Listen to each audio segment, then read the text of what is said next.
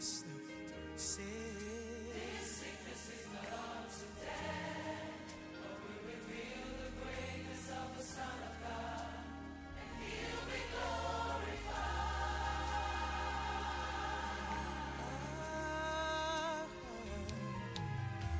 The Master journeys from Jerusalem to Bethany, to my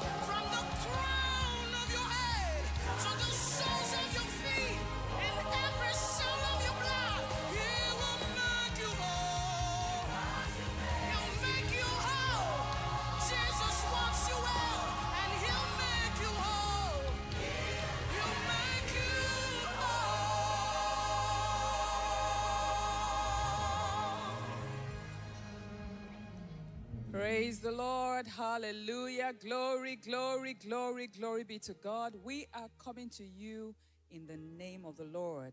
And we declare to you that today He will make you whole. I want to welcome you to day 3 of the July 2024 Healing Streams live healing services with our man of God, Pastor Chris. And all over the world, will you give a shout of praise to God? Hallelujah. Glory, glory, glory, glory, glory. We have been having an amazing time with the Lord, basking in His grace. And today is the grand finale.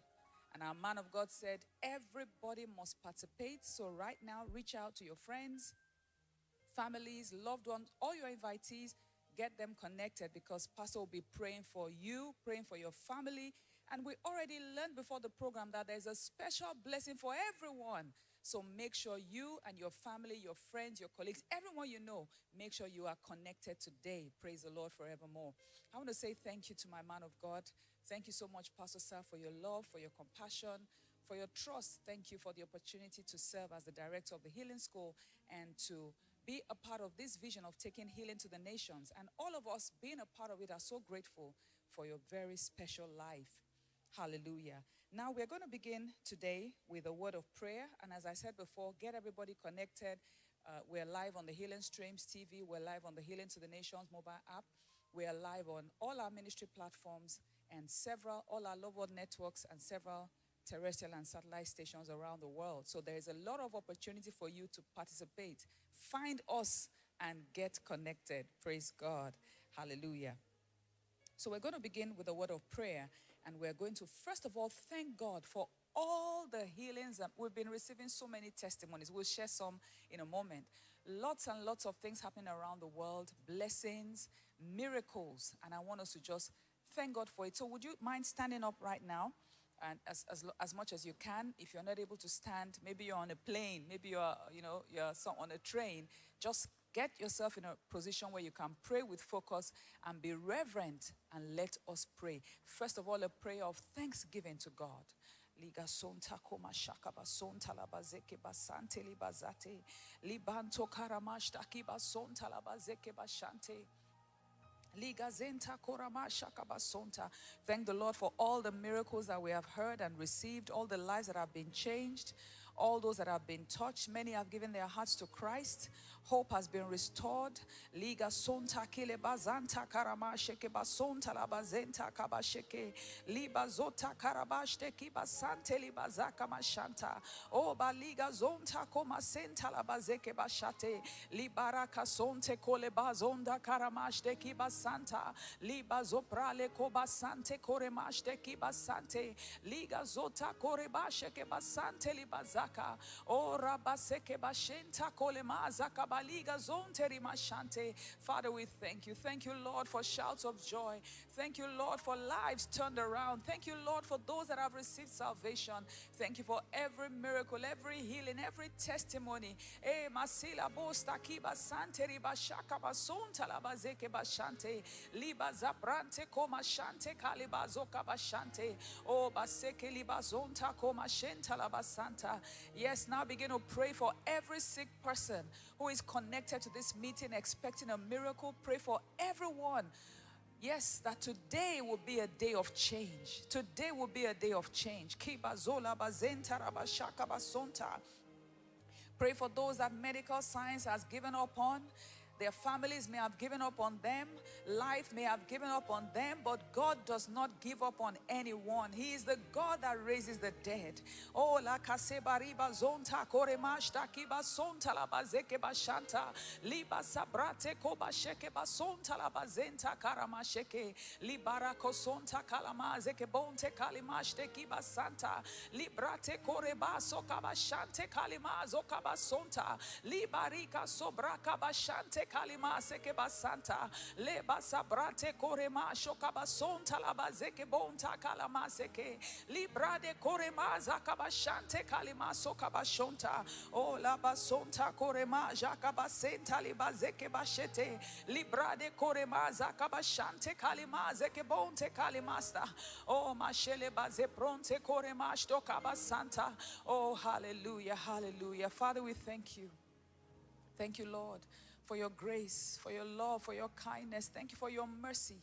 Yes, thank you, Lord, for so many that have received and tasted of your goodness in these 2 days.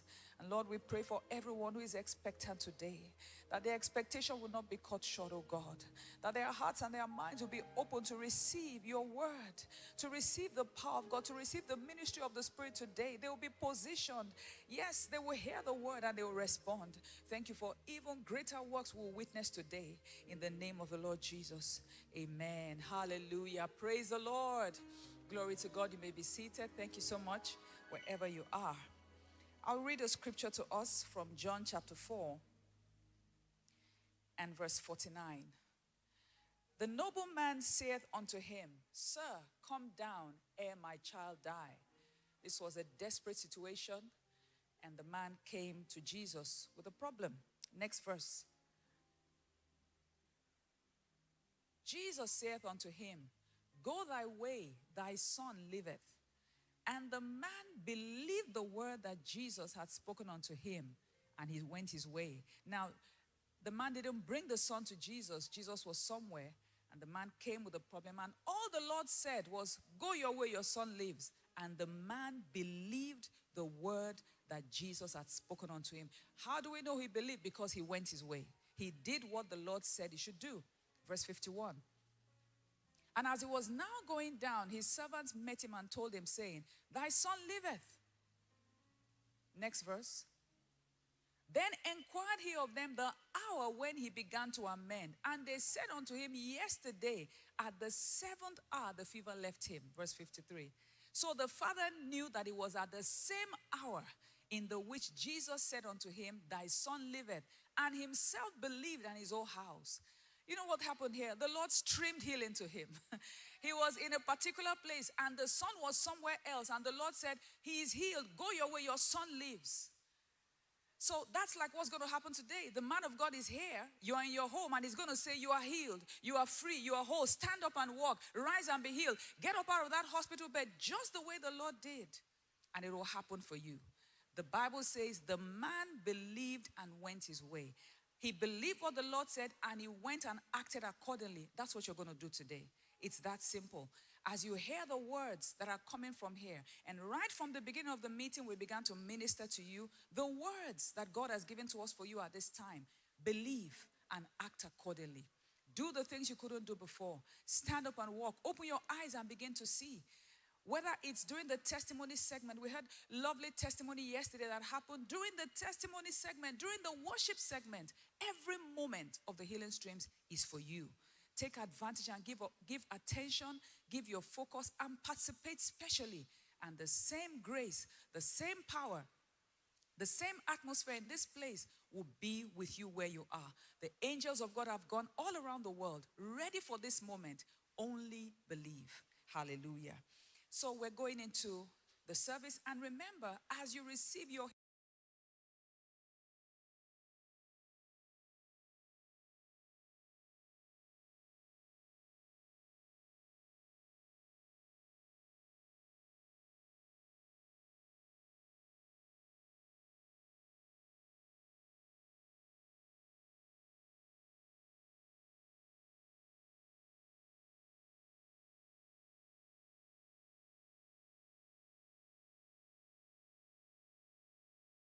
sitting down, you're preparing for the service, just video yourself, because that's one way you show that you believe something is going to happen.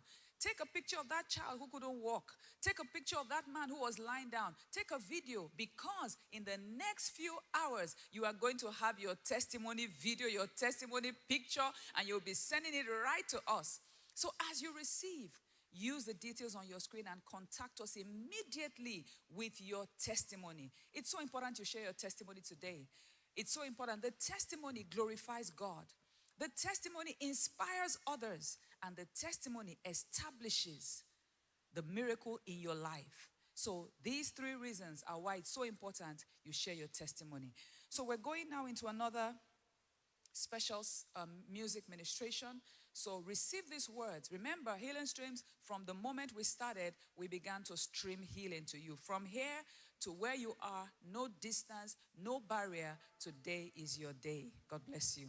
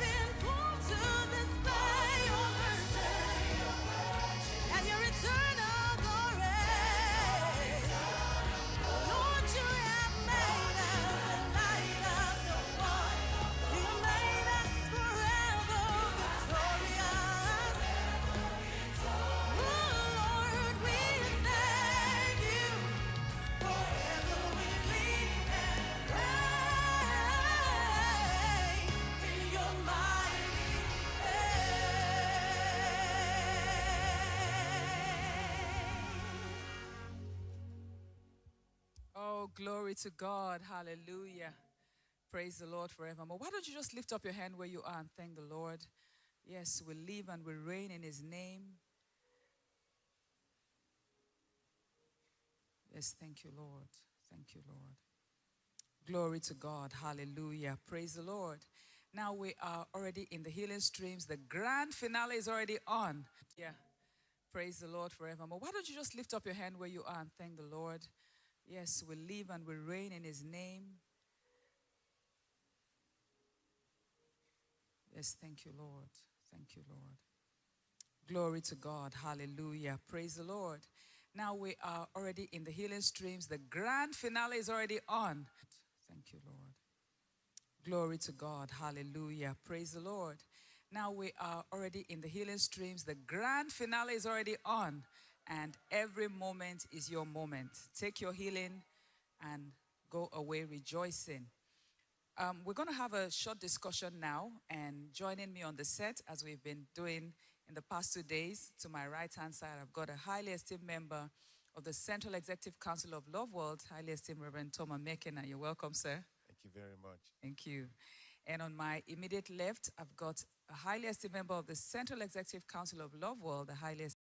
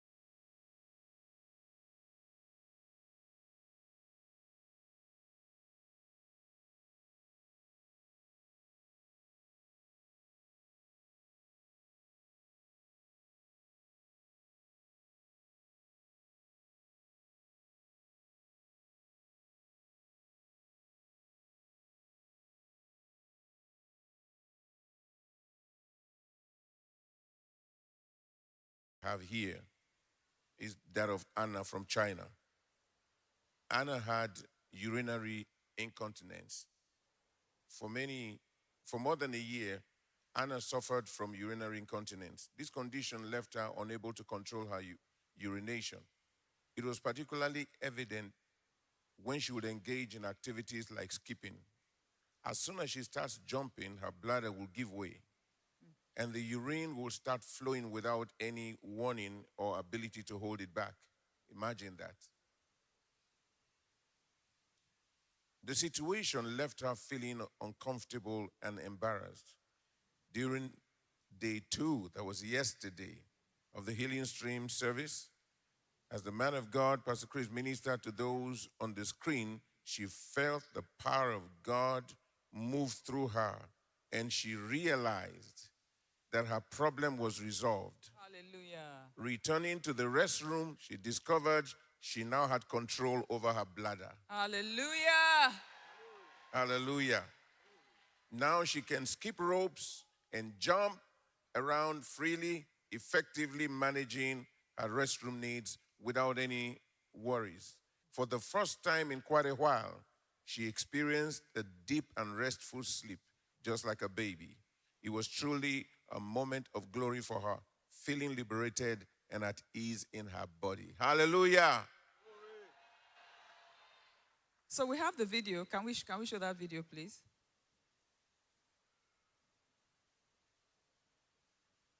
Okay, maybe we'll come back. Okay, if you have the video,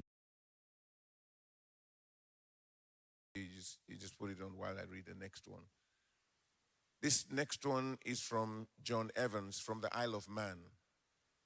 John Evans had abdominal distension. John lived with abdominal distension, which caused his abdomen to swell beyond its normal size, causing him severe pains from his abdomen and all through his back. Due to this condition, he had to wear a lumbar belt for support.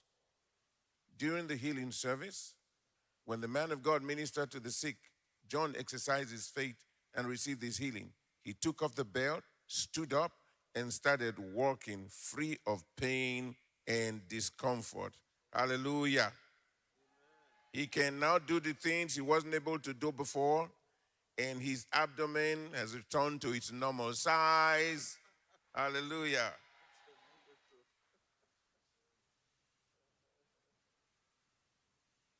The third one, this is Musi from Canada. Musi had a hip and knee injury. A year ago, Musi was involved in an accident that required him to have a metal implant in his hip to his knee in his right leg. As a result, he could not raise his leg up or use it at will. This left him bedridden, unable to sleep well, and in a constant state of pain and discomfort. He heard about the healing streams and registered to attend, hopeful for a miracle. As the man of God ministered, the power of God touched him right there, and he fell under the power. As he got up, he felt strength in his bones and tried to lift up his left leg. He found out that he could move his leg towards his chest freely without pain and difficulty. Remember now, metal's there. Now he's free, and his life will never be the same again. Glory to God. Hallelujah. Now, you know that behind every testimony or any testimony, there's a long story. You know how it is with you if you had what some people might call common toothache. Toothache is not that common. When you have toothache, you can't eat, you can't sleep, you can't do anything. So it's a big thing when healing takes place. So imagine these ones were reading in summary for years, some of them for 10 years, some of them for 18 years, some of them, even if it was for 2 weeks. But the good news is we're shouting now, we're rejoicing because they've been healed. Today is the final day. Today is day number 3 of this edition, this July edition of the Healing Streams. And the man of God said it will shake the world. It's been shaking the world from the day before yesterday. And we're climbing up in ever-increasing glory. Now, some of you, your healing has started. Some of you, it is complete. Now, remember to recognize the power of God when he touches you and begin to praise God for what has started. At the end today, it was declared in Scripture, they brought the sick to the Lord Jesus Christ, who's here, who's the same yesterday and today and forever. And he healed them all. That means every single one of you, wherever you are connected and participating, today is your day. Your faith will not fail. Don't let anything constitute a distraction. Don't give up on yourself. Do not stop trusting and believing. Today is your day. And as the man of God is, as a matter of fact, as the meeting has already started, even as we're reading testimonies now, let faith be stirred up. Let faith arise in your spirit. Let your faith be stirred up to get a hold of your miracle. Don't let anybody tell you it's impossible. God is more willing for you to be well than you could ever be desperate for your healing. Because with you being well, he can do a whole lot with your life. God loves you. He's made provision for your healing. And you did not connect. You did not hear about these healing streams by accident. You are here at the right time in the right place. Stay on, be patient, remain strong, and let your faith be strong from the beginning to the end. Before we round up, your testimony will be next. Yes, your testimony will be next. That's my admonition to you. Today is your day. Hallelujah. Wow, today is your day. Glory to God. I'm going to be asking highly esteemed Reverend Ray to also share some testimonies with us and inspire our global audience, sir. Thank you so very much, esteemed director of the Healing School. I want to thank my man of God, my pastor, my prophet. Thank you, sir, for bringing God's divine presence to us in such a unique way. Thank you for this program. It's been a glorious one. And we're actually living out the prophecy you gave us. It's shaking the whole world. Praise God. You know, it's worthy of note to note that everybody, every nation, every city, every town, it's participating. And in fact, it's from different parts of, not just different parts of the world alone, but even in different venues. People are participating from the hospitals, people are participating from their homes, people are participating from the army barracks, the police barracks, and even in their cars. You know, people are participating everywhere. And to note that everybody, every nation, every city, every town, it's participating. And in fact, it's from different parts of, not just different parts of the world alone, but even in different venues. People are participating from the hospitals, people are participating from their homes, people are participating from the army barracks, the police barracks, and even in their cars. You know, people are participating everywhere. And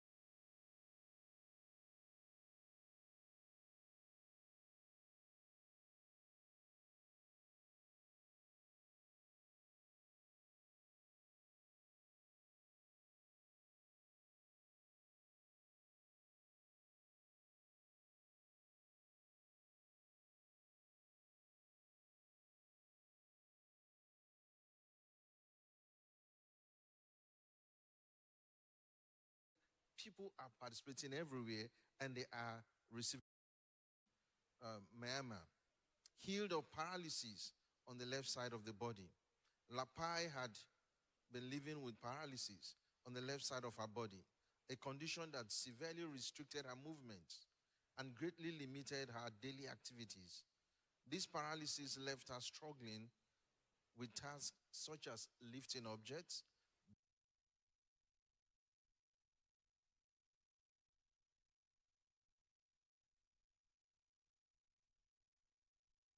left side.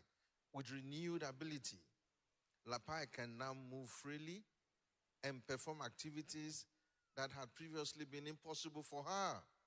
She is able to squat. With renewed ability, Lapai can now move freely and perform activities that had previously been impossible for her. She is able to squat, lift up objects, and bend her left arm. Lapai is healed. Glory! Yes. Just as it happened for Lapai, it will happen to you today. I have another one, either from Canada, healed of lung collapse. Ida suffered from lung collapse for 6 years. She had had lung surgery to repair her lungs, but instead of the surgery, she needed a breathing aid to breathe. Wow. She had to become totally dependent on her husband and daughter for her upkeep, as this condition left her confined to a wheelchair, unable to walk. In this state, she registered to participate in the healing streams. And as pastor started ministering to the sick, she felt a warm sensation on her head. That's the power of God. And she felt strength well up in her. She knew she was healed and thanked God for her healing. Standing up from the wheelchair for the first time in many years, she began to walk. And now she's walking without the wheelchair. Glory to God. Wow. What a miracle. That's what our Lord can do, and that's what he does. He heals because he loves. That's the expression of his compassion. And that compassion extends to you today. Pastor told a lady here at the studio when he was ministering to her, he said, you know, God loves you. She said, I love God too. She said, God loves you much more than you could ever love him. That's what I bring to you today. God's love is extended to you today. And all you need to do is receive that love. And that love comes with power to heal you. That's what Jesus said to that man at the city of Gadara who was insane. After Jesus healed him, he said, go, tell your friends how the Lord had had compassion on you. Healing is expression of God's compassion because he loves you. And you will receive your healing today. Just respond to that love. Yes. And there'll be a change for you today. It surely will not miss you. It's targeted at you. You are the target of God's love today. God bless you. Amen. Hallelujah. You are the target and the focus of God's love today. Pastor Johan, why don't you share some testimonies with us and also talk to the global audience? Amen. Thank you so much, ma'am. Pastor, I just want to thank you again for yesterday. Yesterday was so amazing when you took the word of God and you lifted it up, because it's a mirror, that we could see ourselves, that we have the same life as what Jesus came out of that grave with. And when it dawned on some of the people in this studio, the lady just leaped off that bed when she saw what life she had inside of her. And I believe that all over this globe, when people saw, when you lift the mirror up and they saw who they really are in Christ, they just leaped out of wheelchairs, throwing crutches away, and just walk and dance, and there was joy all over. Pastor, thank you so much. Ma'am, can I share one testimony that I saw here myself? Pastor was ministering to a lady, I think it was on the first or yesterday, I'm not sure about the day, with a brain tumor. She was sitting in a wheelchair. I was about 2-3 meters away from her. And Pastor ministered to her, and then he said to her, "You healed. Get up." And she tried to get up, but she couldn't get up properly. Two brethren helped her to get up. And she started walking. But you could see that the right side of her body was affected. The right hand was hanging and the right foot was dragging. And she took the first step with the foot dragging. The second step with the foot dragging. The third step, the foot was not dragging anymore. Hallelujah. And the hand came up and she grabbed the wheelchair with both hands, and the right leg was walking now properly. And then she took another step, the fourth step, the fifth step. She was starting to run. Hallelujah. I'm sure that lady can outrun me now. Hallelujah. It was you see, people can't take that away because it happened in front of my eyes. I saw exactly what happened. And I'm sure all over this globe, there are many such testimonies. I've got a testimony in there. Can I read? May from New Zealand. May had a fatal case of pneumonia and aneurysm, causing her to bleed internally. She had to be flown to the hospital, and the doctors told her family that she would need an operation, but she might not make it. So this was very serious. The operation was done, but even after spending 3 weeks in the hospital, her condition got worse and she was unable to eat. Her nephew introduced her to the healing streams, and she participated with Faith for a Miracle. On day 2, she was able to eat breakfast, lunch, and dinner. Glory to God. Glory. She received strength in her body and an overall feeling of wellness. And this is so touching. She is grateful to God and to the man of God for bringing healing to Australia. Healing came to Australia from this studio. Hallelujah. I've got another one. Can I carry with this one, ma'am? Michael from South Africa. Michael fractured his right leg about a month ago, which caused him pain while walking, and had to undergo a surgery to remedy the situation. He had pins inserted into his legs, steel into his leg, and he began to rely on crutches for movement. This was made walking and running very difficult. As a young man, the situation impacted his day-to-day life, hindering his ability to work, lifting heavy, and even to lift heavy objects. While Pastor was ministering, he prayed for those with broken bones, and suddenly, Karabaye, just say, suddenly, the pain in his leg disappeared completely. Now he can walk normally without pain. He's healed by the power of God. Hallelujah. Hallelujah. Praise the Lord. Thank you, ma'am. Let me just take one or two from we'll just take a few more.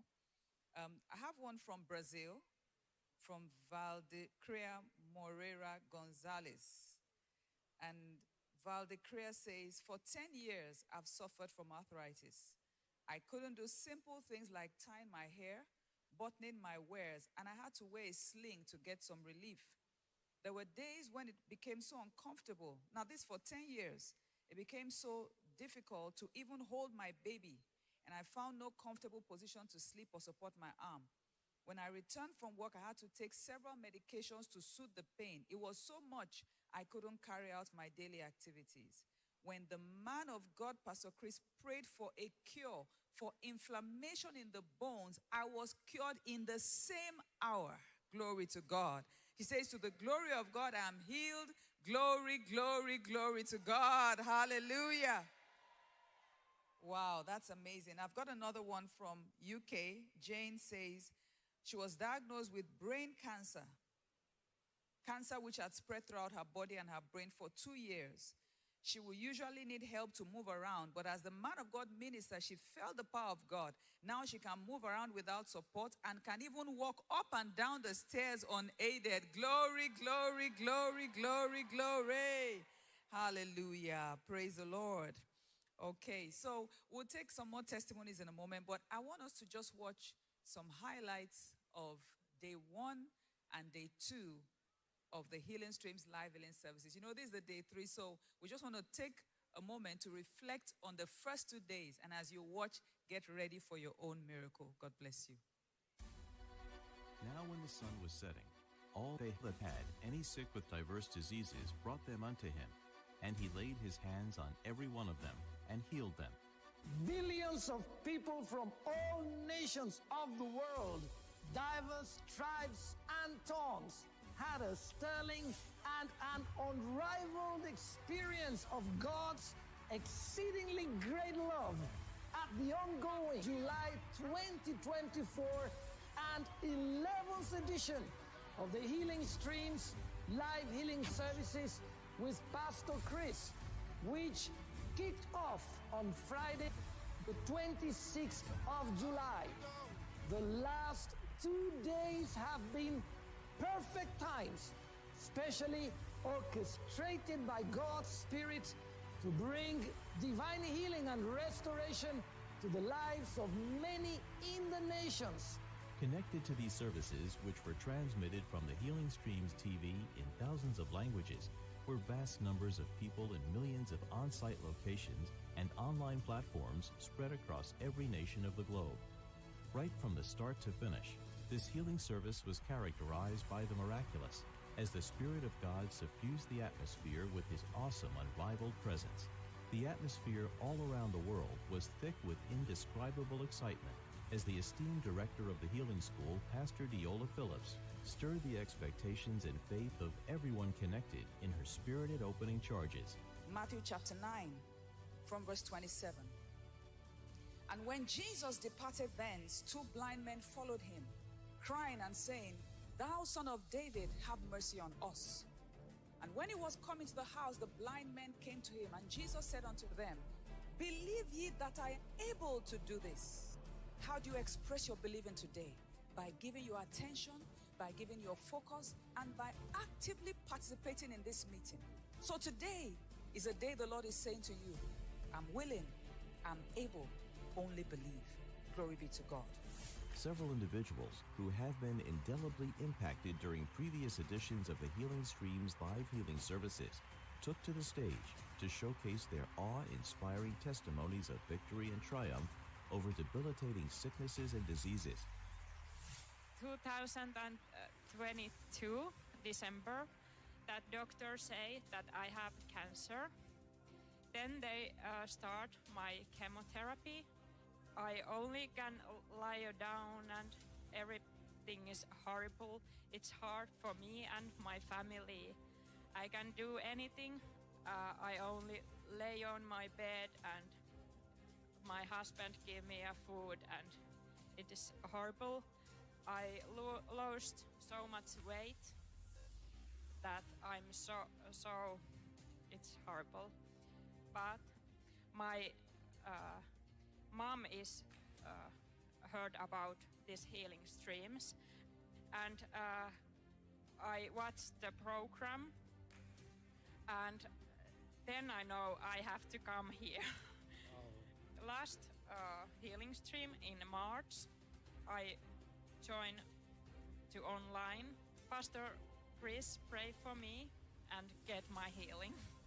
Maria, Finland. In the name of Jesus, you are healed, Maria. You are healed. The cancer is dead. You're free. It's done unto you. Glory be to God. There is some, that's like fire here inside me. I didn't know, but God do something. And after 10, I can practice and do job normally by climbing and everything. Wow, just like that. Yeah. Now you are healed. Now I'm healing and I'm stronger than before, ever. Praise God. It happens. My daughter was being given birth to on August 20 last year. So she's about to complete 2 months before this incident happened. We were in our room one day. So we slept at night. Following morning when we woke up, we discover our left hand is swollen. Not until the 3rd day, the hand got burst. We have to rush her straight to the hospital. So they used to prescribe some antibiotics. It's not working. All the treatment they are giving to her is not working. On October 29, a day which I will never forget. So we were in the hospital. That day, they fixed because they put her into like system. So the computer will be reading for them to know, because they said she can't breathe again. So we have to buy oxygen, and they fix the oxygen. So that day, they said that she is not, capacity cannot cope with the oxygen anymore. So the computer was now really beating fast. So they were now trying, I saw them running up and down. The doctors, the nurses, they were now running up and down. Just in a moment, the computer just stopped. Doesn't read again. So the doctor just pulled his hand glove, just held me, said I should come. The doctor was now telling me that this baby is gone. They were telling you the baby was dead. Yes, was dead. So they are sealing her in something in form of nylon, as zip. So they've already zipped her. They said I should go and dispose her. I said no. I said the Yano will wake up here before I will take her out. So I saw one brother Coyote. It was later I knew his name. So I now heard his leg. I said, please help me. He now said, what is the matter? I said, my daughter is inside the ward now. He now said, is it the baby that they are complaining that is dead? So he now said there is an ongoing program, Healing Stream. Ha. Wow. He said, wow. Oh. Right there. Yes. So he just said, do you have an Android phone? I said, yes. He now went to help me to sub on the phone under my MTN line. He was trying to search for the site. Where we met was where Pastor is about to round up to leave the stage. So he said, he said, okay, we should touch anywhere that we are feeling pain. So I have to go into the hospital direct, into the ward direct. By faith, I lay my hand, I held my phone. I use my left hand to hold the phone by faith, and I lay my right hand on her. I was watching the phone, like Pastor was just praying. I couldn't even just remember, but I just, by faith, I followed him. So he just prayed. After he said it is finished, that we should praise God. We should continue praising God. I was like singing praise. Then the girl just shouts, cried. After like 1 hour, Hey! Wow. Those nurses were now shouting, doctor. They were calling the doctor back that this girl is still alive. The girl has came back to life. Hey! Glory!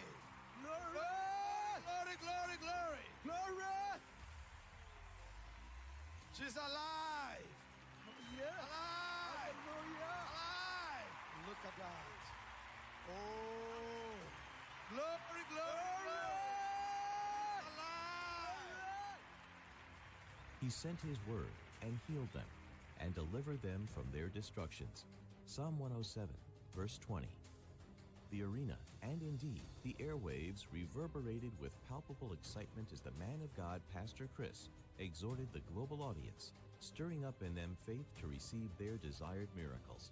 Romans chapter 5 verse 1, look what it says. Therefore, being justified by faith, we have peace with God through our Lord Jesus Christ. We have been justified, declared not guilty, acquitted. Why? By the new birth. This is important. Let me explain a little more. Take, for example, Pastor Bjorn, come. Imagine that he was owing a certain amount of money, okay? And they dragged him to court. Come and pay. So while he's in the court, I walked in and I said, how much is he owing? And they told me. And I said, I'll pay for him. Then I pay for him. So he's a free man, is that correct? Because he's paid. That is not justification.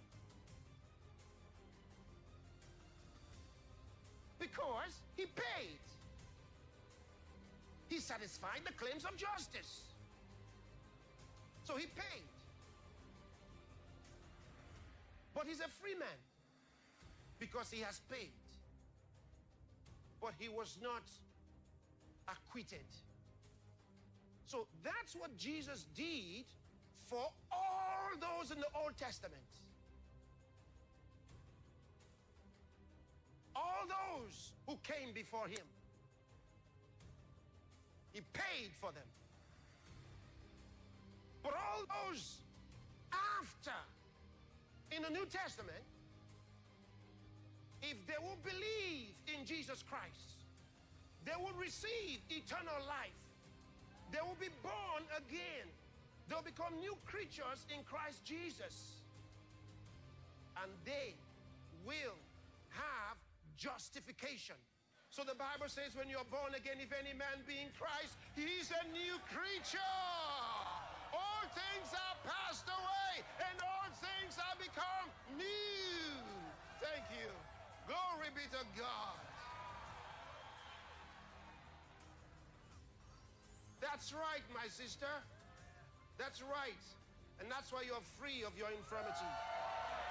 Come. Come. She's free. She's free. Glory be to God. It's all over. It's all over. You come.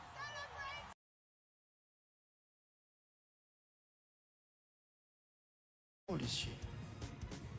She's 15 years 15? She looks much less than 15. In the name of Jesus Christ, thou devil of darkness, you come out of this girl's body. You come out of her now and return no more into her. Come out now. Now. Power of Let her God's go. going through her. Tears are Let her go. streaming down her face right now. She's cleansed. That's it!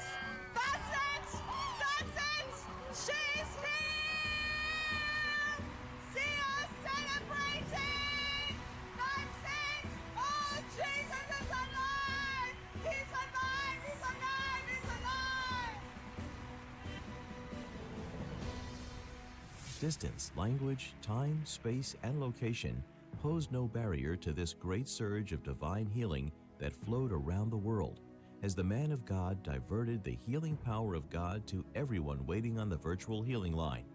Size 2, Taiwan, asthma, hypertension, diabetes, and Sega syndrome. In the name of Jesus Christ, be healed of all your infirmities. In Jesus' name, it's done unto you. It's done unto you. Annie J, Iran, breast cancer. In the name of Jesus Christ, the Son of God, I command the cancer to die and pass out of your body, every trace of it, every pain from the cancer. It's all leaving you now. You're healed in Jesus' name. You're healed. The man of God directed the rejuvenating and vitalizing power of God to billions around the world, connected in healing centers and in several other places around the world. He dispossessed the demons of infirmities and afflictions from the bodies they have plagued for so long. In the name of the Lord Jesus Christ, be healed. Be healed of your infirmities. Be healed of the pain. Be loosed. Give God praise. You are healed. You are healed. Glory to God. Glory to God. Indeed, the Lord sent his word, and his mission was accomplished. The Holy Spirit confirmed these words with miracles and testimonies from nations across the globe. Weak and broken limbs receiving strength, and so many other miracles were recorded from different places across the globe.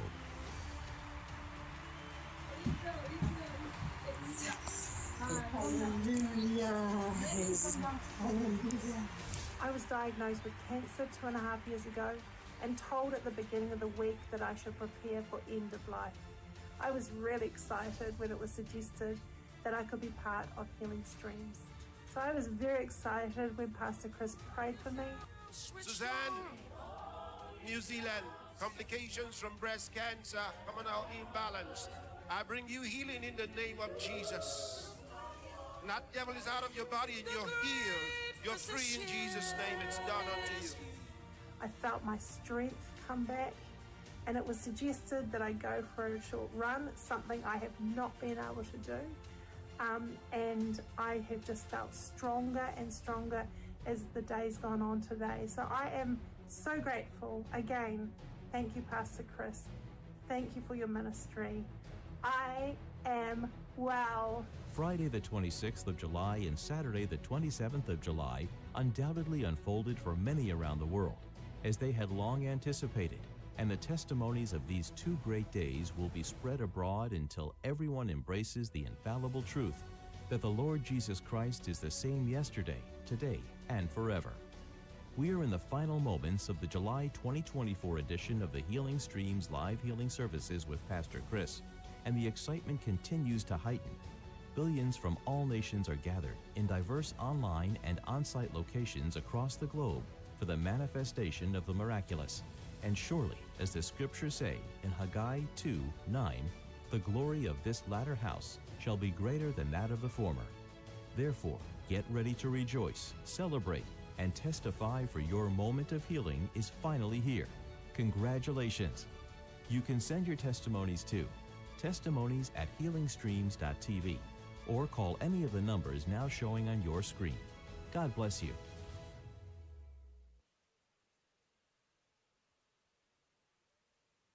Glory, glory, glory. I want to thank my man of God for the opportunity to lead the global audience in prayer. Right where you are, we're going to be praying, and we will be praying for the sick today. Praise the Lord. We'll take our text from 1 Corinthians chapter 15, verse 57. But thanks be to God, who gives us the victory through our Lord Jesus Christ. Praise God. Right where you are, I'd like you to take a proper prayer position. And if you're here, please stand up if you can. Either you're standing, kneeling, or make sure you are in a proper prayer position. We're going to pray for all that are sick and requiring healing around the world, and their family members, that the mercy of God will shine on them, and they will receive a divine touch from God during this program and be healed. You will intercede also for them to come to the knowledge of all the Lord has made available to them, thanking the Lord for raising and placing them in a place of authority and victory over sickness and contrary circumstances, and over Satan and his attacks. So right away, I want you to begin to pray in the Spirit and praying for all that are sick and all that require healing all over the world. Bakorate ke paraliko to fratsali gronderiat. Bakorakita fragi romanite parakote litradia. Granonze shulapa katoko parigea. Lectongradite paradabalikoto frataka bahanda. Irapakorakata lige parakoto kurakadea. Jaramango to prakati le granaya. Gerana pratoko pakata karikato labradegoto logo baralanda. Jarana mankoto krasta frate kiradeka palikota. Gerataka pakonge leka tifraninga baralan. Jorana manketo lo baraninga taya. Ge paraliko to frasaliga parada barikota. Marido frondo lo barena mangata kapahaya. Gerana prato kosoko teke kapalea. Geraka sopratia. Ligondo vani gerakata. Garada balikoto kuraka palikata kaligo rabaligana mangosta. Geraprakoto rabakata. Gepanana mande ligarata. Gerana maligoto kukapari de frandia. La cura sarabaka. Rakoto parakata. Barakato kopakata kalia. Barkani frondo lambrane goto paligadea. Gemanina non sola banalia. Istolo frando lo baligoto coca parado. Raka sonderi amanda. Ila barada kote manigotapa. Barala koto pakada manita. Gela manea baleda mando lo barataya. Gapara di frasola bradakata. Japrakoto karapakata. Gerina malegoto paka nevonda. La manenga rapakate karapalego toya. Ragede bologo de kasalabanda. Gerada baligoto kurata kapakaya. Gemanela manekoto kapare dedea. Yakirande frondo zonde vandelea. Gekatora bahanda. Gerana maligoto kurapakatakaya. Gerabde koto kukamenalia. Ilifalia naton selirata.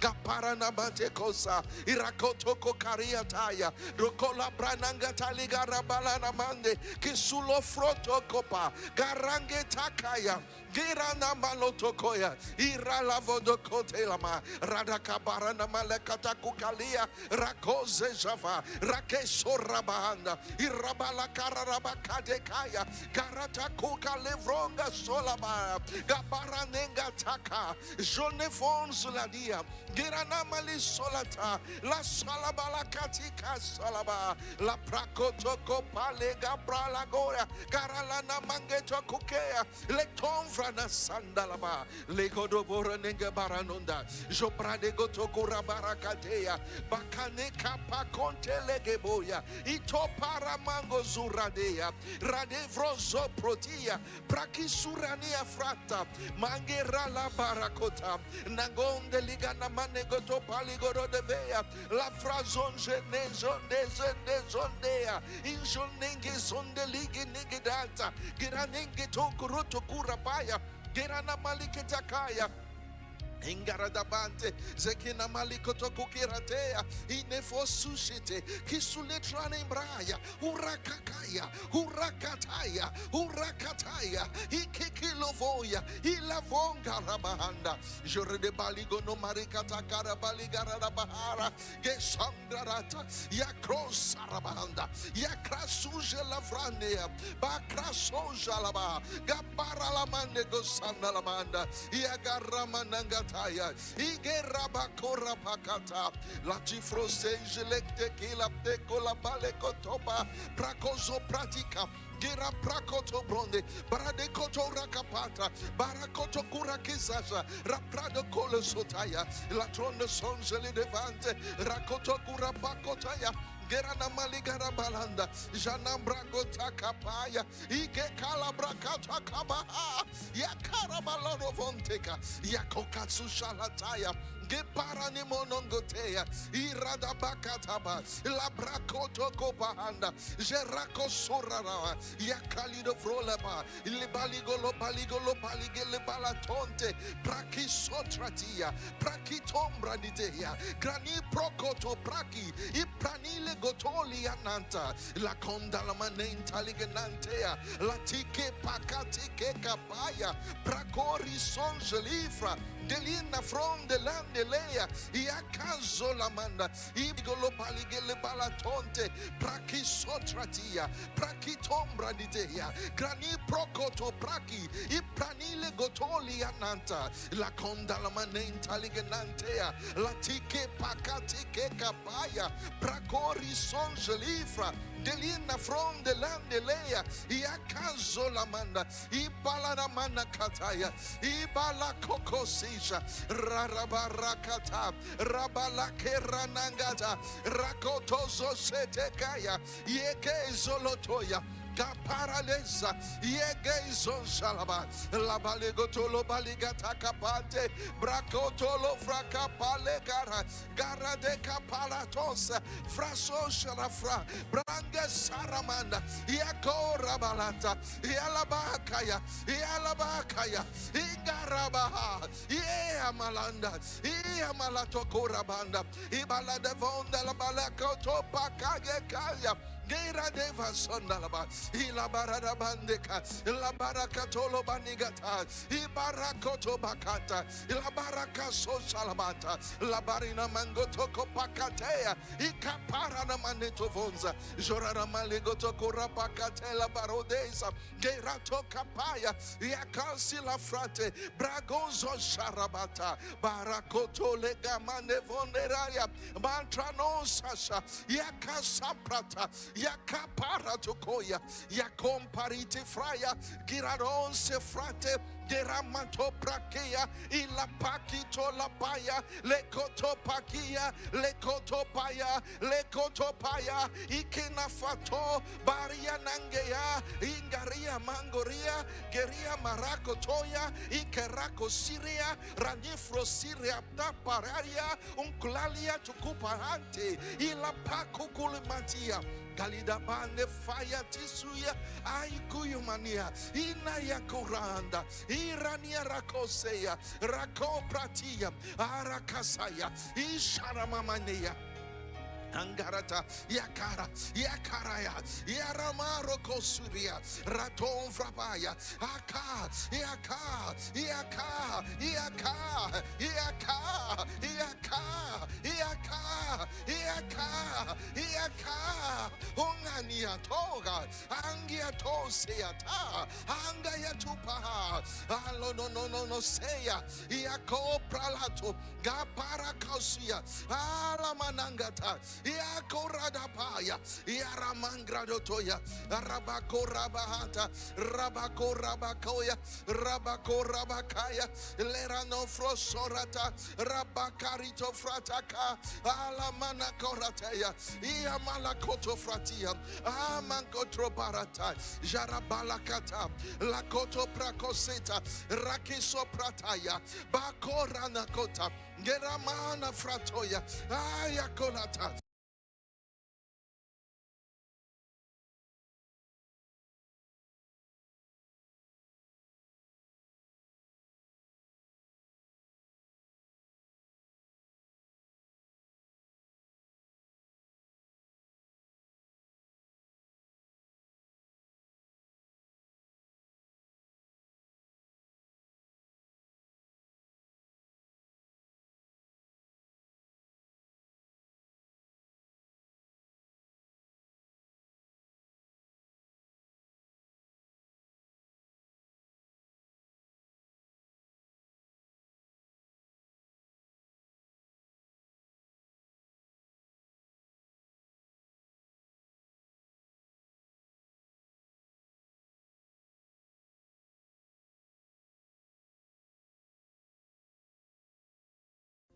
Jesus the healer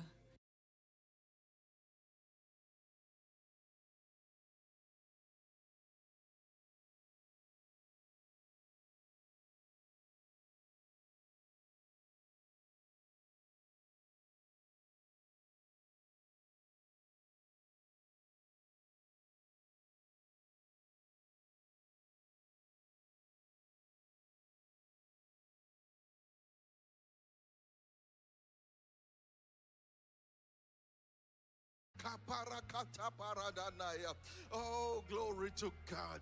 Oh, precious Father, we thank you. We thank Yes, we'll experience today. Thank you, Father.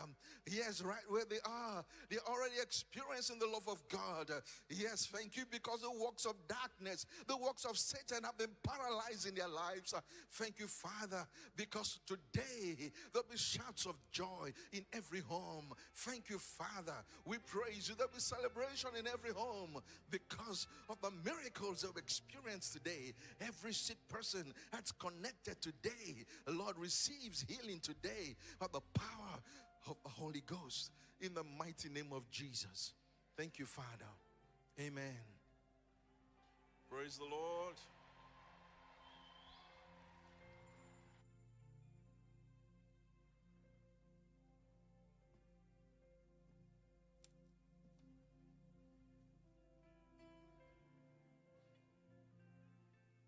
Praise the Lord. Now, if you're watching today and you're not yet born again, this is a very special moment for you. I want you to know that God loves you. God has a plan for your life. Jesus the healer is Jesus the Savior, and He has brought salvation to you. It's important you receive Him and His salvation, His free gift, and begin to live the life of dignity, beauty, and glory He created you for. I want you to listen to this song. We're doing it specially for you.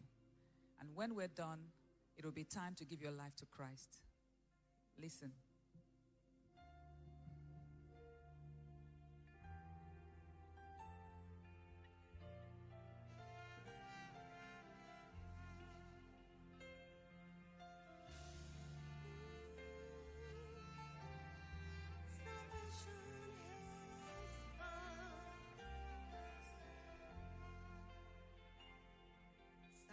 salvation has come, peace is here.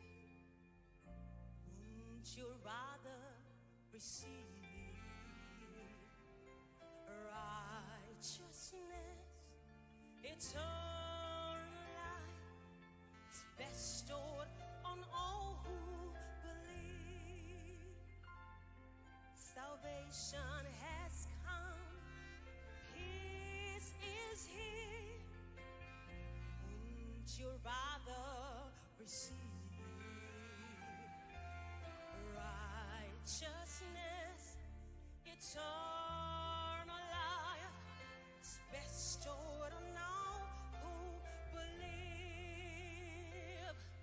For Jesus was given unto all, that all men may be saved. If only you can believe that he died and was raised for you, you will surely be saved. Oh, come now to Jesus. Believe that God raised him from the dead. Confess his lordship, and surely you will be saved. Oh, come now to Jesus. Believe that God raised him from the dead. Confess his lordship, and surely you will be saved. Oh, Jesus was given unto you, that you, yes, you may be saved. If only you can believe that he died and was raised for you, you will surely be saved. Yes, truly you will be saved and have eternal life. Surely you will be saved. Only believe.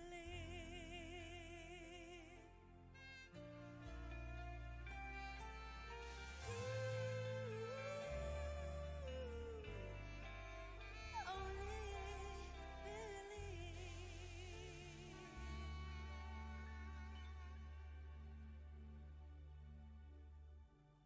Yes, only believe and you'll be saved. The Bible says if you believe in your heart that God raised up Jesus from the dead, and you confess with your mouth that he's Lord of your life, you will be saved. And that's what we're going to do right now.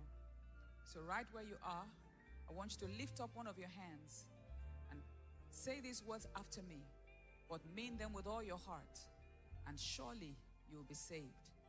Say, oh Lord God, I believe in Jesus Christ, Son of the living God. I believe he died on the cross to save my soul. I believe God raised him from the dead and he's alive today. I confess with my mouth that Jesus Christ is Lord of my life from this moment forward. I receive by faith eternal life into my heart. I am saved. I'm born again. I am a child of God. If you said that prayer, I want you to know that God heard you and God answered you, and now you are born again. Let me pray for you. Father, in the name of the Lord Jesus, I pray for everyone who just now has received Jesus Christ into their heart. From today, the name of Jesus is named upon them. Thank you, Lord, because each one of them will walk worthy of you unto all pleasing. They will bring forth fruit in the kingdom. They will fulfill your plan and purpose for their lives. and they will be ready for the rapture of the church. In Jesus' name, amen. Congratulations. And now that you're born again, we want to be a part of your journey in Christ going forward. We have a special gift for you, a wonderful little book titled, Now That You Are Born Again. It will help you to know what to do, what to expect. Now that you're born again, what happens? You need to read this book. So please go to the link on the screen, the website nowthatyourbornagain.org. Use the gift code and download your free gift from our man of God, Pastor Chris. Read it and begin to follow what it says. And don't forget to start going to church and build your Christian life on the right foundation. God bless you.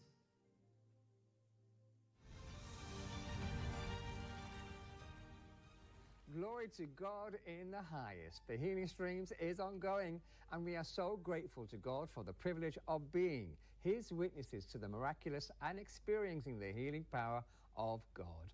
Welcome to day 3, the finale of the Healing Streams live healing services with the man of God, Pastor Chris. My name is James Cordwell. We are in for another glorious time as we experience the undiluted love of God once again. Glory to God. Hallelujah. Yesterday was truly awe-inspiring, and I'm looking forward to the finale and another experience to feel the anointing power of the Holy Spirit. My name is Rama Otu, and today is the appointed time for your miracle. Today marks the end to sickness and disease. Now, we are delighted to bring you information about some special offers available to you. Glory to God. Let's begin with books. Now, during this Healing Streams, redeem new converts with the knowledge in the books by a man of God, and we have special discounts for books in electronic formats at 50% off on the Rhapsody app, and printed books at 20% off. Go to www.loveworldbooks.org during the Healing Streams live healing services, as this offer ends on midnight, the 28th of July. Also get the power of tongues, and now that you're born again, as gifts to new converts during this Healing Streams July edition. It will help them grow their faith strong and establish themselves in righteousness. We have more offers still. The special New Believers Combo offer.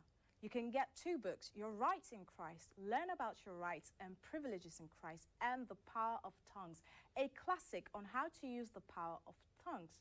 Get these 2 books and get a free print copy of Now That You Are Born Again during the Healing Streams live healing services. Use the promo code New Believers to get this offer. Are you ready to experience the efficacy and glory of the word in this season of the miraculous at the Healing Streams live healing services with Pastor Chris? Look no further. Enjoy 2 Healing Streams live special offers on the Pastor Chris digital library. The first is offer 1. You've heard the testimonies. You've seen the demonstration of the supernatural, but you haven't watched it told this way. Get 20% discount when you purchase the updated version of Do You Believe in Miracles on the Pastor Chris digital library using the link on the screen. Now, the second offer is this. Get the 3-month Transformation Challenge Special offer today and enjoy 50% discount on 3 months Gold Star subscription and 30% discount on 3 months Gold Classic subscription. Your subscription grants you unlimited access to messages by Pastor Chris across various topics and life issues, which includes titles under the heading Healing and Health category, like Faith to Receive, Impact of the Holy Spirit on the Human Body, and the Benediction. Also messages such as Who is Jesus? Where is Jesus? And why did Jesus come? And a great deal more. Use the link showing on your screen. The offer lasts until July the 31st, 2024, so take advantage and get it. You'll be glad you did. Amazing. Also, for the duration of the Healing Streams live healing services, there is a special Bible sales offer. The Rhapsody Bible will be offering you its range of products. Rhapsody Bible for adults, TiVo Bible for teenagers, and Rhapsody of Realities for Kids Illustrated Bible for children. It is a perfect family combo designed for the spiritual nourishment of any family. These Bibles are available for purchase at 20% discount. Visit www.rhapsodybible.org to place your order and claim your discount. Use promo code A Bible Combo to claim your discount.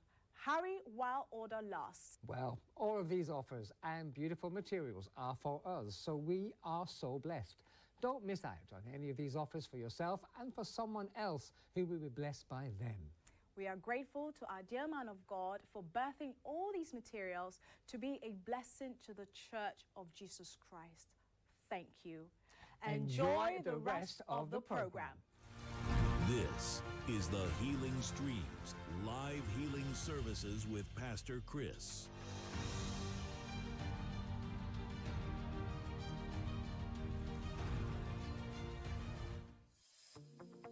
Discover new ways to enrich and refresh your spirit and body.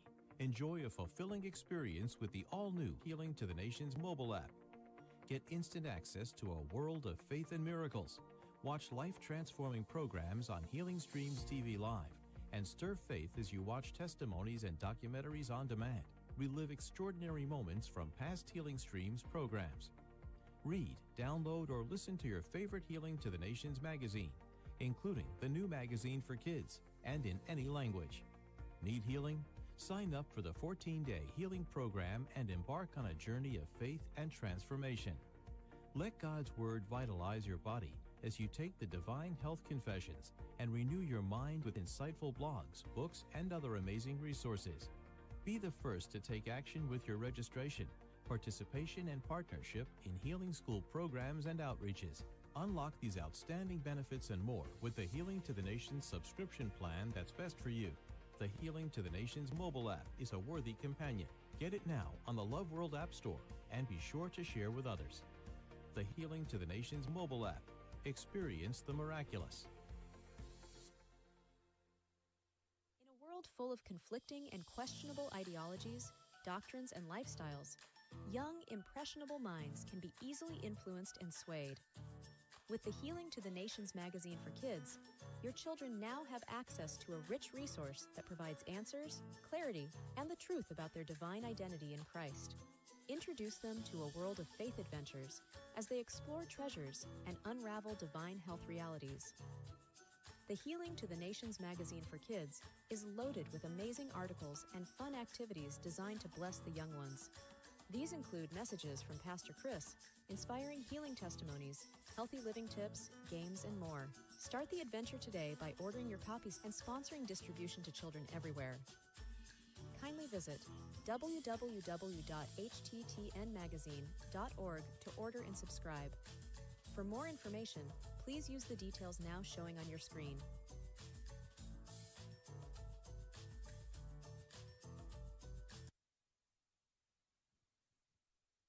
Praise the Lord. Hallelujah. Yes, you are in the Healing Streams, and God's power and grace are coming to you right now. We're moving into a very special segment of the program, and we're going to be hearing from testifiers who experience the power of God, receive their miracles, and have come back to testify and glorify God. To anchor this segment, please join me to welcome a highly esteemed member of the Central Executive Council of Love World and the host of Real Miracles Today. Please welcome Evangelist Dr. Eddie Owase.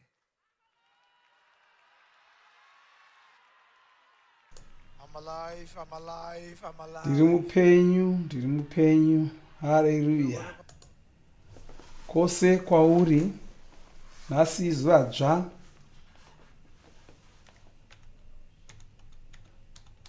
Uri kutanga upenyu utsva namuponesi pazuva ranhasi. Ino izuva zvirwere pazviri kuzoshayiswa mukana muupenyu hwako. Zvirwere zvose zvina basa kuti zvakanyanya kudzika sei. Pazvicharayirwa zvinobva zvaenda. Saka nhasi tiri kupedzerana nezvirwere zvose. Vakugamuchirai kuchikamu chino tichitaura nevanhu vakaporesa Vhuserere rino vari kuuya vomene kuzotaura kuti chii chakaitika kwavari. Ndoda kutenda muranda waMwari wandipa mukana iwoyu wokuti ndigone kutungamirira pachikamu chino cheVhuserere rino. Haleluya. makore apfuura munyika dzese munzvimbo dzakasiyana siyana. Shumiro yamufudzi Chris yokuporesa yaporesa vanhu vakawanda, ichivadzora muutano hwakanaka, vanhu vakamutswa kwakafa, mapofu achivhurwa meso, vasinganzwi vachinzwa, zvirema zvichisimuka, vanhu vakawanda vakaparidzirwa nhau dzakanaka.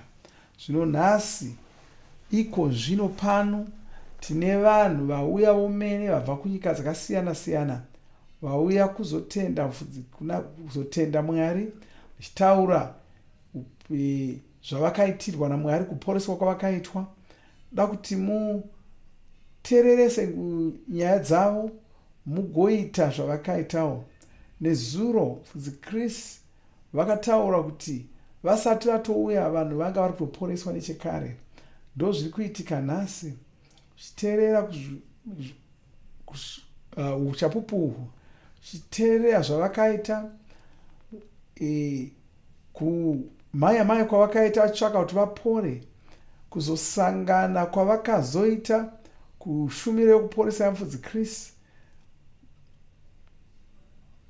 nokuzogamuchira kwavakaita zvishamiso zvavo, uye kuti nhasi vari kunzwa sei chikonzero chokuti iwe uitewo zvavakaita.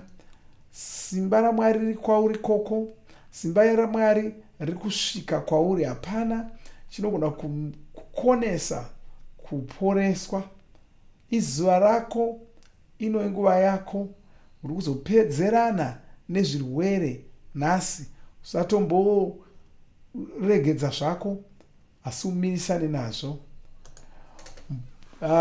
Uchapupu hwekutanga huri kubva kumunhu ane nyaya ichazokukurudzira kuimba naMwari. Unofanira kuteerera nyaya iyi, gara uone nyaya iyi tigozotaura nezvayo.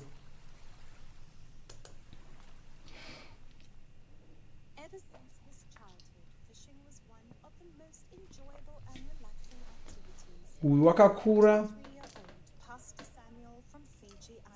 ndokufiji.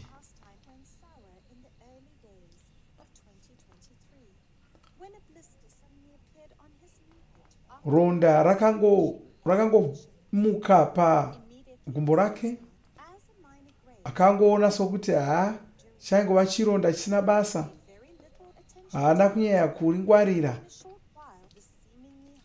Muchinguva chidoko doko chironda chakabva chaita semamota, chikazara gumbo rose.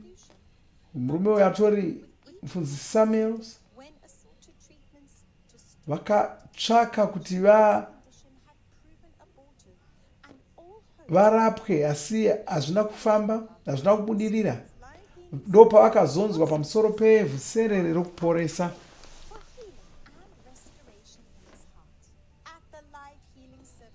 Pavhuserere iri, mufudzi Samuel ivava ndo pavakazoporeswa.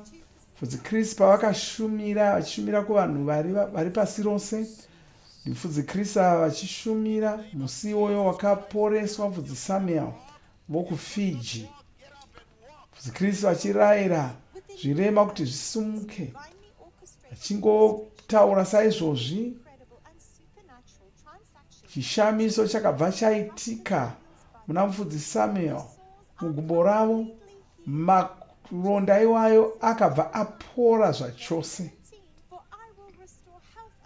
Ndo zvinotaurwa muna Jeremia, zvinzi ndichadzosa utano hwako. Haleluya. Hama dzangu, mufudzi Samuel vari pano Mbune, vabva kuFiji. Ngatigamuchire mufudzi Samuel. Haleluya. Ndivo avo vakumhanya.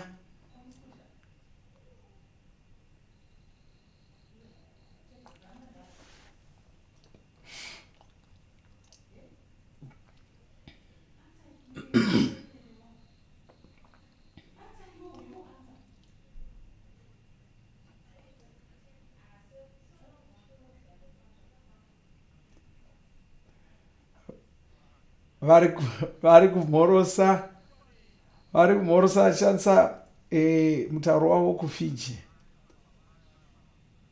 Kutaura vachiti vapenyu. Ndivo mufudzi Samuel watanga tichiona.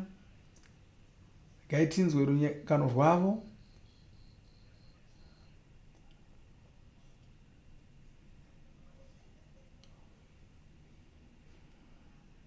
Haleluya.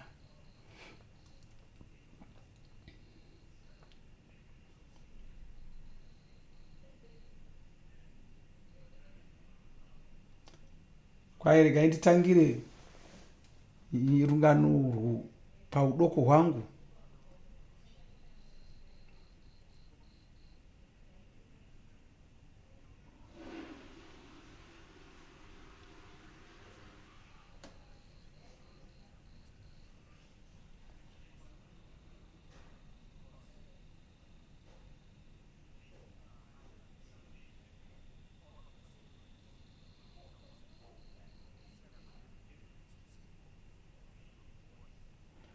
Vakakura vachiita sokuti havana kunyanya kusimba, saka vabereki vavo vaisavatendera kuti vanotamba nevamwe, nokuti vaiti kana vakabayiwa neminzwa kana vakatsika madhaka makumbo avo aizorwadza, vachizongovata vachikwenya vachichema. Saka vabereki vavo vanga vasingavabvumiri.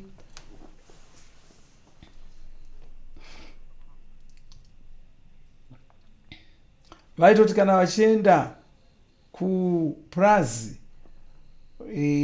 vabereki vaitovasimudza vasingadi kuti vatsike pajecha, nokuti kutsika pajecha kwaitorwadza tsoka dzavo.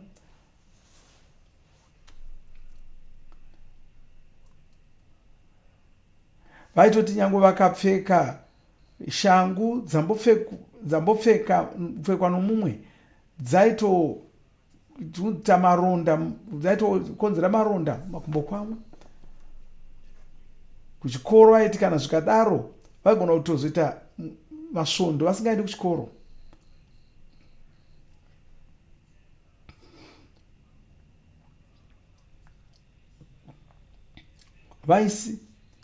Vaisienda vachinoredza.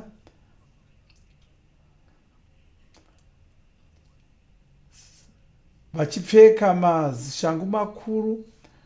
Saka rimwe zuva vakapfeka mazishangu iwayo,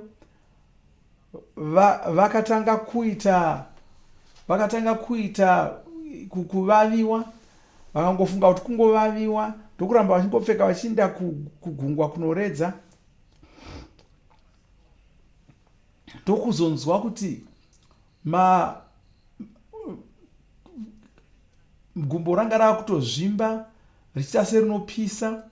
Usiku hwose usiku hwoga hwoga vachingokwenya. Vamwe vanhu vose vakavata ivo vachingokwenya. Mangwanani vaizomuka voona pakubuda ropa pagumbo ravo. Nguva dzose vakanga vari kungotarisira, vakanga vari kuita zvokungofamba vachikwakuka kana kutokwambaira kana kutotsvaka kubatsirwa nomumwe munhu. Vanga vatova mufudzi ipapo.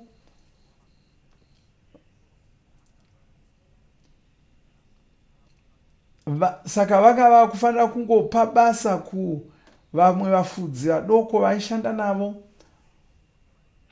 Dzimwe nguva vaifanira kugara vakasimudza gumbo kuti riwane kuzorora.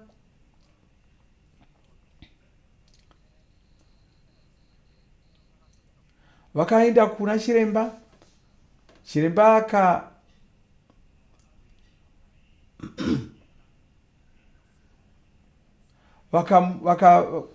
chiremba vaya vakati vakambovarambidza kudya zvimwe zvinhu, vakavapa mushonga. Zvese zvavakaidza hazvina kushanda. Dzimwe shamwari dzavo dzakatombovapa makwenzi okushandisa, vakashandisa. dzimwe nguva vaifanira kuvhara ronda iroro nomucheka, asi raingorwadza richirwadza gumbo ravo zvokuti vanga vasatogoni kana kutsika negumbo iroro. Kana paizongoita munhu anovabata rugumbo ravo vaigona kutoridza mere nokurwadziwa. Vanhu vose vaivashanyira vachida kuvaona vaitotanga nokuvaudza kuti musaswedera pedo negumbo rangu. Mugore rapera muna chikunguru ndo pavakazopinda Vhuserere ReKuporesa ramufudzi Chris. Vakanga vari mumba mavo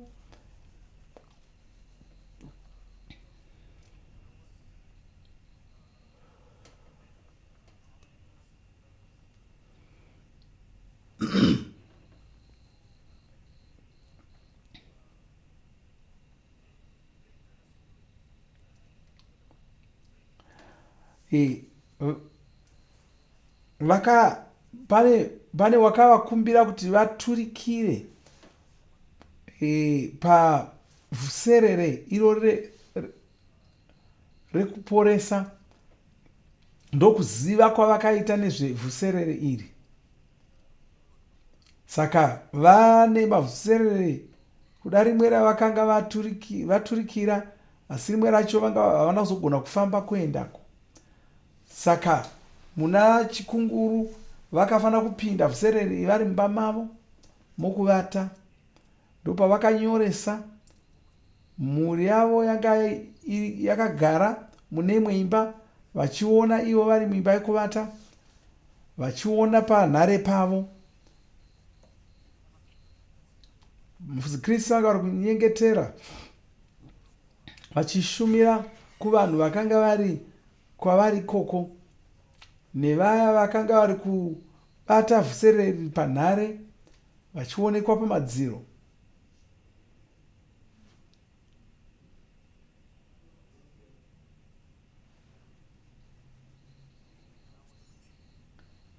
Saka musi iwoyo vanga vari kupinda vhuserere iri. Mufudzi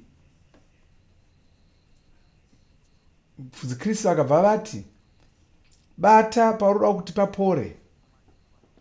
Saka ivo vakatora nhare yavo ndokuisa patsafu panga pakazvimba ipapo pamuromo wacho, ndokunzwa muranda waMwari vachiti, imi mweya yesvina inorwarisa, chibvai izvozvi. Pavakataura izvozvo vakabva vaona chiutsi chitema chichibva pagumbo ravo. Chiutsi ichi changa chakasviba chichibuda pagumbo ravo.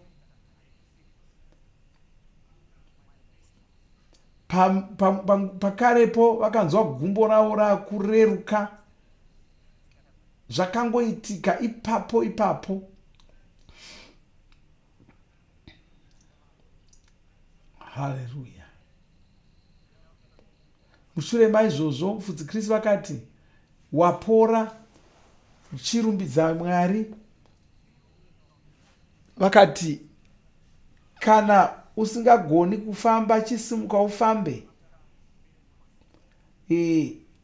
Vanga vane mwedzi yakawanda vasingagoni kufamba, asi musi uyu vakabva vatsika pasi ndokusimuka. Havana kurwadziwa kwavakanzwa, vakabva vauruka.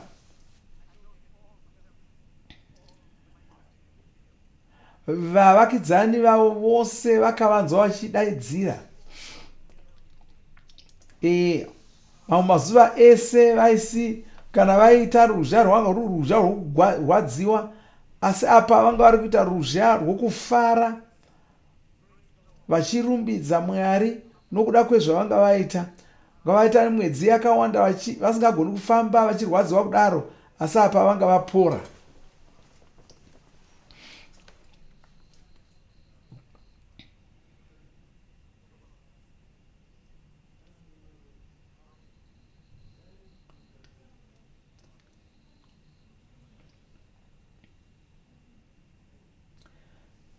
nhasi iko zvino vagona kuita zvose zvavanga vasingagoni kuita.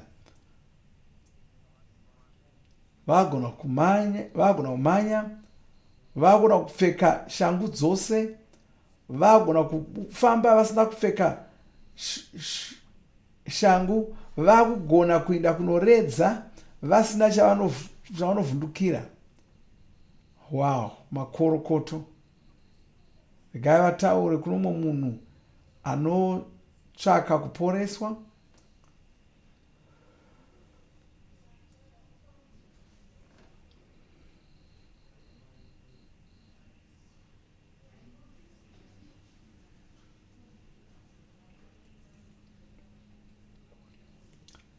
Vari kutaura kumunhu wose, vafudzi, vatungamiriri vemasangano.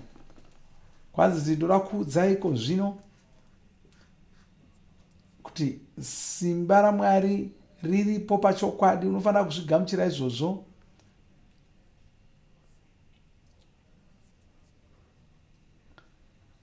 Ivo kwaini ndakamborwarawo, asi ndakaporeswa pakarepo. Ndakaporeswa. Kuporeswa kwandakaitwa iwe unogona kuporeswawo. Unogona kuporeswa kwauri koko. Sokutaura kukaita muranda waMwari vakati Mwari vanokuporesa uri kwauri ikoko.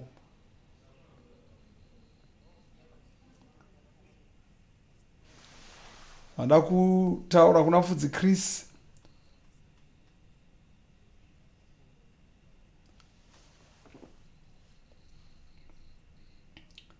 Vatenda nokuunza simba rokuporesa kuvanhu pasi rose.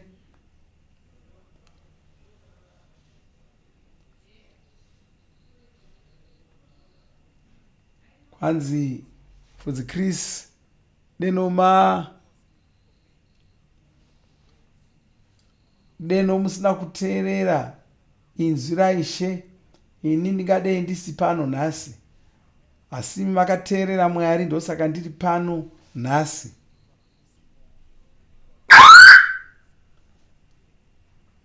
Haleluya. Haleluya. Haleluya. Nokutendai Fudzi Samuel, Mwari vakuropafadzei. Haleluya. Wow.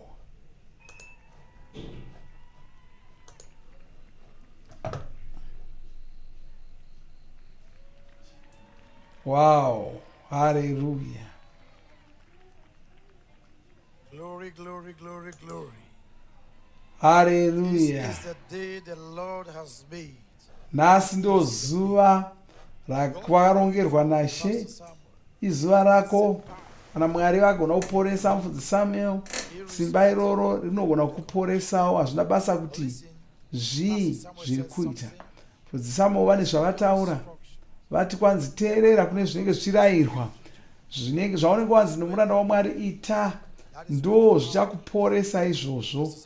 Ndo pane simba ipapo.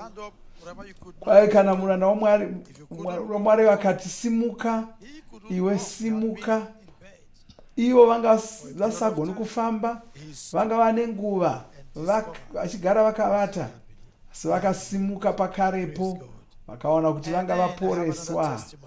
Ndine umwe uchapupu zvekare, unofanira kunzwa uchapupu uhu. Saka gara ipapo unzwe rungano rwako choti kuzotaura nezvarwo. Uyo ari kuCanada ane chirwere chaakazvarwa ainazvo. Musana wake wanga wakakombama. Though she experienced symptoms, she did not associate them with the problem in her spine. Kune zvimwe zvaizongorwara nazvo asingazivi kuti zvaibva kumusana ikoko. When the pain starts, she would require something heavy to hit her leg or someone to waipota achingorwadziwa achifanira kuzogara nemwenzira kuti apore. Waipota achimbonzwa dzungu nemusoro, asi zvese zvichibva pakukombana kwomusana wake, She experienced heart nhengo dzake palpitations, dzomukati total dzanga dziri kutokanganiswa nokuda kwomusana iwoyo. began to suffer from arthritis. Mafupa ake akatotanga kumurwadza. Hospital visits, she discovered the origin of Paakazoenda kuchipatara wakatozowana kuti zvirwere zvose zvaiva nazvo izvi zvaibva pamusana wanga wakakombama, asi vanachiremba vakati zvanga zvisisagoni kuti vatwasanudze musana iwoyo.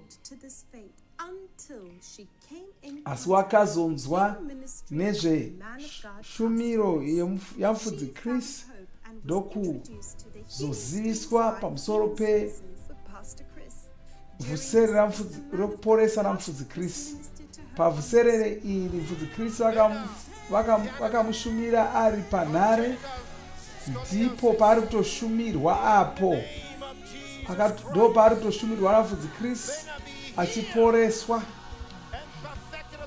Vhena akabva aporeswa pakarepo musi iwoyu achishumirwa namufudzi Chris saizvozvi.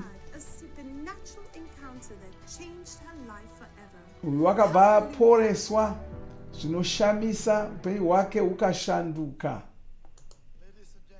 Hama dzangu, Vhina tinaye pano, ari pano mbune wabva kuCanada. Ngatigamuchirei Vhena Ramundo. Wow, ndiye ari kumhanya uyo achiuruka maiwe. Haleluya. Ungazomboita somunhu ainzwa musana here kana?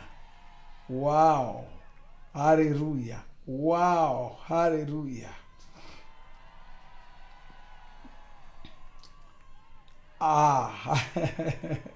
Haleluya. Kufara kwomunhu wapora, kufara kwomunhu wakaporeswa. Wow, haleluya. Ari kufara, ari kudanidzira, achitaura achidanidzira. Pane zuva ranga asingagoni kufamba mafambiro anga achiita, asi washanduka zvino. Taona mufudzi Kristu achikushumira pamusi wakashumirwa, wakadana zita rake. Rega tiudze kuti chii chakaitika kwauri. Haleluya. Wow, kwanzi ndiri mupenyu. Akazvarwa musana wakakombama. Wow. Ana makore 63 haataridzi kuti wakura kudaro. Ari kutaridza somudoko nokuti wakazvarwa kechipiri. Akawanikwa ane chirwere ichocho, akangozofunga kuti waifanira kungorarama nacho. Chirwere ichi, kukombama kwomusana uku,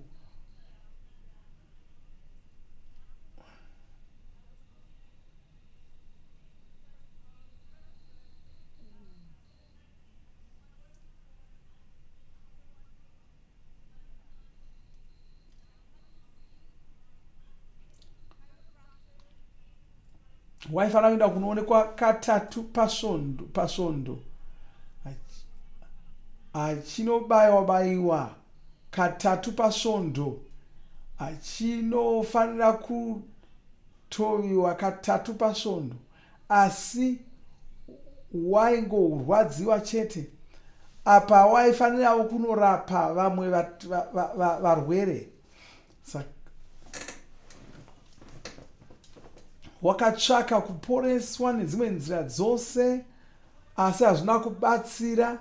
Ndokuzoenda kusangano reChrist Embassy ramufudzi Chris, ndo pakashanduka upenyu hwake.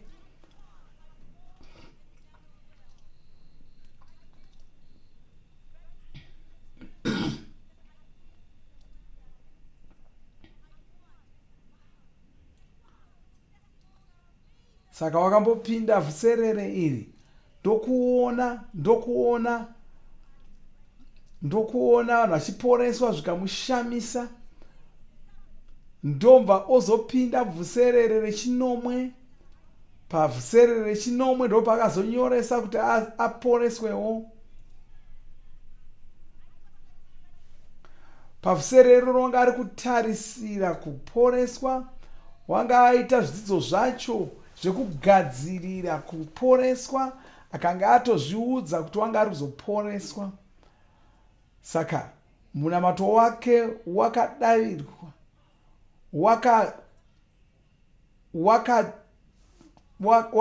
Wakaziva kuti wanga achazodomwa. Achava munhu wechitatu kudomwa. Ndo zvakaitika musi iwoyo. Saka waitoziva kuti wapora. Saka mufudzi Kristu pavakati vhina wokuCanada, simba ramweya mutsvene riri mauri, wapora. Pane chiedza chakamurova kumusana. Musana wake wakanga wakaomarara, wakaita kakuita sorotsemukira. Wakabva wasungunuka, akabva auruka, akavuruka achifara, achiita zvose zvaanga asingagoni kuita. Akabva agona kumira akati twasa.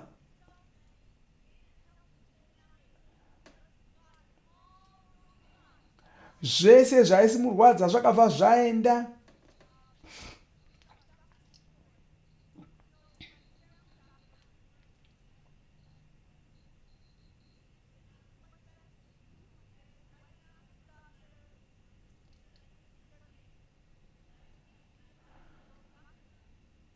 Saka iko zvino haachaendi kunana chiremba.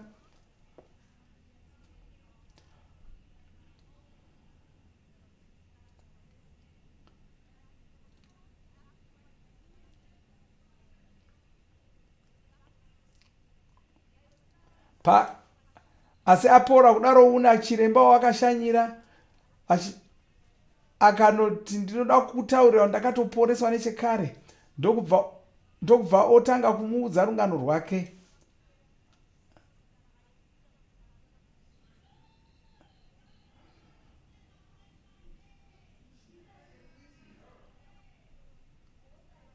Saka chiremba uya wakabva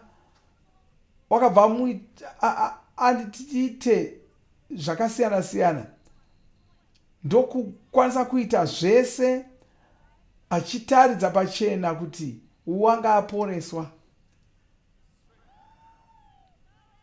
Saka musana wake hauchina kukombama, wangoti twasa.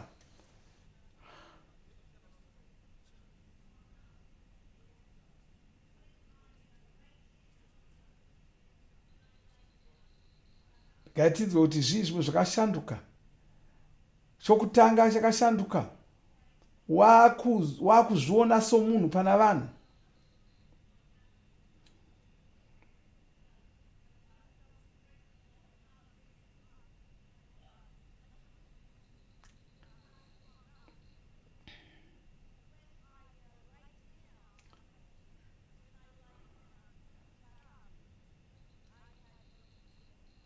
Iko nogona kuti akanga akavata panosumuka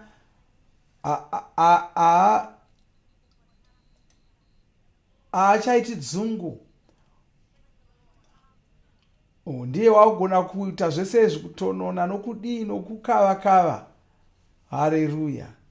Nokuuruka saizvozvo. Gai ataure kuva munhu ari kutsvaka kuporeswa.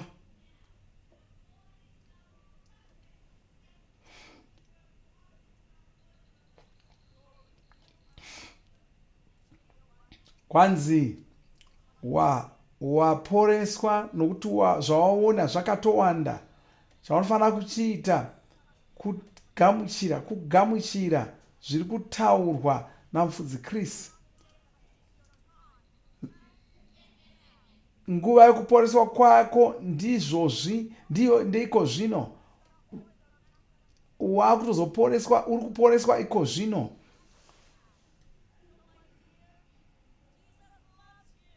Jesu anokufarira, uye muranda waMwari vari kushumira kuvanhu vese vari pano nevari kwose pasi rose. Wogamuchira kuti waporeswa. Haleluya.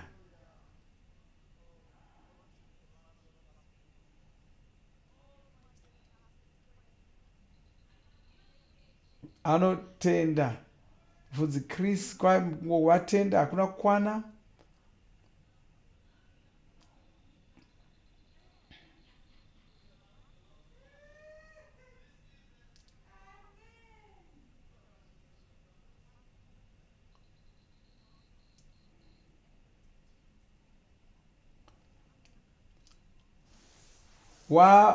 Wakashanduka nokuda kwedzidziso dzose dzinopiwa namufudzi Kristu. Saka anotenda mufudzi Kristu nokuda kwaizvozvo.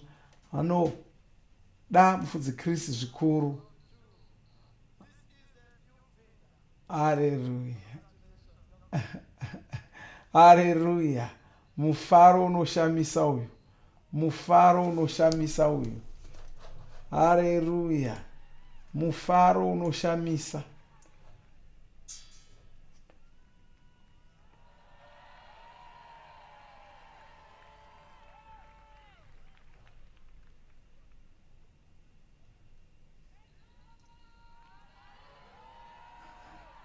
Oh, hallelujah, hallelujah, hallelujah. Hallelujah. Get ready to experience the new you.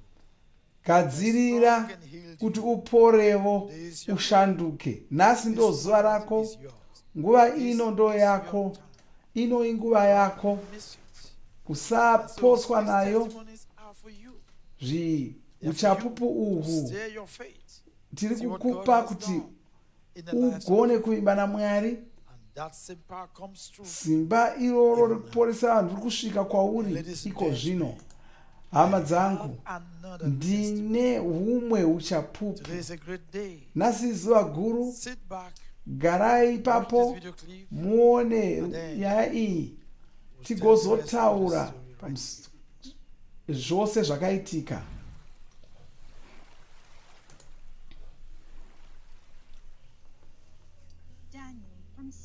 Uyu ndiDaniel wokuCyprus. Wakabatwa aine nhuta muchiropa chake. Saka wakabva atozviona achizofa nokukasira. Wanga ari kutarisira kuenda kunoita zvinhu zvaida simba rakawanda. Saka wanga ari kushaya kuti uchazviita sei. Wakazviona achirasikirwa nebasa rake nokuti akanga asisina tariro kusvikira paakazokokwa kuti auye kuvhusere rekuporesa ramufudzi Kristu. Wakanopinda vhusere iroro ari panhare. Ava ndimufudzi Kristu vachinyengeterera ari panhare kudaro. Ndiye uyo watinoona uyo akanyengetererwa ari ipapo. Haleluya. Nhuta iyo yakabva yarayirwa namufudzi Kristu kuti ife. Akaziviswa kunzi wanga apora. Zvirwere zvose zvanga zvabva. Saka wakaporeswa ipapo. Haleluya. Daniel haakanganwi musi uyu. Regai auye agozotaura nyaya yake. Hama dzangu, Daniel ari pano Bune, wabva kuCyprus. Ngatigamuchirei Daniel. Haleluya. Ndiye Daniel uyo. Haleluya. Auya nomudzimai wake. Haleluya. Wow. Wow. Wamunhu mutsva. Oh, haleluya. Haleluya. Haleluya. Hatiso munhu wakanga anzi uchafa. Oh, haleluya. Maleso tramakaria danistraka. Oh, mantrekea morikaria drakia balostu marigonda. Hallelujah. Wow. Wow. Washanduka. Pamufananidzo wanga achiita seachembera. Asi munhu mutsva chose. Regai Daniel atiudze zvakaitika kwaari. Hallelujah. Kwai ndiri mupenyu. Ndiri mupenyu. Hakuchitaura de. Hakuchitaura nechirudzi chake kuti mupenyu.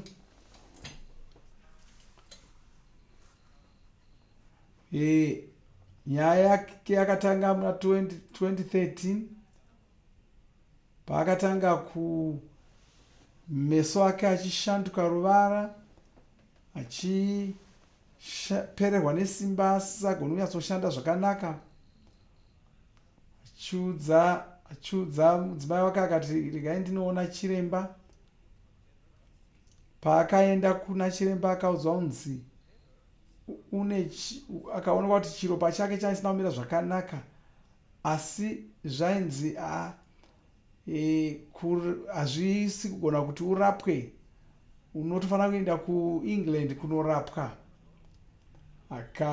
Basa rake rikapera, akapera muviri zvakanyanya. Mudzimai wake akati kuLondon kune sangano reChrist Embassy. Mudzimai wake wanga ari kutoteerera mufudzi Chris. Ndokubva onzi atsvake chechi yeChrist Embassy kuLondon. Saka kubva pa2013 ipapo ndopakatanga kuipinda. Wanga ari kufanira kunobviswa chiropa achiiswa chimwe, asi achinamata nesangano reChrist Embassy haana kuzonobviswa chiropa chake. Gore rino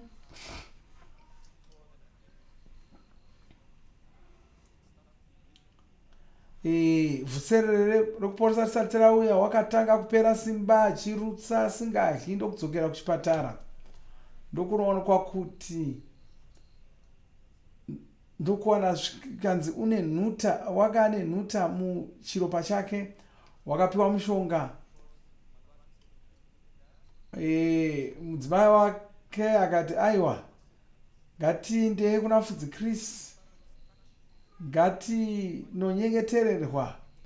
Saka kwanzi ndakakurudzirwa nobva woronga kupinda Vhuserere ReKuporesa muna kurume.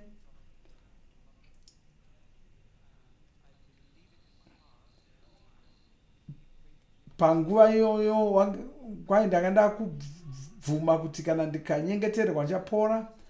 Saka wakapinda Vhuserere ari panhare. Mufudzi Chris ndokubva vomunyengeterera. Paakanyengetererwa kwanzi ndakanzwa simba richizara muviri mangu. Akatanga kuda kudya, akaona atoshanduka. Wanga apera muviri chose, asi zvino wasimba, wakushanda zvekare.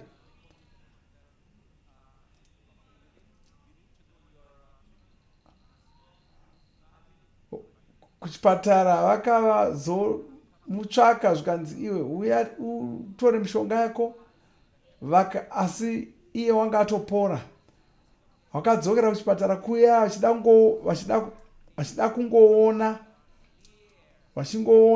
kuti vachingomongorera kuti waita sei, vakawana asina kana chirwere, nhuta panga pasisina. Iko zvino wakudya, anofara, ane simba rakawanda, anogona kutotamba nokudzana. Regai mudzimai atitaurirewo zvimwe zvinhu zvavakaonawo.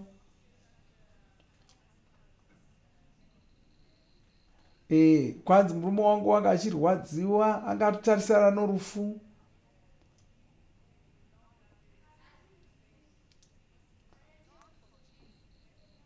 Wow.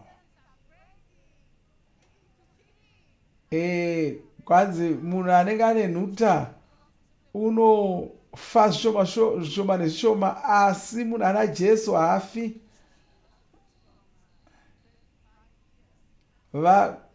Mai ava kwanzi ndaana makore 25 vachiteerera mufudzi Kristu. Saka mumakore ese aya simba ravo rokuvimba naMwari ranga rawanda chose.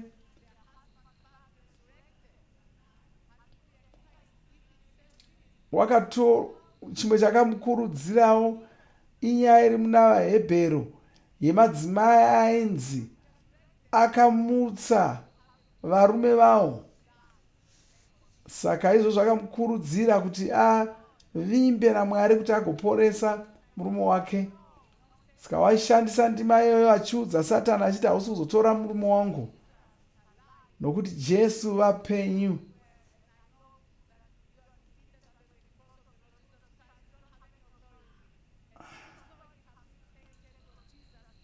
Hallelujah.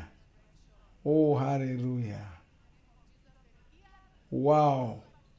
Saka zvino kwanzi murume wangu wadzoka apora, ndakashandisa shoko raMwari ndikavimba naMwari. Murume wangu wapo, wagona kushumira Mwari. Unotaura kumunhu anoda kuporeswa kwanzi nhasi ndo zuva rako. Usatarisira kuzoporeswa rimwe zuva. Nhasi ndo zuva rako. Vanhu vose vari pano, vese vari kunzwa inzwi rangu,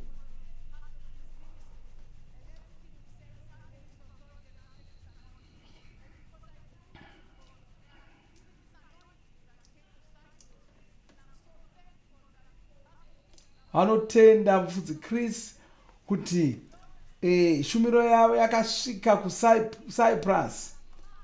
Vakadzidzisa vanhu kuti vazive kuti vanogona kukurira zvinhu zvenyika ino.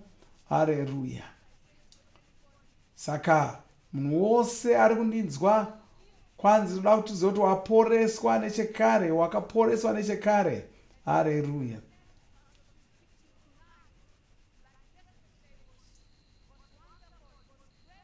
Haleluya.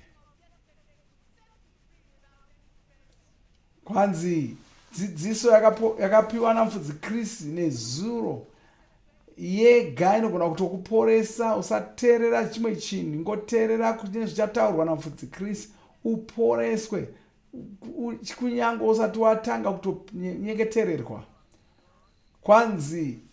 Kwanzi watoporeswa nechekare. Ichocho chokwadi, watoporeswa.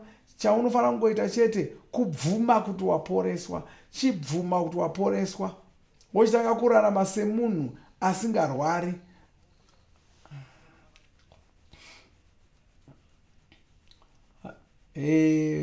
Havanotenda mufudzi Kristu zvikuru.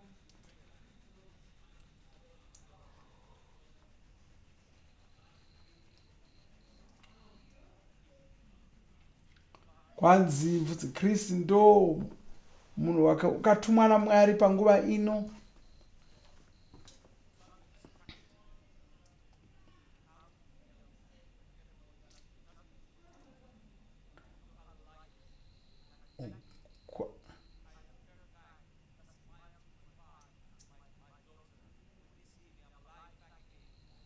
Mhuri yangu yanga ichisichema, asi zvino ndaamupenyu, vaakufara, mwana musikana wangu nomudzimai wangu.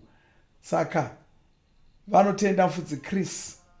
Haleluya. Makorokoto. Haleluya. Haleluya. Haleluya. Wow, wow, wow, wow, wow, wow. Vanhu vakapora, munhu wakapora uyu. Daniel wakapora pachokwadi. Haleluya.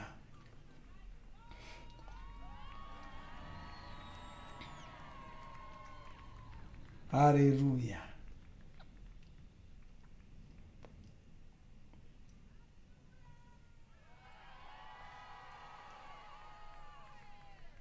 Praise the Lord. Lord, praise the Lord, praise the Lord. Hallelujah.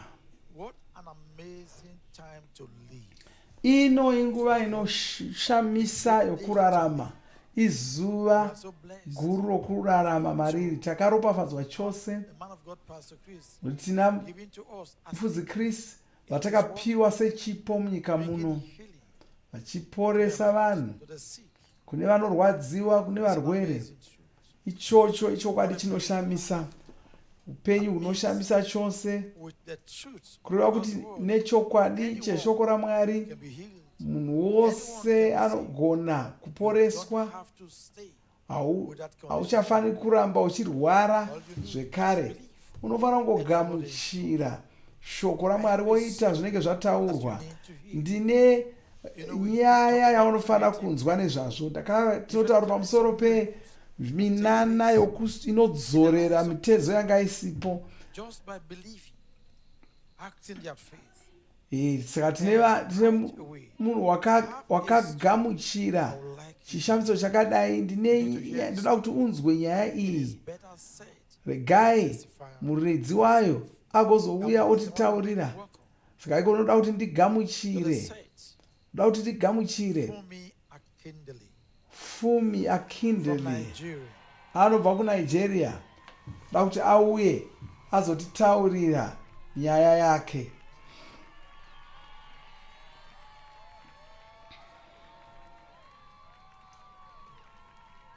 Hallelujah.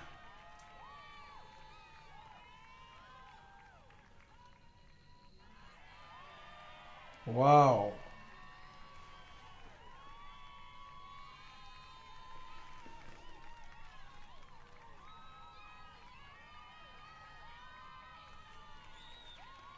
Wow.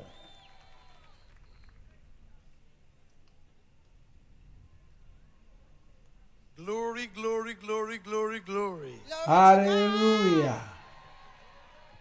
Wow. Ndiye fumi uyu.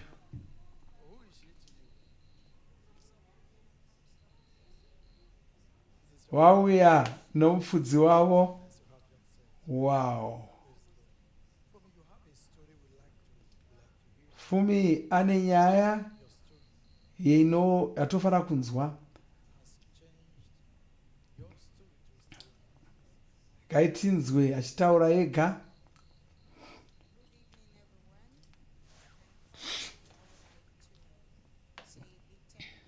Anoda kutanga nokutenda mufudzi Chris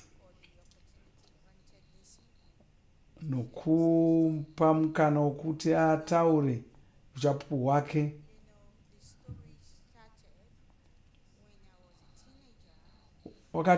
Dambudziko rakatanga achiri kuyaruka. Waiti pose paanoenda kumwedzi airwadziwa zvainetsa. Saka waifunga kuti akaenda kuchipatara zvinogona kunogadzirisika. Asi matambudziko acho airamba achingotsikirana.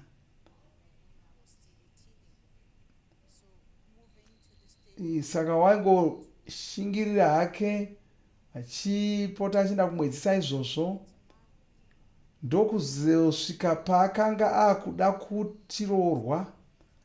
Ndobva ozoudzwa kuti akaudzwa unzi wanga asina chibereko. Akanzi hauna chibereko. Ndopaakaudzwa kuti hapana chipatara chaigona kuisa chibereko mumuviri make. Saka zvanga zvisingatogoneki kuti ave nomwana. Saka wakamboenda akamboita zvese achitsvaka kuti aone kuti chii chiri kuitika. Makore 5 apfuura wakaroorwa.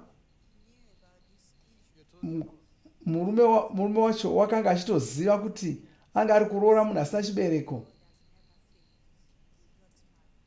Saka varoorana. 2018 muna chikunguru ndo paakasangana na mufudzi Iwan. Iye ndokubva oitwa mufudzi werimwe sangano.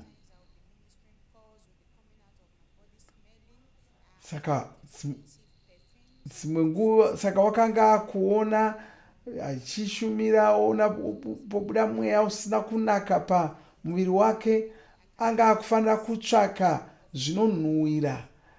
Zvinhu zvaingonetsa, dzimwe nguva aisagona kunyatsofamba zvakanaka, asi iye ari mufudzi. Vamwe vanhu vachitovaseka kuti ava fudzi ava havana mwana, asi vakaramba vakabatirira kushoko raMwari, vakabatirira uye wakaramba achiziva kuti Mwari vanogona kushandura upenyu hwomunhu wese.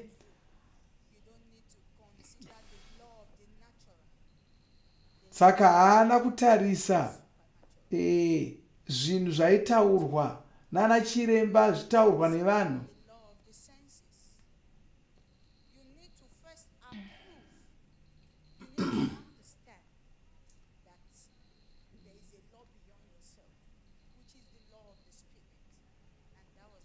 Saka iye wakaramba akatarira mumweya. Gore rapera muna gumi guru paVhuserere ReKuporesa, mufudzi Kristu vakataurira vanhu vakati, batai pamunoda kuporeswa. Iye akabatawo padumbu pake. Saka muna mbudzi wakaenda kumusangano, asi wakanga asingazivi kuti,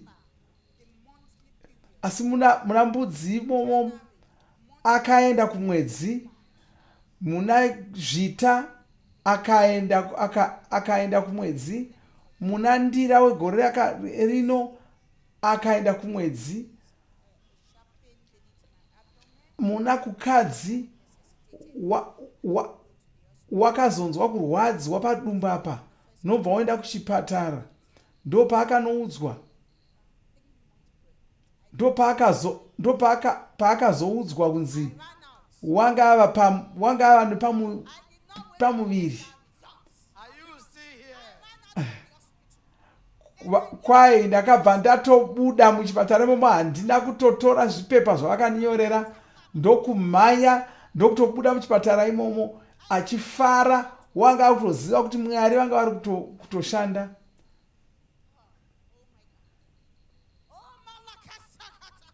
Wow, haleluya. Haleluya. Dzangova ndimi dzega dzega. Muna kurume vakabva vaenda kumufudzi wavo, vakati vakanoudza mufudzi wavo zvikanzi ndava nepamuviri. I like to hear when you told your husband, what did he say? How did he feel? What was his reaction? It was when he came back. When I told him on phone, because I live permanently in Abeokuta. He stays in Lagos. He comes home consistently. He said he doesn't understand what I'm saying. Saka paakaudza murume wake kuti ndava nepamuviri, haana kunzwisisa. Pastor will not allow me. He said, just stay in one place. Stay in one place. But nobody knew. Nobody knew. I did not know. My husband was not aware. So when I told my husband, muna mbudzi wanga asingatombozivi kuti wanga ava nepamuviri. Hapana waiziva, murume wake wanga asingazivi, mufudzi wake wanga asingazivi. Saka Mwari ndo vakagona kuita zvinhu izvozvo. Mwari ndo vega vakaita zvinhu izvozvo. and really this is a spirit result. This is a spirit doctor that is in charge of my procedure told me already when it was even 7 months already before I registered at the hospital. Kwanzi handina kutonyoresa kuti kuchipatara kwandakanobatsirwa wakatozonyoresa kwapera mwedzi minomwe. The principle was the principle of the spirit. You don't need to understand. You do not need analysis. I do not need anybody's judgments. Kubata kwandakaita pamuviri uko chinhu chisingagoni kunzwisisika nomunhu. Hachigoni kunzwisisika nomunhu. Hachigoni kutsanangurika. Some people don't understand. How can they understand miracle? They have given birth to 3.8 kg baby. Wow. Just this month. Mwana izvozvi wakatobatsirwa mwana wakatokura wakatobuda ari mukuru zvisingabviri. Oh, hallelujah. Oh, shakamalaba. Kalaba soto kamala trakamoza. Katalaba sonto kaparatia sali gonzales traki makora palakasi. Hallelujah. Just calm down. Calm down. Traki bagoria. Pastor, just one The guy tipozwa kumufudzi wacho. one word. Pastor, we have a miracle here. Kwai chishamiso ichi. I was very instrumental. I was the one that wedded her husband and herself in 2019. Ndo vakachatisa vana ava vakaita makore 5 vasina mwana kavanyengeterera gore rapera mushure mevhuserere ReKuporesa ndo pakazoitika zvinhu. Muna kukadzi ndo paakazotaura akati ndava nepamuviri kwai ndakashamisa. Wanga asikatombonyatsi kutaridza. Chibereko chaakapiwa namweya nokuti wakanga anzi haana chibereko. Mwedzi uno ndo wazvara mwana uyu. Thank you so much, sir. Glory to God. Thank you, Pastor, sir. Thank you. Hallelujah. Hallelujah. This is the baby. Wow. Beautiful baby. Wow. Miracle baby. Hallelujah. Jesus Christ the same yesterday, today, Hallelujah. and forever. Wow. Oh, hallelujah. Oh, hallelujah. Achagoni nekugara kwese. Oh, balasa. Gaitinzwe achitaura kune munhu ari kuvimba naMwari kuti agowana vomwana. Hallelujah. Oh, shaki maroti ganistraka. Praise God. I want to say to every expectant mother, Karotaura ku dzimai munomwe ari kuda kuita mwana. Kwai chaunongofanira kuita kuvimba naMwari. Dzidza kutaura semunhu anovimba naMwari. Kwanzi usatya, usatyira. by the power of the Spirit, that God can give you entirely new testimony, new womb. It doesn't Kwanzi Mwari matter vanogona kukupa chibereko chitsva. Hazvina basa kuti vana chiremba vakakuti chii. Pane zvimwe zvinhu zvisingagoni kuonekwa nameso. Zvinhu izvozvo zvinhu zvepamweya. Iye wakaitirwa zvake naMwari, asi havasati vapedza kuita izvo vacharamba vachingoita. Saka newewo uchazopupurawo. What do you say to the man of God, Pastor Chris? Oh, glory to God. Hallelujah. Pastor, I love you so dearly. Kwanzi ndinoda mufudzi Kristu chose. Vanoti vatenda kuti vakaunza ruporeswa kuvanhu nokugamuchira kushanda kwesimba raMwari. Kwai ini ndakagamuchira nokuti imi muripo uye ndakaita zvamakatitaurira. Nhasi wano mwana wake. Hallelujah. To have followed you all the year long. Hallelujah. Hallelujah. Komasari katamanstraka. Congratulations. Pastor Wine, thank you so much. Hallelujah. Oh, hallelujah. Thank you. Oh, hallelujah. Oh, malabasota kamandaria. Le brakati la straka brojenda. Tiri kuona zvinhu zvinoshamisa pasi pano. Tiri kuona zvinhu zvinoshamisa pasi pedenga. Oh, hallelujah. Kanda marakoya zilero majaga zigidasi arabonde gra. Mantre pea coria de lastre che megora. La crebolistraka brogida mazilia cantemero. La progezote mashia gracia dilia straka brogandi.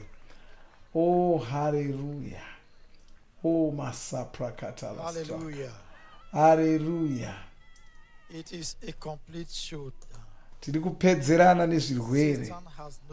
Satani haasi kuzowana mukana mupenyu hwako. Zvauri kungoona iko zvino kupora kwako. Ngoona uchipora, zvione uchipora, zvione wakapora. Zvishamiso zvakutoitika kwose kwose. Uye rangarira sezvatakataurirwa namufudzi Chris nezuro. Pauri uchiporeswa, tizivise, usanonoka, titumire uchapupu hwako. Hallelujah. Magadzirira here kunzwa uchapupu unotevera. Oh, katamalabaya. Muchiri pano here. Magadzirira kunzwa uchapupu unotevera here. Gadzirai. Garai ipapo monzwa uchapupu uhu. Tozotaura nezvahwo. One morning, Raya from South Africa. Uyu ndo South Africa wakangomuka rimwe zuva mwiri uchipisa. Akabva atanga kufemereka achiita manyoka. Akaendeswa kuchipatara. Akaongororwa. Akawanikwa kuti wanga aine mabayo. Akapiwa mishonga asi hapana zvakashanduka. Akaramba achiwedzera kurwara. Wakazofanira kupiwa zvinhu zvamubetsera kufemesa asi hazvina kumubatsira. Vana chiremba vanga vachityira kuti mapapu ake anga achazoparara.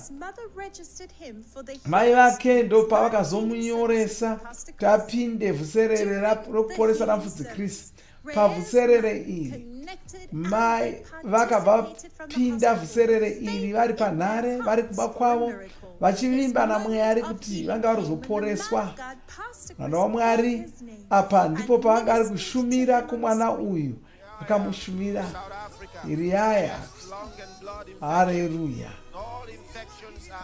Haleluya. Vakabva vamunyengeterera, vakatonyengeterwa ari muchipatara hoyo. Katoporeswa. Ava ndimai vake vanga vari kutogamuchirawo munamato iwoyo vachiitira mwana wavo. Ipapo pakarepo pane chakaitika pana Reya. Regai tinzwe vachizotaura vomene zvakaitika. Ladies and gentlemen. Hama dzangu, Reha ari pano Mbune. Ari pano namai vake Yolanda. Ngatigamuchirei Reha. Wow, chikomana icho ndo chatari chiona icho. Chikutosimudzirawo vanhu maoko. Haleluya. Namai vake. Satani wakanga achida kuparadza upenyu hwechimwana ichi. Oh, haleluya. Oh, haleluya. Oh, hallelujah. Oh, hallelujah. Mantraka bogirias.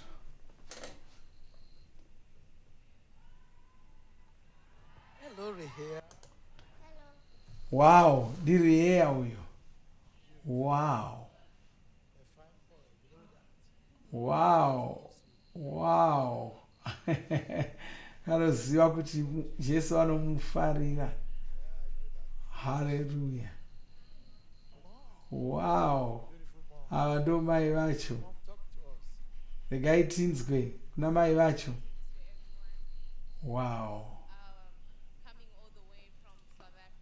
Vabva ku South Africa Mpumalanga kuzopupura chishamiso chakaitika mumhuri yavo. Vanoshamiswa nechishamiso ichochi. Reaya akarwara, kwaya akarwara mugore rapera muna Gunyana. Katanga nongodziya muviri. Asi urwere hwacho hwakangokasira kungoshata, akaenda kuchipatara. Aenda kuchipatara wakanopiwa mushonga achitarisira kuti uchapora, asi haana kupora. Akadzokera kumba, asi wakaramba kufema kuchimunetsa. Saka uye achipisa muviri zvakanyanya, ndokudzokera zvekare kuchipatara. Ndokunoita mazuva 4 arimo muchipatara. Mumazuva 4 iwayo zvinhu zvakashata zvachose. Mhepo wanga asagoni kufema zvachose, wakufanira kubetserwa kufema. Hana yake ichirova zvikuru. Ndobva vozonyoresa kuvhuserere ReKuporesa. Saka vakatumira shoko vakatumira shoko vanoshanda muvhuserere iri. Ndobva vokurudzirwa zvikanzi rambai makamirira vhuserere iroro riri kuuya. Asi vanga vasiri kutarisira kuti mwana uyu angararama kusvikira paizouya vhuserere iri. Vakaramba vari muchipatara, mwana achingowedzera kurwara. Mwana akazotaura. Saka mwana akazodza mai vake zvikanzi pane murume wandakarota achiuya kwandiri. Kwai murume wacho wakauya akandiudza akati ndichauya ndichikutora. Akati kwandiri kuenda newe uchange uchifara, usanetseka hako. Asi mai samai vakambotasei asina hanya naizvo, asi vaiziva zvazvaitaura. Ivo nomurume wavo vakaramba vachinamata vachivimba kuti Mwari vachamuporesa. Rimwe pakazouya vhuserere akuda kuuya. Mwana Reani wakazotaura ramai vake zvekare akati murume uya wandakarota wauyazve. Akati ndichakutora, asi usanetseka, uchange uchifara kwaunenge uri ikoko. Haleluya.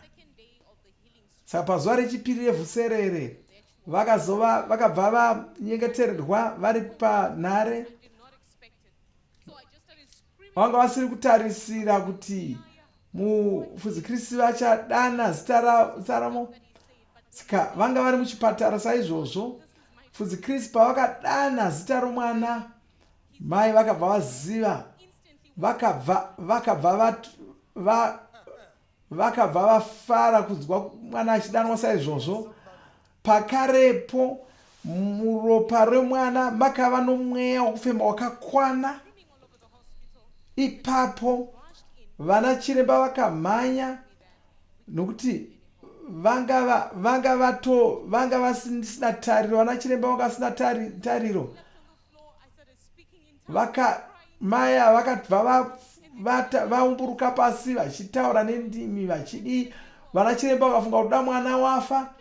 Asi nobva kutaura kati mufudzi vanyengetera mwana wangu. Vanhu vakubvunza vakati ko mufudzi ndiani?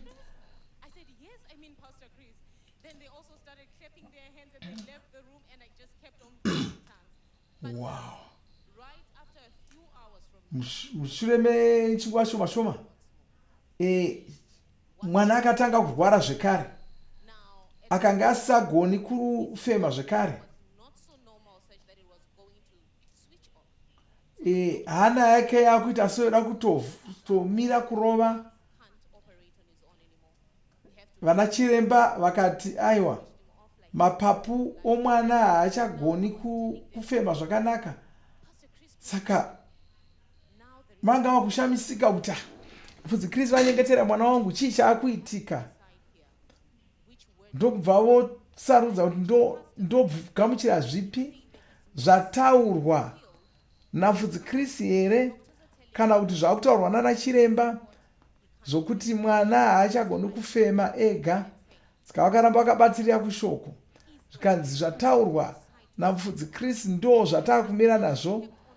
Ivo nomurume wavo vakaramba vachienda vachimushanyira akaita masvondo 2 achingori muchipatara imomo achibetserwa kufema, asi vachivimba kuti zvaa zvataurwa naMfudzi Kristu ndizvo zvaakuitika kumwana uyu.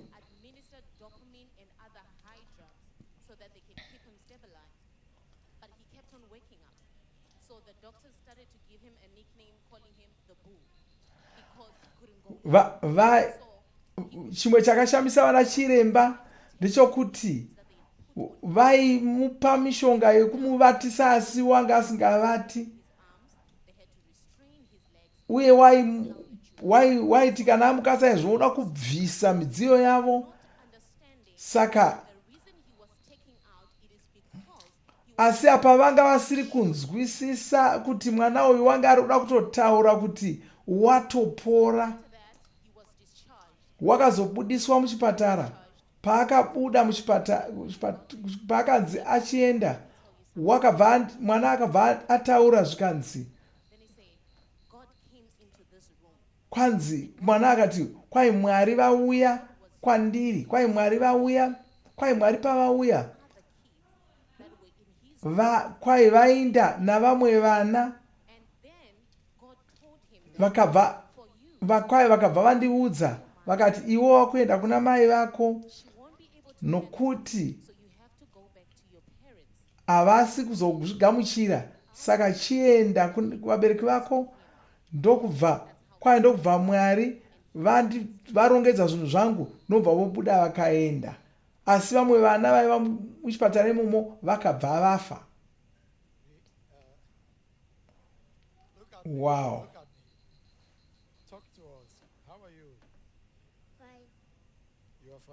Hallelujah. What do you say to Pastor Chris? What do you want to say to Pastor Chris?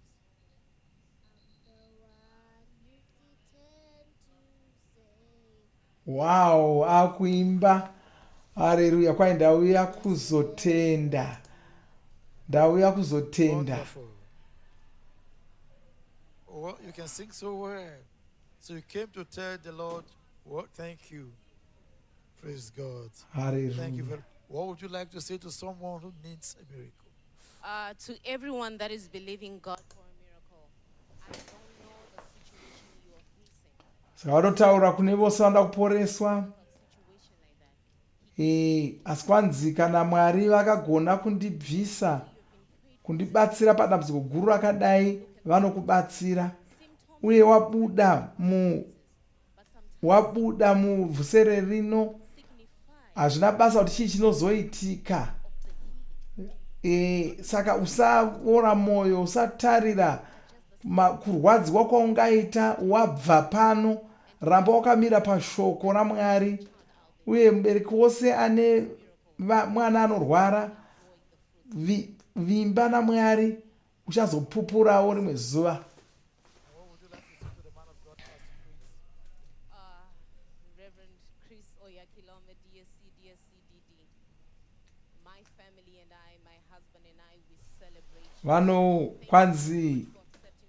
Vanofara, vanotenda Mfudzi Kristu ivo nomurume wavo nemhuri yavo, vachitenda Mwari nezvose zvavakaitirwa nezviri kuitirwa vanhu pasi rose.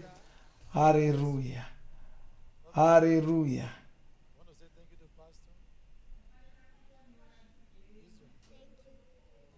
Wow, wow, wow. Hallelujah. Oh, hallelujah. Oh, Maliseto Poria Grande. Maliseto Poria Grande. Maliseto Poria Grande. Maliseto Poria Grande. Oh, Maliseto Poria Grande. Maliseto Poria Grande. Tiri kuona zvinoshamisa. Wherever you are participating from, kose kose kwauri yanguva yokuti useke nokuti uri kukunda uri kukurira zvose hapana chinoramba kuitwa pauri. Ino ndo nguva yako. Ndine humwe uchapupu zvekare. Ndounza here uchapupu, magadzirira here kuhunzwa.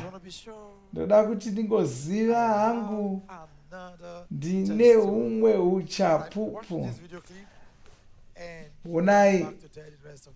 Onai nyaya iyi tigozotaura nezvayo. Uyu anonzi Jocelyn, ana makore 36 okuPhilippines.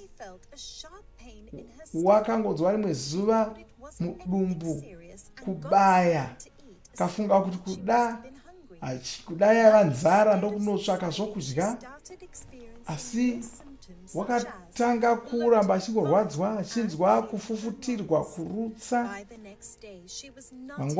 Mangwana acho zvakanga zvanyanyisa, akaenda kuchipatara. Aonekwa kuchipatara, wakanzi mudumbu make manga musina kumira zvakanaka. Pasina nguva yakareba wakapera muviri, achipera, achineta-neta, achifemereka nezvimwe zvakawanda. Wakanga achigara achirwadziwa, mishonga yose yakapiwa yanga isingabatsiri.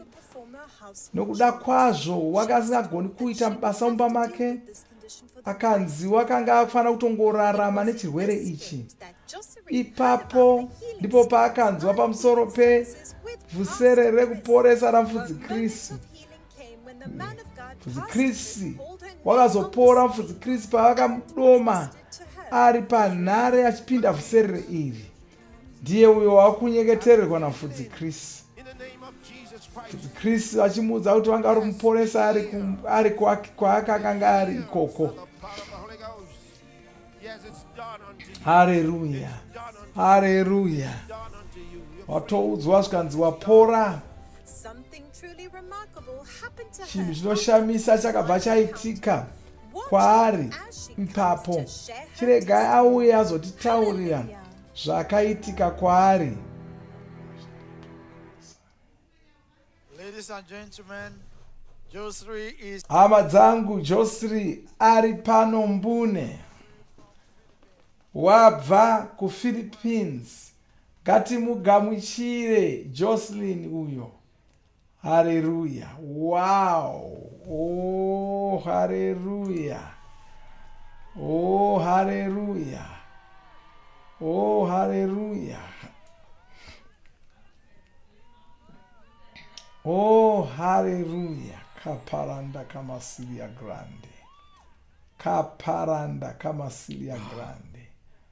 Haleluya. This must be your husband. Yes, Pastor. Wauya nemurume wake. Wow. Makorokoto Josri. Ngatiudze zvakaitika kwaari. Tamuona achishumirwa namufudzi-Krisi. Si hoyo wauya akagwinya.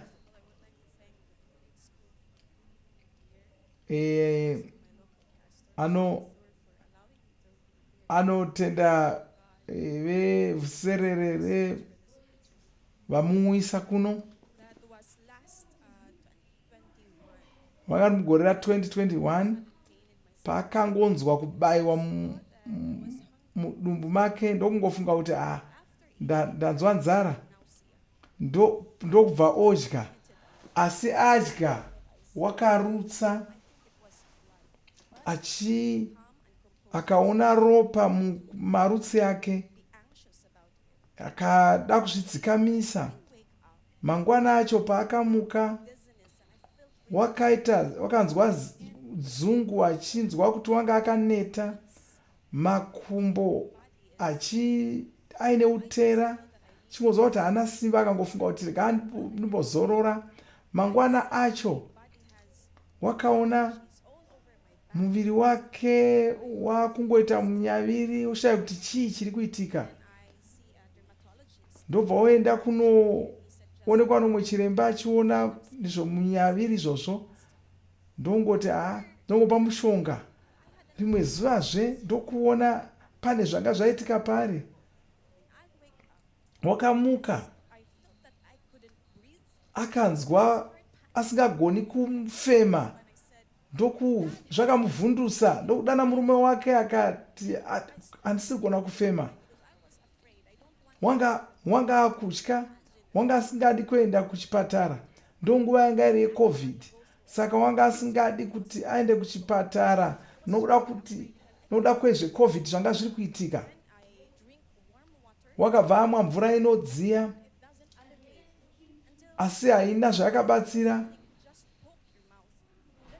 Ndobva opinza chigumwe, ndokupinza chigumwe muromo, ndobva odzikama zvishoma shoma. Mangwana acho akanga ari kudya, ndobva orutsa. Saka zvanga zvamushamisa kuti pose paanodya unorutsa.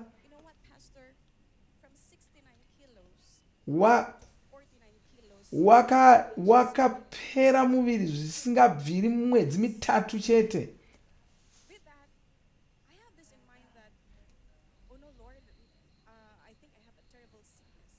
Akabva aona kuti ane chirwere chikuru. Ndobva oenda kuna mai vake. Mai vake vakashamisika, zvikanzi sei usina kuenda kuchipatara, nokuti wakanga apera muviri. Kumeso matama pasisina. Ndokuenda kuchipatara kunovhunza. Chiremba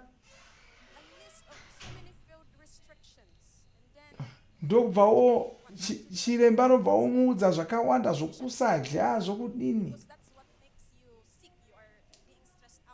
Zvikanzi uri kunyanya kushanda, uri kugara usingafari, saka ndosaka uchidaro. Saka ndobva chiremba omupa mishonga yakasiyana siyana. Ndo mishonga yeseyo. Wakaita zvose zvanga zvataurwa nachiremba, asi hapana chakashanduka. Waingoti nyangwe akamuka,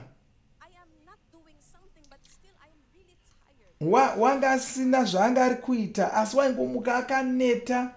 Murume wake ndiye akanga akubika, ndiye wakanga akuwacha nokugeza zvinhu mumba. Akatanga kunzwa kuti dumbu rake, wanga angogara dumbu rake rakazvimba, akafufutirwa achinzwa sekuti mune chimwe chinhu mudumbu make.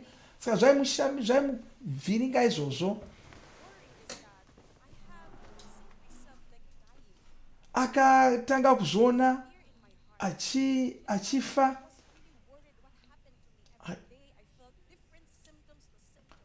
Zuva rimwe nerimwe paibuda chimwe chinhu chitaridza kuti zvinhu hazvina kumira zvakanaka.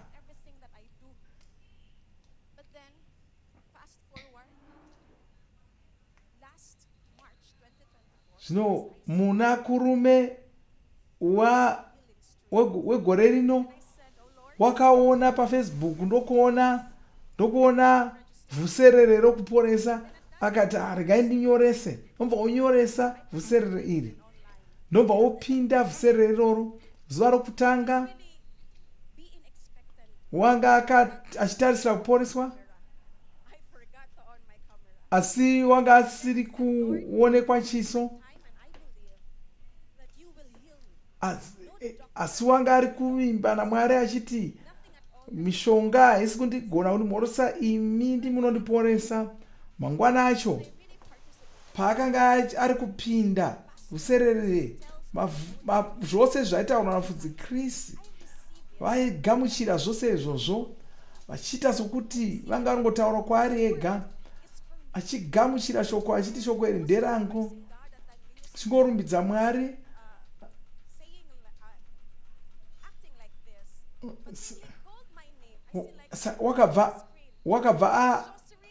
Wakanzwanzwa zita rake kuti Vhuserere uri kuPhilippines, ndo kwaenda pakataurwa navafudzi Kristu, akanzwa simba raMweya Mutsvene, ndokutanga kudedera, achinzwa moto muviri make, ndokunzwa sekuti pane tambo yakanga iri kugurwa mudumbu mangu, ndokunzwa agona kufema zvakanaka, achinzwa kurerukirwa.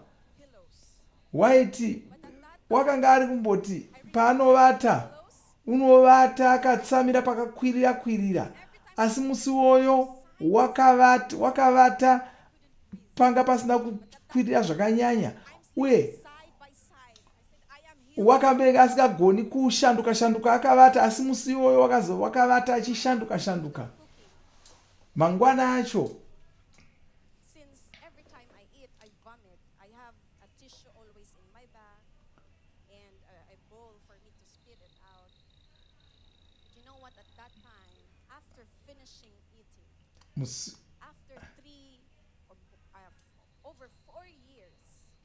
wanga namakore mana achiti kana akadya unorutsa, asi musi uyoyo wakadya akatodzvova. Ndokutenda Mwari kuti vaporesa. Murume wake ndobva audza mai vake akati vapora.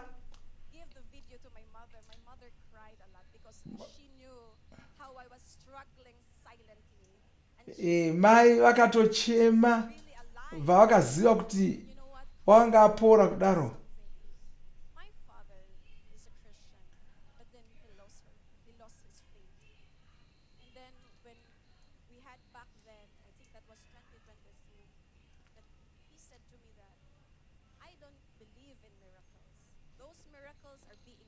Baba vake vakanga vakaponeswa havo, asi vakanga vasavimbi naMwari, vakatonge vatombomuudza vachiti zvishamiso hazviko, asi aporeswa kudai, mhuri yake yakabva yazoziva kuti zvishamiso zvinoitika. Baba vake vakabva vakugamuchira kudaro. Saka baba vake vakuvimba naMwari zvekare, kureva kuti kuporeswa kwake uku kwakatoshandura mhuri yake.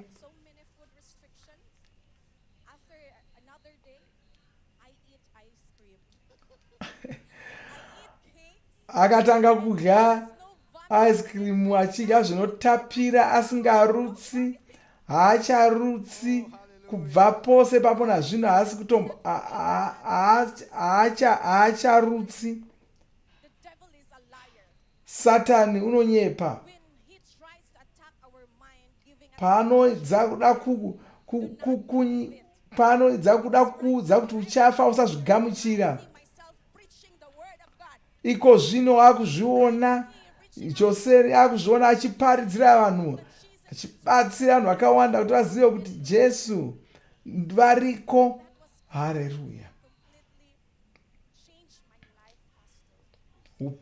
Nokudaro upenyu hwake hwashanduka, hachina chaachatya, akadzinga kutya, wakuzvitaura zuva rimwe nerimwe kuti haatyi.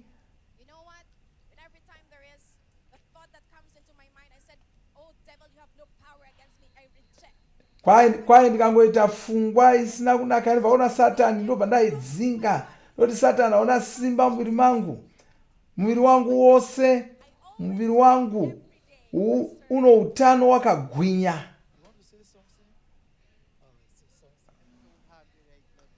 Murume wacho ari kufara, kuti mukadzi wake ari kufara.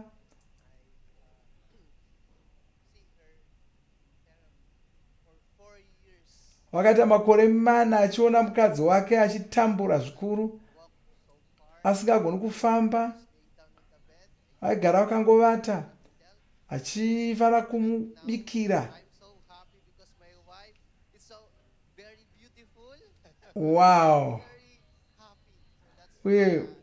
Wow, hallelujah.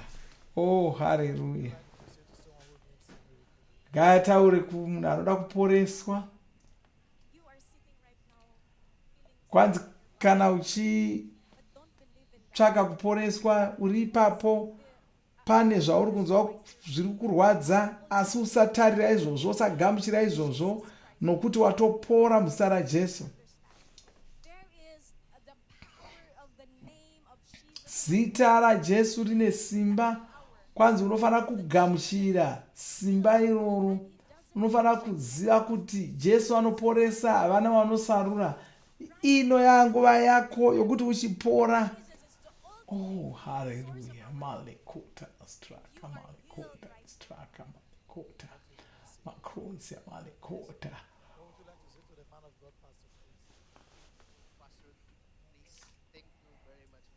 Murume wacho ari kutendawo mufudzi Chris.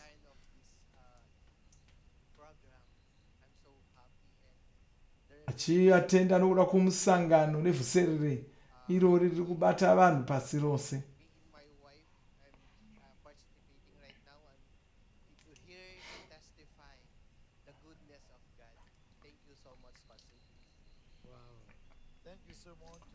Hallelujah. Oh, hallelujah. Hallelujah.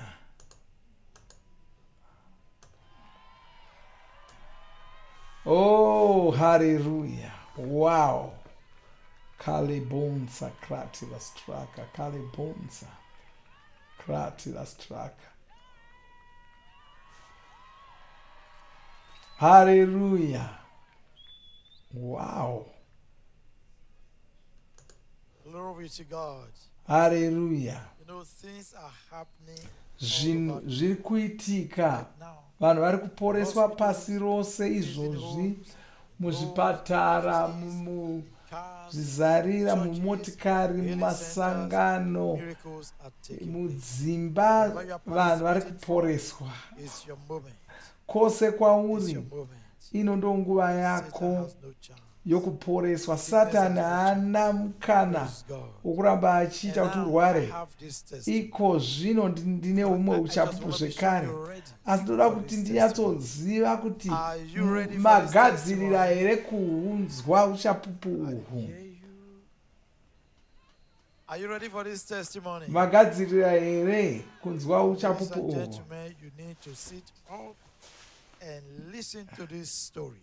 Garai muri papo moterera kunyaya iyi, tozonzwa zvakaitika zvose. Hallelujah. Vanessa, a high-spirited young woman from Vanessa South Africa, had a whole life ahead of her. Wanga achitarisira kurarama nomufaro aine zvakawanda zvaaishuva kuita. With the outset of uneasing symptoms. Asi wakazotanga kurwara, wakatanga nokubuda mututu, chibuda mututu kwenguva refu, ndokunzwa nyama dzake dzingoomarara. Wakaedza kuda kumbozvitova-tova nokudii, asi hazvina kubatsira.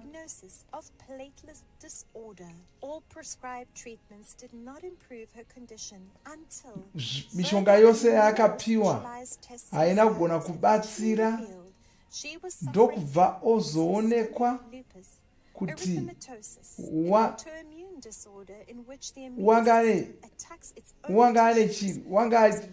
ropa rake ranga richi, masoja omuviri wake anga asiri kushanda zvakanaka.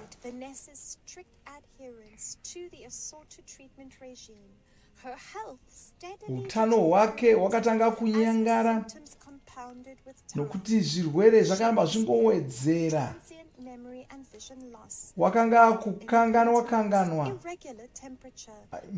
achimbopisa muviri, achirutsa, achinzwa kungoneta The neta. condition also caused great limitations to her physical, mental, Wangasagoni kuti aite zvinhu savamwe vanhu vose. Wangasagoni kufamba, kugara, kudya zvese zvisine kuti wakavata here kana wakasimuka. Vanessa wakazonzwa pamusoro pevhuserere rekuporesa ramufudzi Chris. Vanessa akauya akapinda vhuserere iri akauya kuNigeria kuzopinda vhuserere irori. Panguva yake wakazopora mufudzi Chris pavakashumira kwaari nevamwe vakanga vakavata panhovo. Every symptom of disease in your body is leaving you now. Vakurayira mufudzi Chris apa vachirayira zvirwere zvose kuti zvibve, marwadzo ese kuti abve, zvese zvichibva. Ndiye Vanessa watiri kuona uyo. In the name of Jesus Christ. Haleluya. Kristu ari kushumira kwavari. Iye Vanessa ndiye mumwe wevaripo apa. That devil is gone. Get up. You're free. Get up. Wow, ndi Vanessa uyo ari kuuruka uyo. Ari kuuruka uyo. Simba rakangozara maari. Wow. Hallelujah.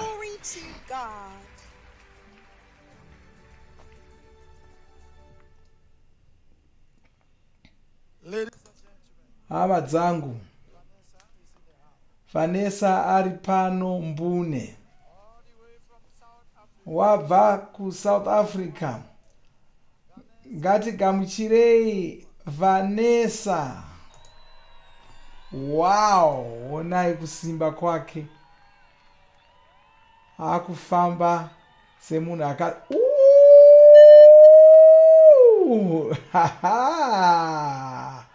nekumanya kwacho, nekuuruka kwacho. Haleluya. Ndiye munhu wakambopererwa nesimba uyu. Haleluya. Kwanzi ndiri mupenyu ini. Wow. 1, 2, 3, 4. You were there. Wow. Ngaitinzwe Vanessa achitaurira zvakaitika.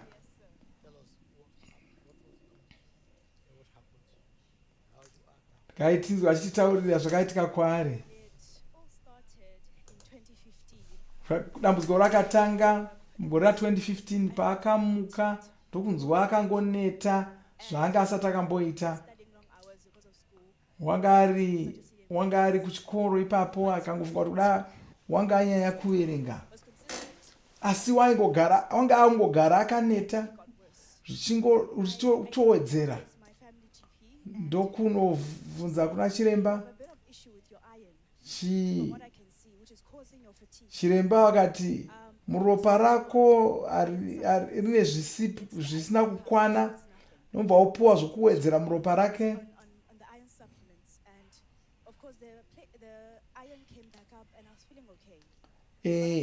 Ndokunge akunzwa zviri nani, asi mushure memwedzi miviri wanga kuneta zvekare. Ndobva odzokera akati zvawanda zvinhu zvacho. Ndakurwadzwa muviri mangu. Saka vana chiremba vakangoti akuda mishonga yatikupai inenge isisashandi, ndokubva wamupa mishonga imwe ine simba kudarika imwe yacho. Ndokuita sekuti zvanaka, mushure mwedzi mashoma ndokutanga kuneta zvekare.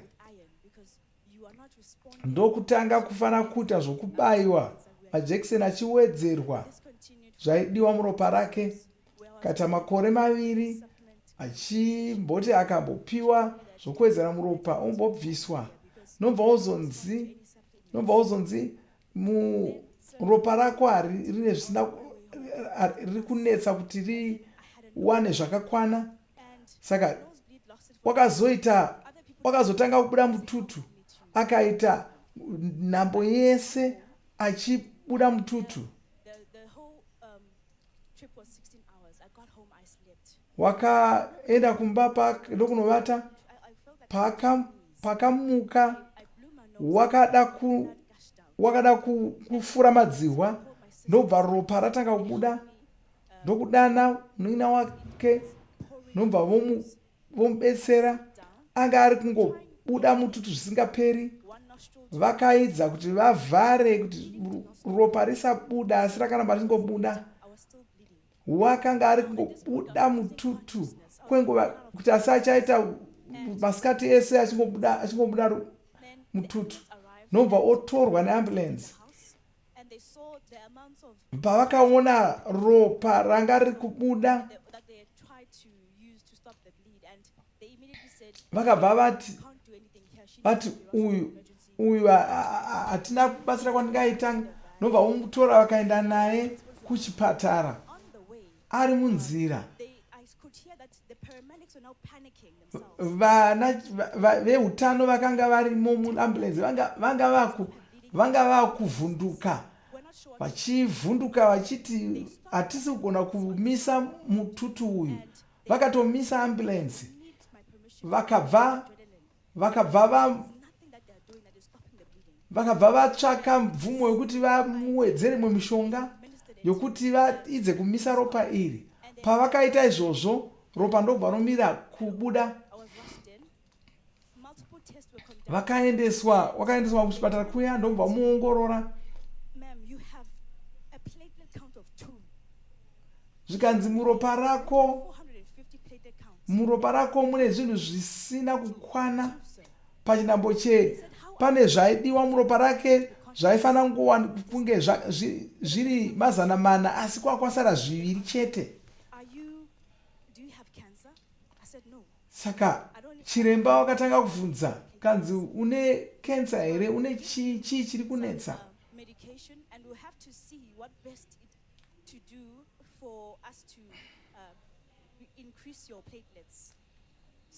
After some time, they admitted me and told me that they'll have to put in some steroids to help to get up the count of the.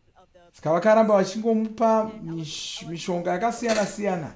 Vakaita svondo nechidimba ari muchipatara, achiita zvavanga vari kuita izvozvo. Zvikamboda kubatsira, ndobva wobudiswa muchipatara muya, asi kubuda mututu wakaramba uripo uchingobuda. Wanga asingangobudi ropa, wanga asingangobudi mututu chete, asi waiti kana akuenda kuchimbuzi wainorasa tsvina ine ropa nemvura ine ropa.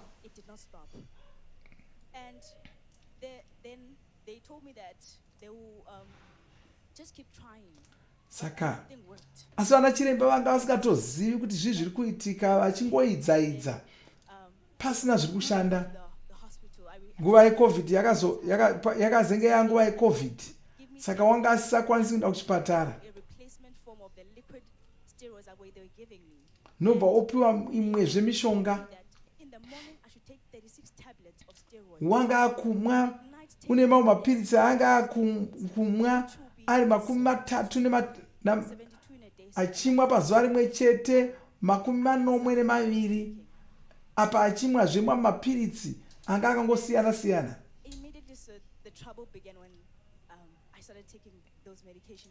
Asi izvozvo zvakatobva zvatokanganisa muviri wake. Moyo wake wanga usinganzwanani nemishonga yese iyoyo.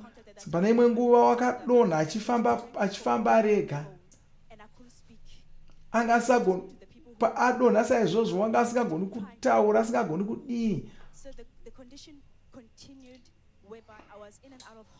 Saka wanga angoti akapinda muchipatara akabuda, akapinda muchipatara akabuda.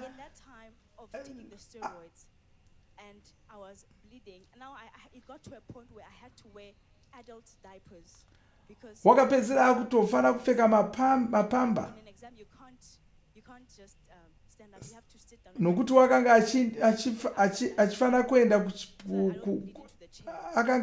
nemakati wanga achifanira kunonyora bvunzo. Wakakutofanira kupfeka mapamba kuita kuti kana achibuda ropa ringobudira ringomedzwa namapamba iwayo.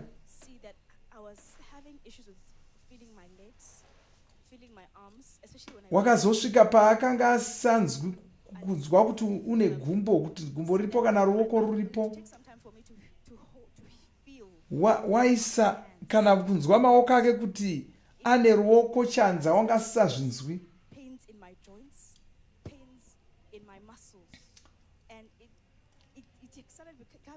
Nyama dzake dzakanga dzakumurwadza, asagoni kusimudza maoko ake. Kufamba kwake kumunetsa, kumanya kwake kumunetsa, kana kufamba pakati rebei zvazvakumunetsa. Ndokutanga nyama dzake kwanzi dzanga dzakungopera. They said, okay, let's try to inject you with cortisone in the joints, in the muscles, to try and help you with the pain. And pose apa vana chiremba vanga vasingatozivi chaizvo zvokuita kuti zvingabatsira zvii, vachingombondera vakabaya zvino vakamupa mushonga uyu, asi pasina changa chiri kubatsira.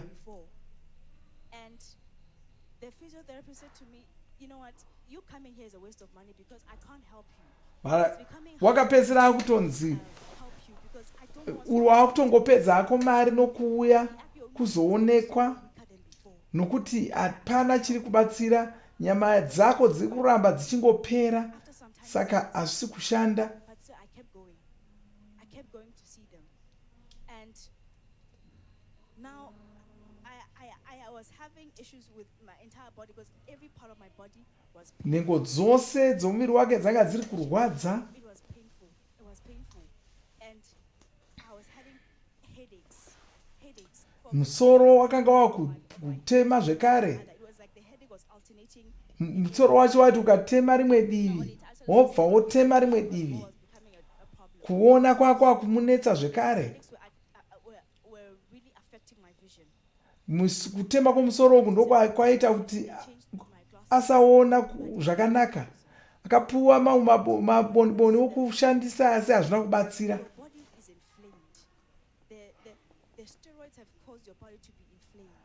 Ndokuchizoudzwa kunzi imwe mishonga yaakanga achipiwa inenge yanga yakanganisa zvekare muviri make.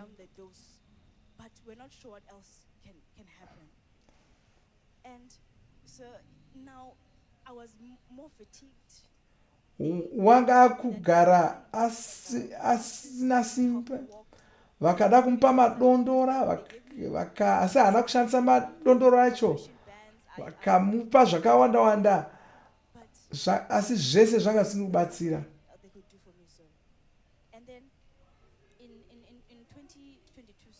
Mugore ra2022 akamuka gumbo rake rokuchiboshwe asingarinzi kuti riripo. Saka wakangoudzwa kuti pane nyama dzisiri kushanda pagumbo rako. Saka vakangoti kuda regai ticharidzidzisa gumbo racho tigone kufamba. Wakazogona ake kunzwa gumbo riya asi asingagoni kunyatsofamba kwechinhambo. Saka wanga ungoti dzimwe nguva haanzwi gumbo rake kuti riripo, dzimwe nguva unorinzwira nokure kure. Chiti kana mwamwe mushonga waita masvondo maviri akavata achitobatsirwa neshamwari dzake.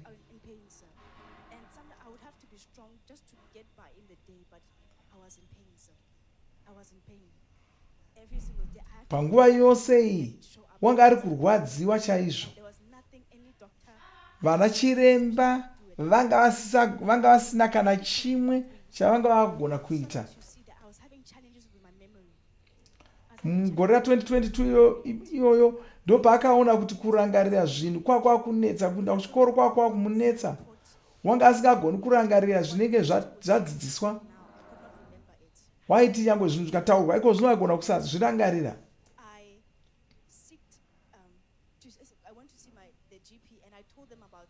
akanoona chiremba wake ndokumutaurira zvikanzi hakuda waneta chingoona zvaungaitawo.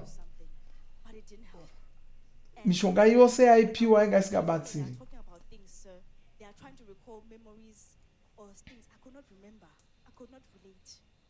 So they were talking about things that were or events where I was there, but I could not remember what they were talking Waigona kunyange akarangaridzwa zvinhu zvakaitika aripo, waisazvirangarira. reminded that there's something wrong. Just to be with Saka kuva nekugara achitaura nevanhu kwakumunetsa nokuti waiwana kuti wakasiyana nevamwe. Vamwe vairangarira iye asingarangariri, saka wakapedzisira angogara mumba make. and I would just stay in my room and stay in bed and just look at the ceiling and do nothing. I had no time Kaingogara ari mumba make angotarirawo madziro, angodarira denga remba asina zvaari kuita. friend who took me to a doctor and I was sent to a psychiatrist hospital. Wakabva atoiswa kuchipatara chevanhu vakanga vanhu vanorwara pfungwa. I said, what do you mean PTSD? And they said, no, well, your symptoms are just of PTSD. We're not sure what exactly is happening with you. And I said, okay. So in the course of my stay there, they kept conducting tests on me. And Sikari muchipatara imomo vaingoidzaidza zvose. psychologist and an occupational therapist every day. Chiona vachiremba vemhando dzakasiyana siyana. To anything that was happening. There's a day where I was sitting in one of their sessions, and all of a sudden I see everyone looking at me, and I see two nurses open the door. They come and two of them grabbed me by the arms. They lifted me out of the room. Rimwe zuva ari vachidzidziswa zvimwe zvinhu muchipatara, wakangoshamisika ona vamwe vanhu vese vakungomucheuka vachimutarira. Ndokubva ona vana mukoti vachipinda vachimutora vachibuda naye vachienda naye, nokuti pane zvanga zvisingangomira zvakanaka paari. I did not even realize that was what was happening. They conducted a lot of tests, cognitive tests on me, and they said I failed everything. I failed everything. One of the doctors even said, people she has done, given the test who have dementia do better than I did. I did not even think it was possible for a medical professional to say that to a person. So I kept asking questions, sir. I kept asking questions. And I think she got fed up with the questions, because when I asked her again, what does this mean? She looked at me and she said, it means you are dumb. Vana chiremba vaidza kuda kumudzidzisa vakanga vaorawo mwoyo vasisina shungu dzokuda kumubetsera. I went back to my room. I looked into the mirror and I said, Vanessa, you and God are on the matter. You and God are on the matter. You will come out. You will come out of this thing. Kaidza kuzvikurudzira chisimbisa rumbo rwake muna Mwari. Next day,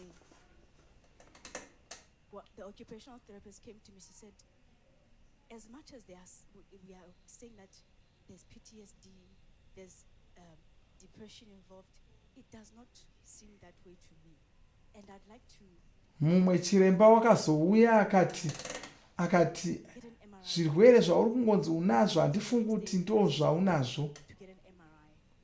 Saka akabva aenda kunoongorwa zvekare. The psychiatrist called me and she had the scans and everything. And she said, Ms. Banjatwa, we have discovered that you have holes in your brain. Saka ipapo ndo paakazonzi muropi hwako muna maburi. You have multiple holes in your brain, and most of them are 3 millimeters deep. And this is something we can see now is the reason for a lot of this. Kanzi maburi aya ndo ari kukukanganisa, ndo anoita kuti pfungwa dzako dzisashanda zvakanaka nezvirwere zvaunazvo izvi. They've affected a lot of the function, the places that are responsible for the functions of the body. With this, we cannot treat you as a psychiatric hospital. This is beyond our scope of work. we will have to send you to a medical hospital for you to see a specialist, a neuro doctor, Kaipapo ndo paakanzi rheumatologist. afana kuenda kune chimwe chipatara. Is what has caused this issue. So the next day, so they arranged an ambulance, and I went to. Akazotorwa neambulance akaendeswa kune chimwe chipatara. Seen by the rheumatologist, and again. Ndokuenda kuya ndobva uongorwa zvekare. And with all of this, she came and says, "Ma'am, you have systematic lupus, and it has advanced so much that it has affected your entire body."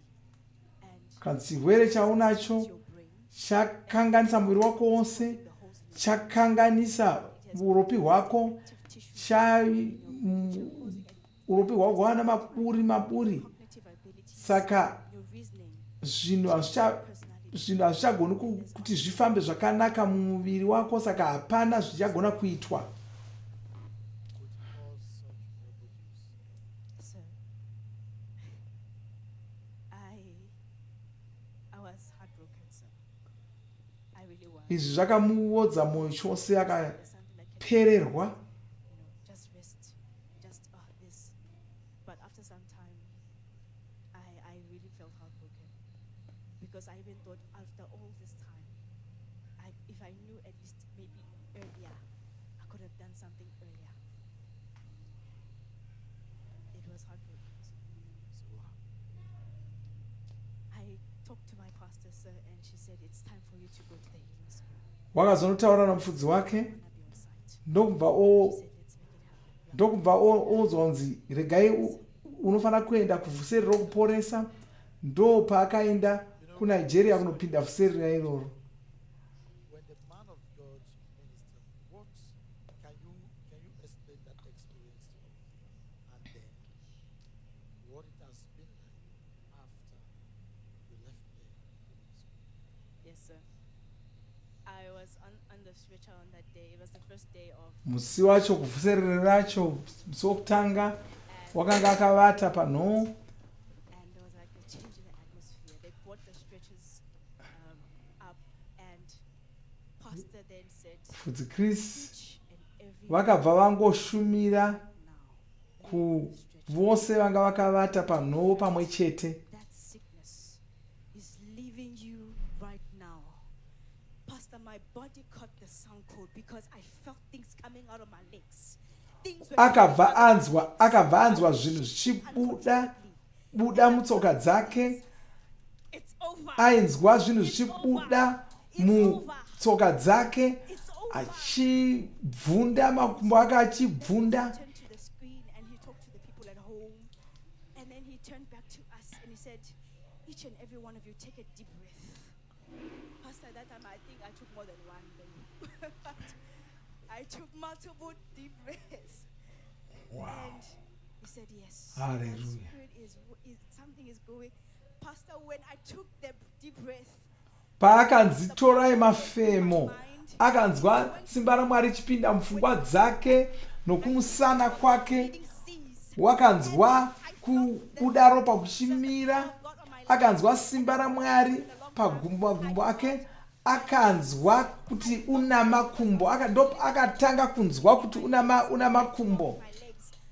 all I was listening for was Pastor to say, "Get up." Wanga angomirira kuti mufudzi Kristu vangoti chisimukai. Oh, hallelujah. Oh, shakamalabaya. Pakangonzi simukai, wakabva asimuka achimhanya. Pastor, it was an instant miracle. It was an Wakapora ipapo. Kwai ndakapora ipapo. My life has never been the same. Upenyu hwake washanduka kubva ipapo. To glory. Sir, the doctors had told me that I can never go back to school because Vana chiremba vakanga vamuti haakwanisi kudzokera kuchikoro. I don't possess that kind of IQ. I would have to be a special needs student. Pastor, I'm back in school doing the same. Wakadzokera kuchikoro ari kudzidza zvaaidzidza izvozvo. Paakadzokera kuchikoro wakafanira kuti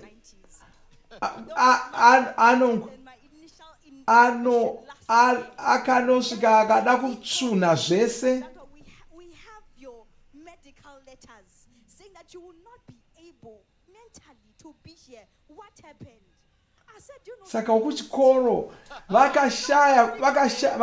vakatoshaya kuti sei ndakagona kudzoka kuchikoro.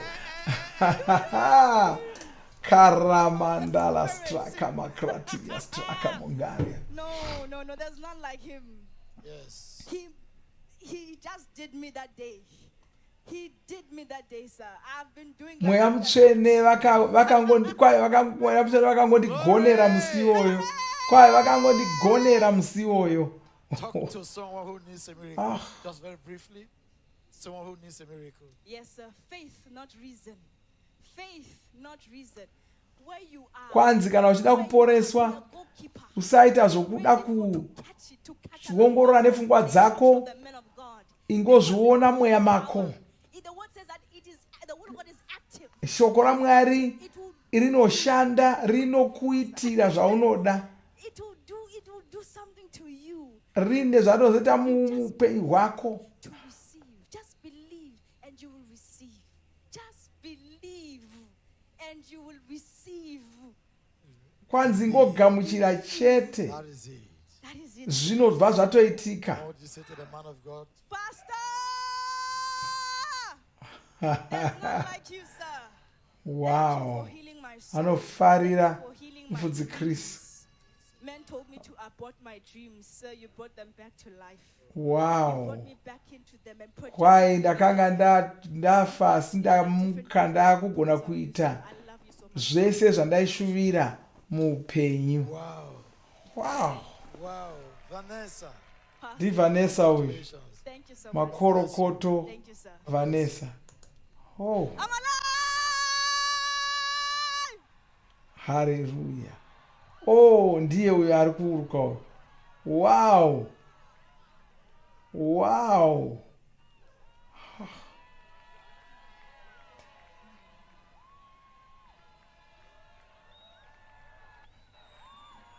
Hallelujah. Kazita. And now. Zvino.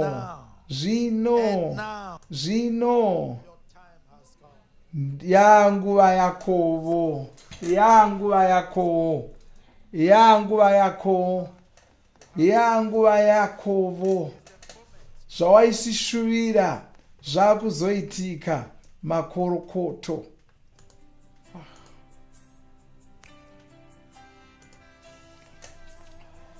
Oh, masapata kamalaba yakatoko balaba.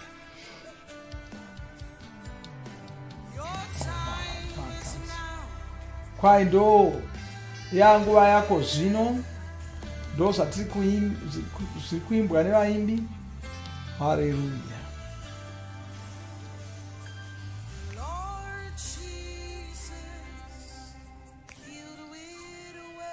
Kwai Jesu vaiporesa vachishandisa mashoko, vaiporesa namaoko avo, vakapota nyika vachiita zvinhu zvakanaka, vachiporesa vanhu vose vaiuya kwavari vachivimba navo. Hallelujah. Kamanda karatera.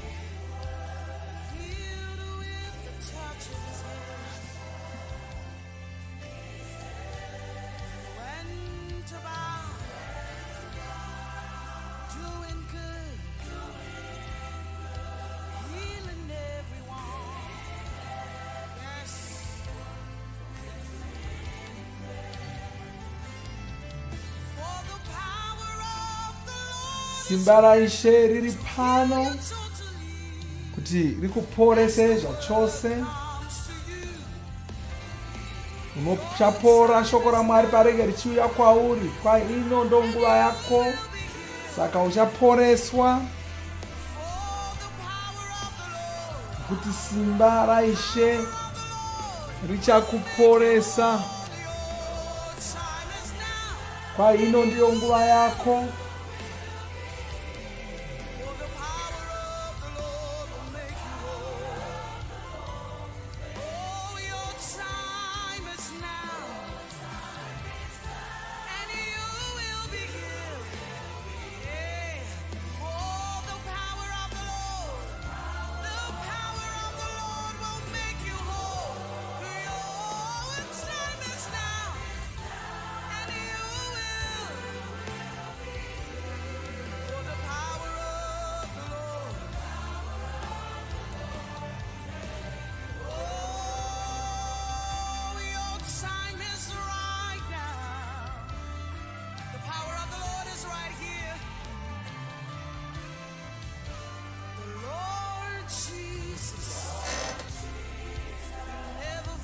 kwai Jesu havakundikani. Zvavakanga vari zuro ndozvavari nhasi, ndozvavacharamba vari nokusingaperi. Hazvina basa kuti iwe uri kupi kana kuti unonzwei. Tarira kuna Jesu, chaporeswa chete. Ndozvatiri kuimba. Kwaa nokuti simba raIshe riripo pano, tiri kuporese zvachose. Nopora shoko raMwari parichange richiuya kwauri, uchapora chete. Ino ndiyo nguva yako yokuti upore. Uchapora chete nokuti simba raIshe richakuporesa.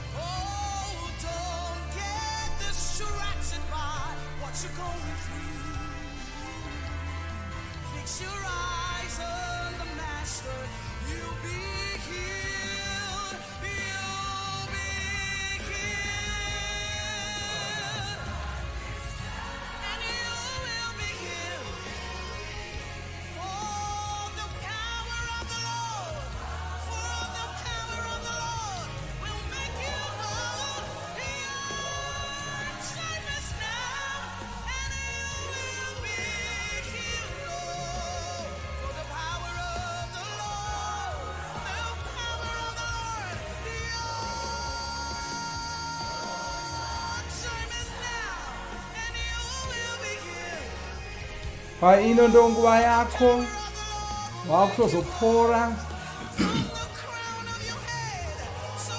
Chapora. Ino ndiyo nguva yako yokupora.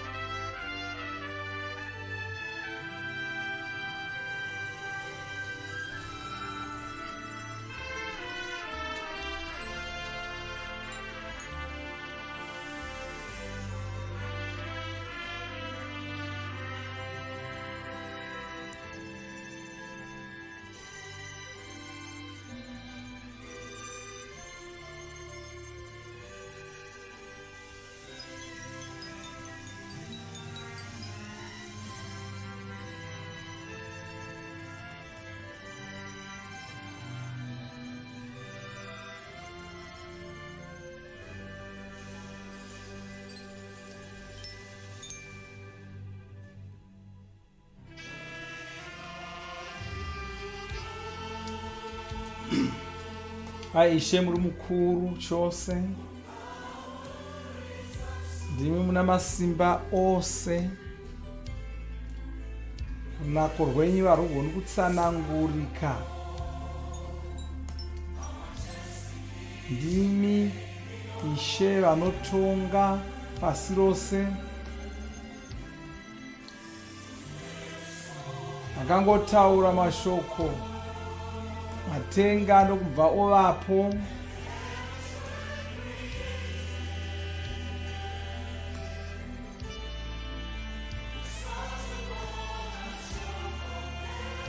Nyeredzi ndimi makarayira kuti dzivepo. hapana anoinzana nemi.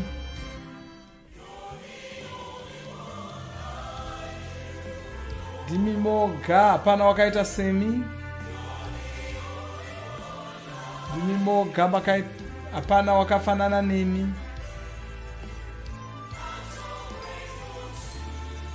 Nokutendai imishe.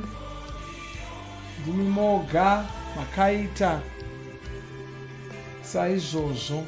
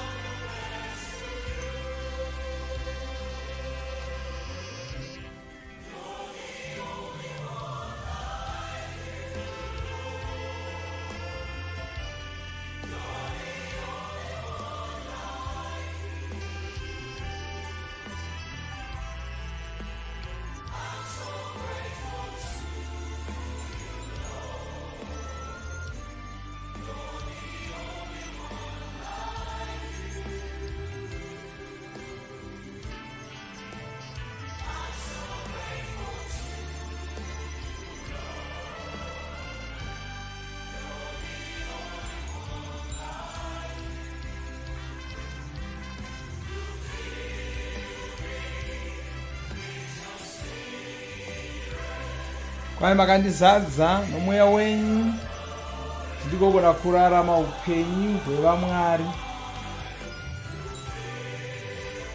Makandizadza, makandipa mazano enyu kuti ndigogona kukurira zvose zvandinosangana nazvo. Haleluya.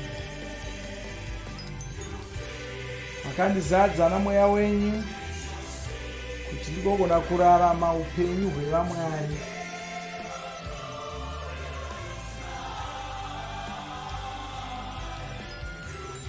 Makandizadza makandipa mazano enyu kuti ndigogona kurira zvose zvandinosangana nazvo muupenyu.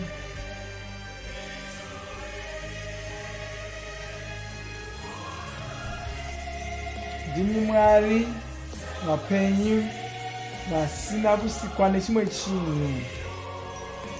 Hapana mumwe wakafanana nemi.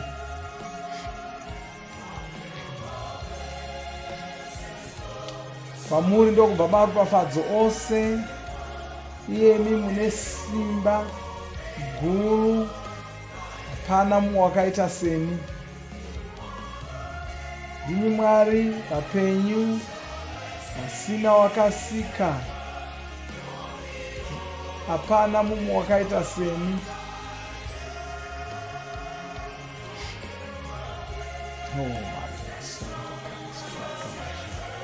Kwamuri ndokunobva maropafadzo ose, nesimba guru. Hapana mumwe wakaita semi.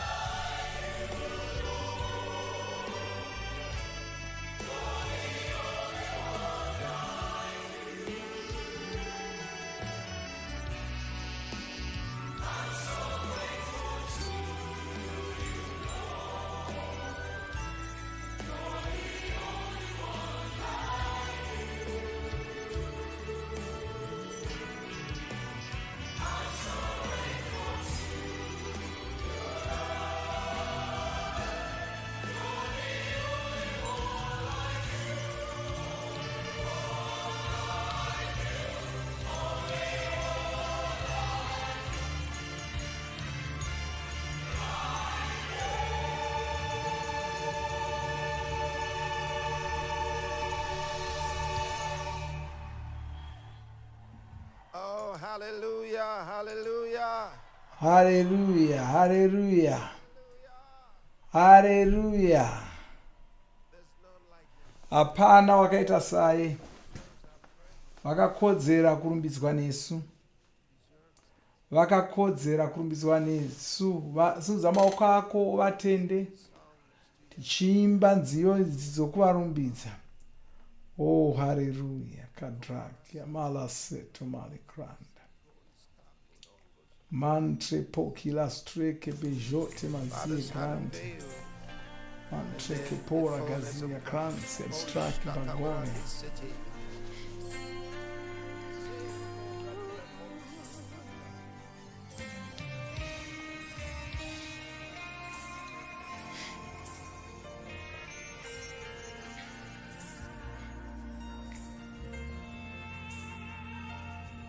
Lord, in our life, your love is wonderfully displayed.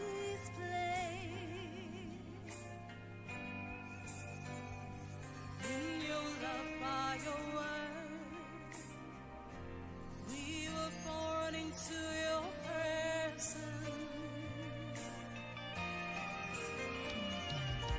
There's nothing greater than the life we have in you. Hapana chinodarika upenyu hwatinahwo mamuri nimwari.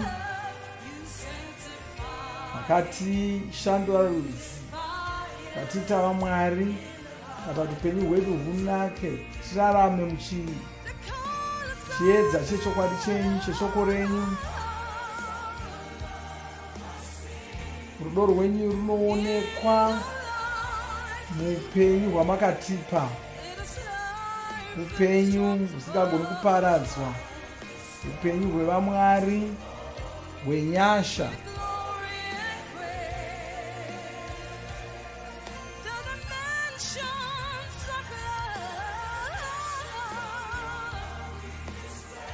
Rudo rwenyu runoonekwa nokuti takashandudzwa rudzi tikaitwa zvisikwa zvitsva chejesu. Makatendeka mune nyasha zhinji.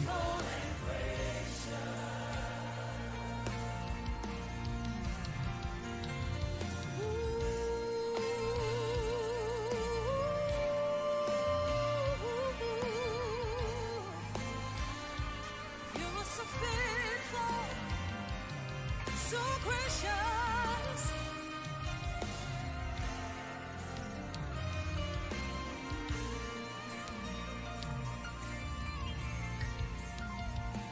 By your spirit we are invigorated to be. Mweya wenyu wakatipa simba rogona kutungamirira. Vakatitaridza zvinhu zvevamwari zvisingazikamwi nevanhu.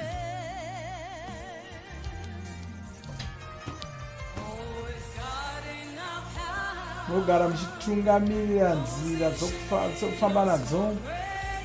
Zvichiita kuti tive vanhu vakuru nimwari wamasimba ose.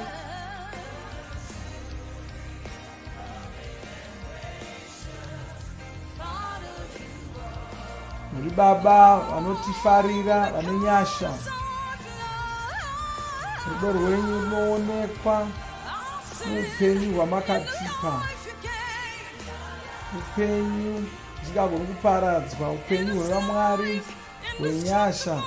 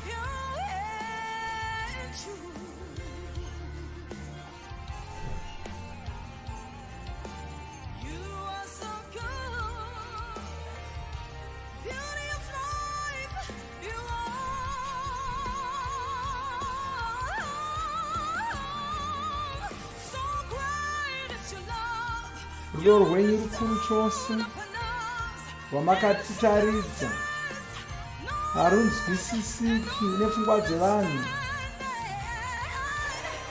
Munotifarira nenzira isingazikanwi pano panyika.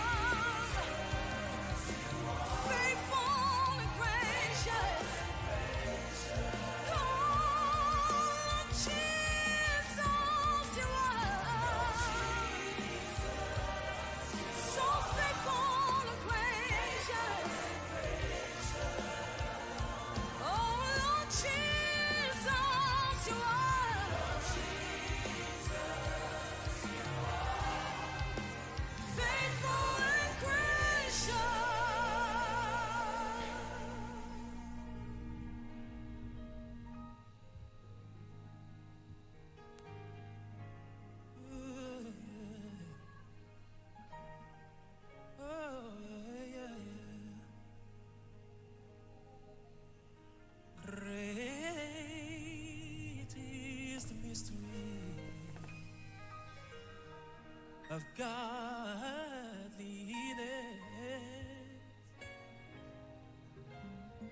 Trinity and manifestation, a Son of righteousness, the heir of all things. You are the rock of our salvation. In your greatness, Lord, and humility, you partook of humanity. Oh Lord, our advocate, you fulfill the demands of justice.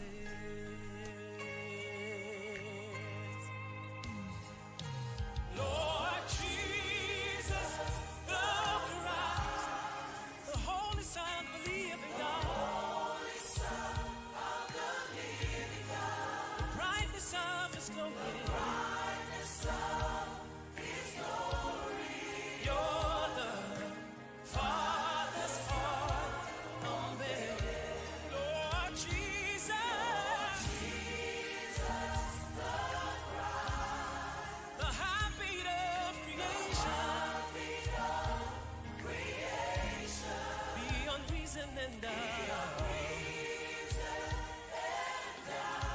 We seal in everything that's made. You're the light of life, the expression of His love.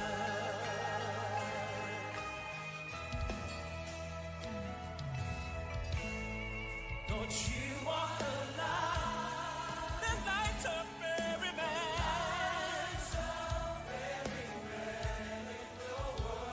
the fountain of living hope. Awesome are you, Lord.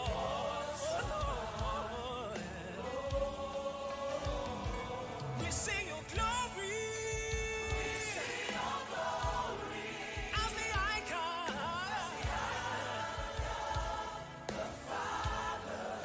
full of grace. Oh Lord, Lord Jesus,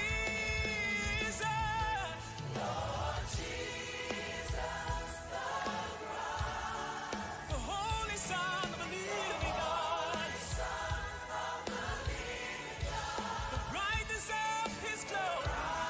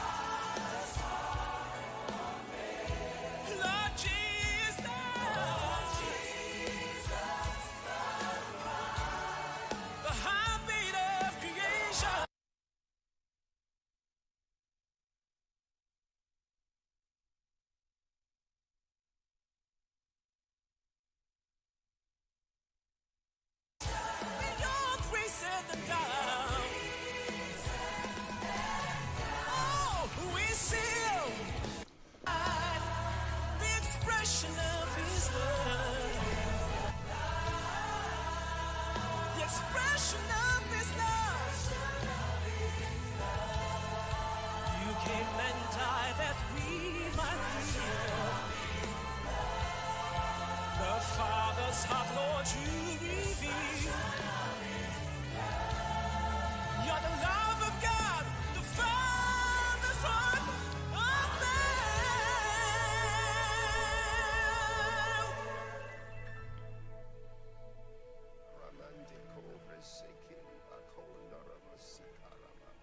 Maliseto parikore track malistraka.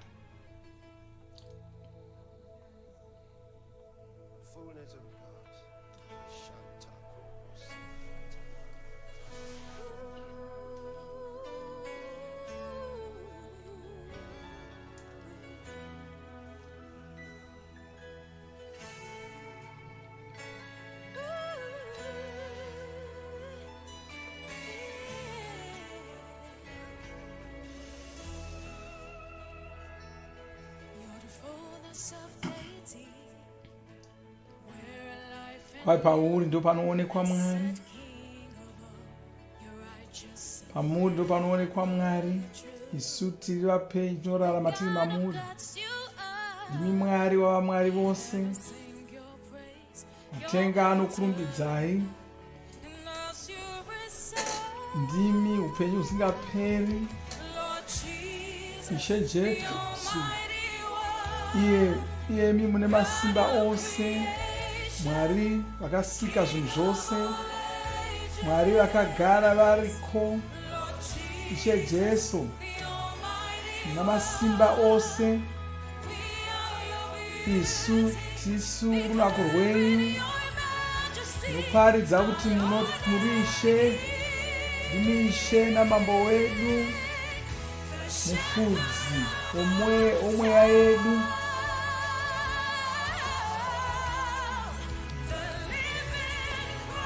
Ndimi muponesi vapenyu. Nosimudza maoko matsvene. Tichikuyemurai. Ndimi Ishe wedu namambo wedu. Ndimi mufudzi womweya yedu.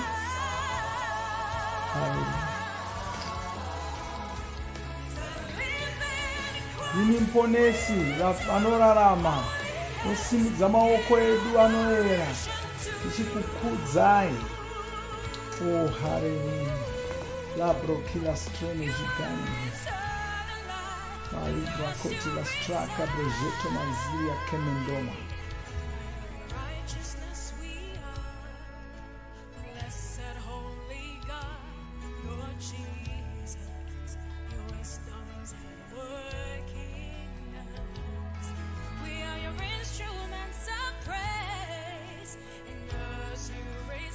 Tisu tiripo kurumbidzai.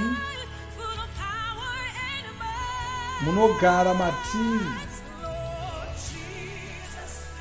Jesu ndimi muna masimba ose. Ndimi makasika zvose zviripo. Mambo wakagara aripo narini. Isu tisu runako rwenyu. Noparidza kuti imi ndimi munotonga.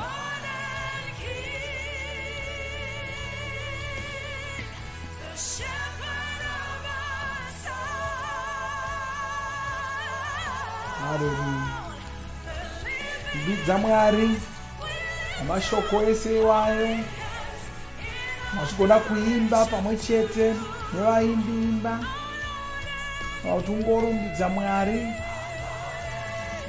Chivaudza mashoko iwayo ari kuimbwa navaimbi. Ndimi Ishe wedu, ndimi mambo wedu. Ndimi munofudza mweya yedu.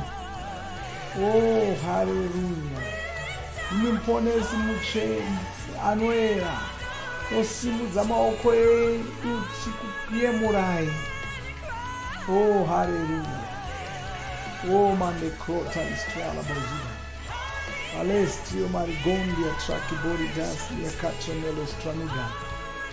Mantre pokidazi grashta istraka bogania. Malestrene gorento, malestrene gerento. Malestrene gorento. Hallelujah.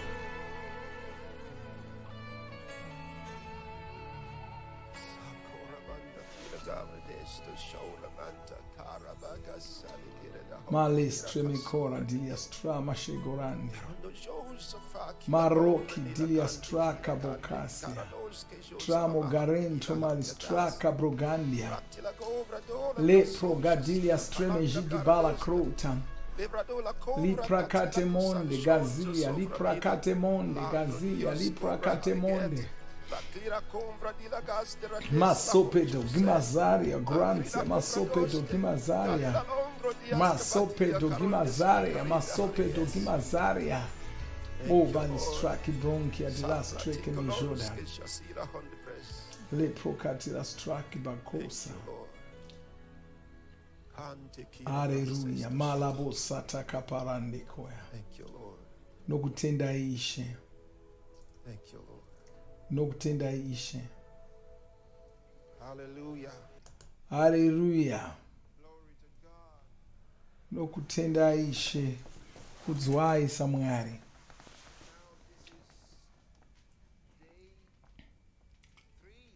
Asi ndo zuva rechitatu revhuserere redu.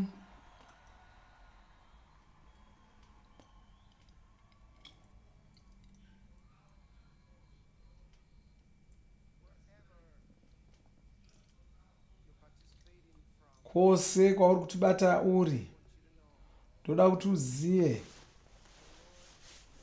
Ishe variko kwauri ikoko. Variko kwauri ikoko. Variko kwauri ikoko.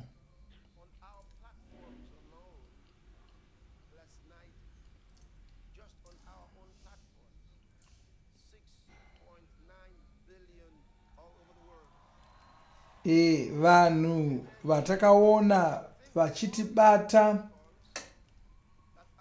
vanga vachisvika vanoda kutosvika zviuru zvinomwe zvezviuru zvezviuru.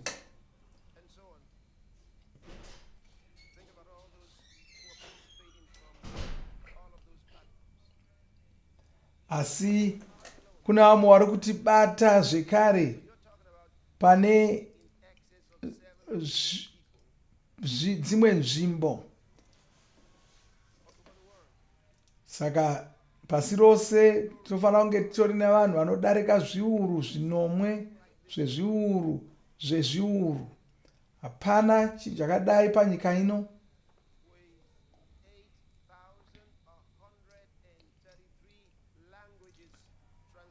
Uye Vhuserere riri kuturikirwa mumitauro inodarika zviuru zvisere.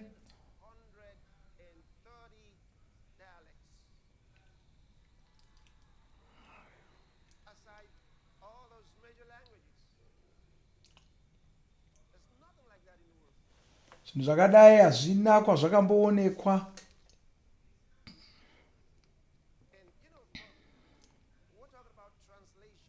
Tiri kutaura pamusoro pekuturikirwa. Hatisi kungotaura, tiri kutaura pamusoro pevanhu vari kutoturikira chaivo. Vanhu chaivo vari kutoturikira. Kwete vanenge vachingoita zvokubika bika aiwa.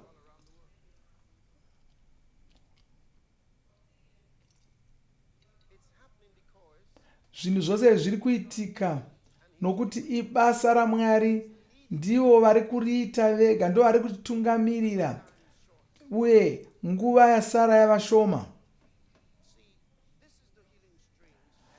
Ino vhuserere rokuporesa. Vhuserere iri riripo kungoporesa vanhu nokuponesa vakawanda pasi rose.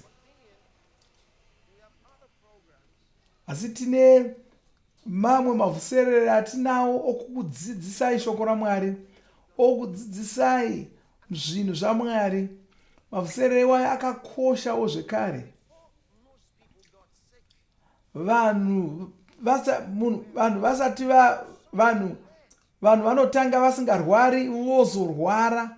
Pane chinenge chaitika chinenge chavarwarisa.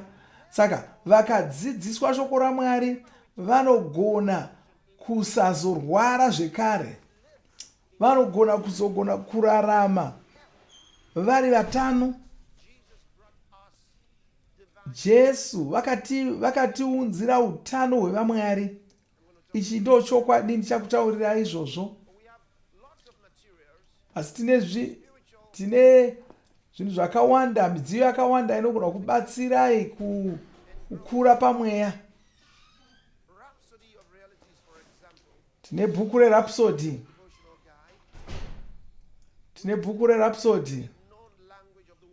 Rinowanikwa mumitauro yose yepasi rino.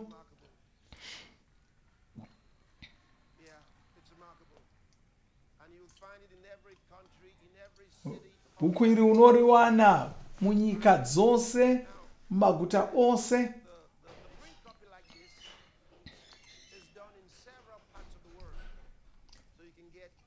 Unogona kuriwana riri bhuku mumitauro yose iyoyo. Saka tine Rhapsody revakuru.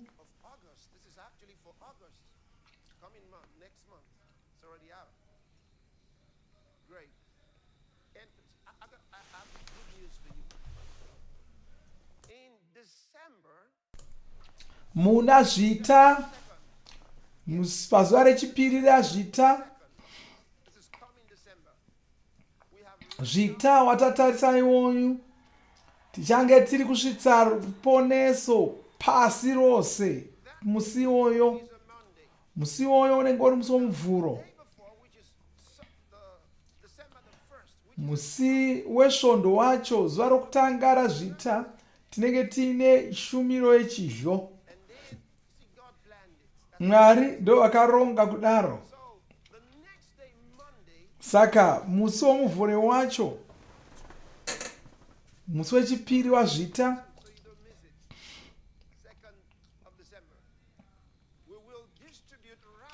tichaendesa mabhuku eRhapsody kwese kwese pasi rose.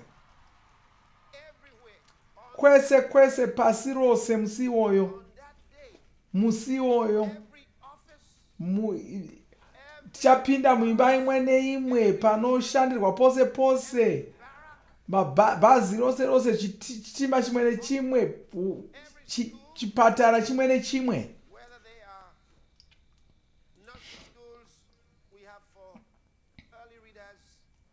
Kana kuri zvikoro zvevana vadoko, tinawo maRhapsody avo.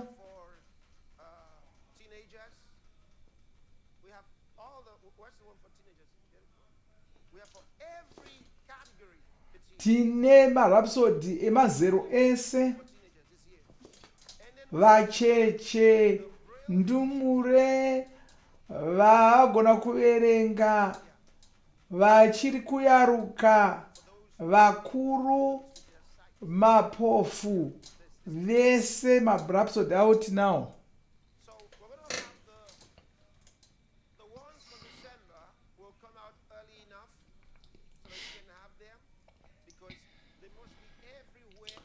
MaRhapsody aZvita achakasira kubuda nokuti anofanira kunge ari pasi rose musi iwoyo. Saka musi iwoyo tose pasi rose tiri kuzovapa maRhapsody iwayo. Tinovapa mutauro yose yavanoda. Vanenge vachida rokuverengera panhare dzavo tinovapa.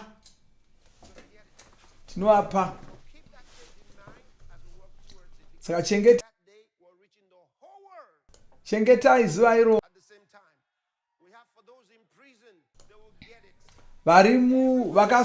Vasungwa vari kuzoawana maRhapsody iwayo. Marabadakala straka morikota listrama giria dalistraka bokansia. Ndoda kurangaridzai, Jesu ane zvavakataura. Tiri kuzviona zvichiitika munguva yedu.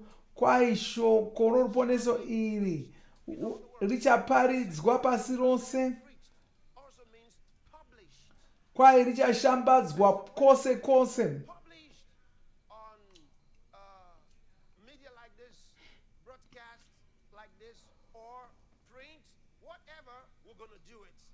Saka tichaita zvose, tichaisa shoko iri, ticharitsikisa mumabhuku, ticharishambadza nemiromo, ticharishambadza tichishandisa mabhuku namagwaro.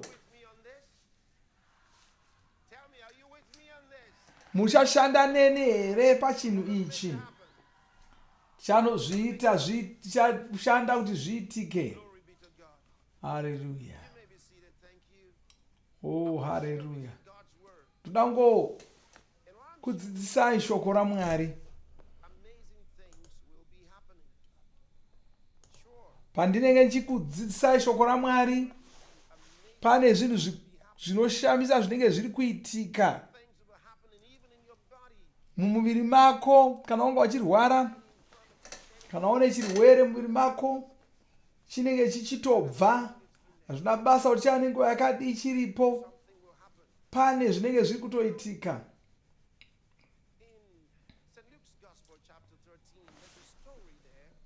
Muna Ruka 13 mune nyaya irimo mobva pandima 10. Jesu akanga achidzidzisa ari mune imwe imba yokunamatira pachisi chashe. Jesu ndo vanga vachidzidzisa vari muimba yokunamatira, chakanga chiri chisi chashe. Ipapo pakanga pane mukadzi aiva akaremadzwa nomweya wakaipa kwamakore 17. Musana wake wakanga wakakokonyara uye akanga asingagoni zvachose kutwasanuka. Jesu akati amuona, akamudana kuti auye mberi, akati kwaari, mai, masungunurwa pachirwere chenyu. Jesu anga vachidzidzisa, mai ava ndokubva vopinda vakakotama vasingagoni kutwasanuka. Saka Jesu akabva vadana amai ava, vakati kwaari, mai, masungunurwa pachirwere chenyu. Jesu vakataura mashoko kwaari. Jesu vakati, wasungunurwa kubva pachirwere icho. Ipapo akaisa maoko ake pamusoro pake, pakarepo musana wake ukatwasanudzwa, akarumbidza Mwari. Zvinhu zviviri zvandoda kuti uone ipapo. Mukadzi uyu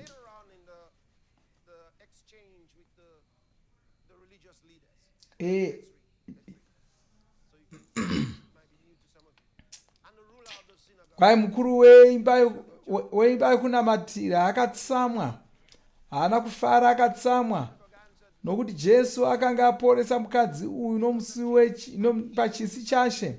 Akati kuvanhu, mukuru weimba yokunamatira haana kufara nokuti munhu wanga aporeswa pachisi chashe. Akati pane mazuva 6 ekushanda, saka munofanira kuuya kuzoporeswa mazuva iwayo, kwete pachisi chashe. Tenzi vakadavira. She akamupindura akati, iwe munyengeri, imi vanyengeri, ko, handiti mumwe nomumwe wenyu anosungunura nzombe kana mbongoro yake kubva mudanga oenda nazvo kundonwa mvura pachisi chashe here? Zvino mukadzi uyu, mwanasikana waAbhurahama, aifanira kusungunurwa kubva pane zvakamusunga pachisi chashe here? Jesu akati, mukadzi uyu wanga ava namakore 17 achitambura kudai. Jesu akati, Satani ndiye wanga akamusunga. Mazviona here izvozvo? Patanga kuverenga, ndima yanga yatotiudza, magwaro anga atotiudza pandima 11 chete. Kwai mukadzi uyu wakanga ane mweya urwere kwemakore 17. Mukadzi uyu wanga akasungwa nemweya urwere. Anga atova namakore 17 akasungwa kudaro. Ndosaka vana chiremba vasina kugona kumurapa. Vana chiremba havada zvavanoziva pamusoro pemweya yetsvina, saka vanongoidza mishonga yavanayo. Kuda akatouya akangokotama zvomashoma, mishonga ikatozozviwedzera. Noti tinoudzwa pamusoro pomukadzi waibuda ropa muna Mariko 5 kubva pandima 25.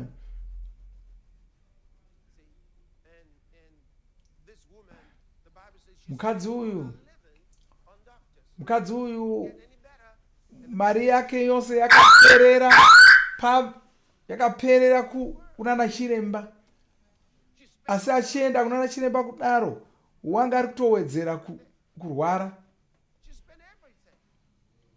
Wakapedza mari yake yose kusvikira asisina mari yose yaenda kunana chiremba. Zvinokubatsira kunzwisisa kuti makore apfuura taisaziva dambudziko ratava naro.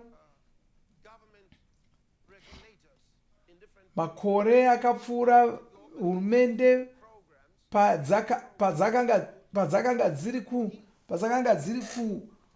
kupokana nemavhuserere ekuporesa, vachiti kuporeswa uku ndokwenhema.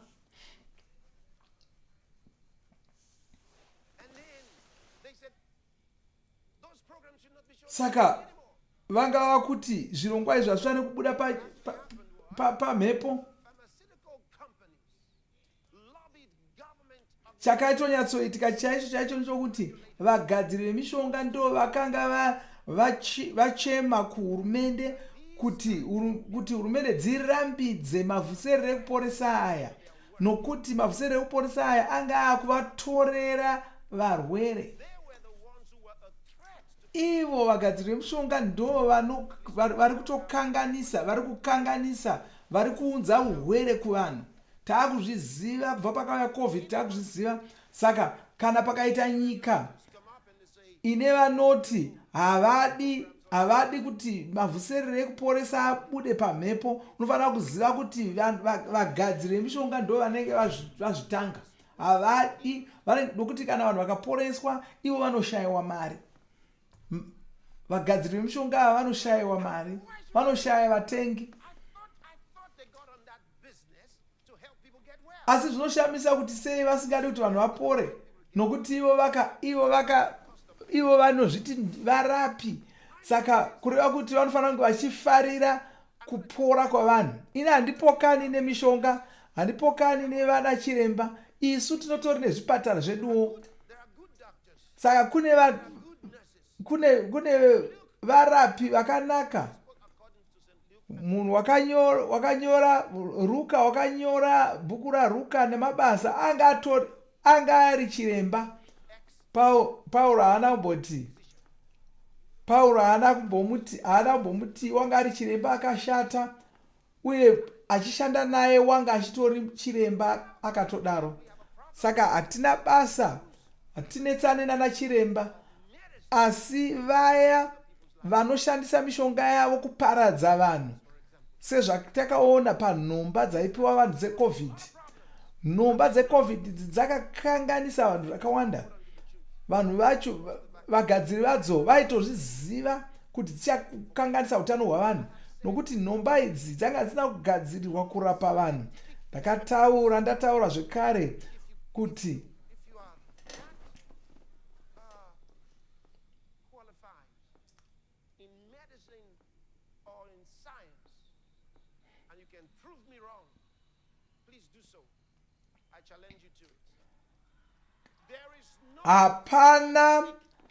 hapana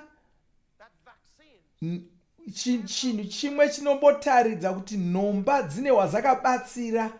Kana pane anoziva wakabatsirwa nenhomba, ngaavuye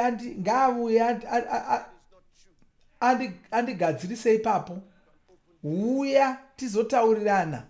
Ini ndinoti nhomba hadzina wadzakambobatsira dzipi zvadzo, nhomba dzipi zvadzo, hapana kana imwe yakabatsira munhu.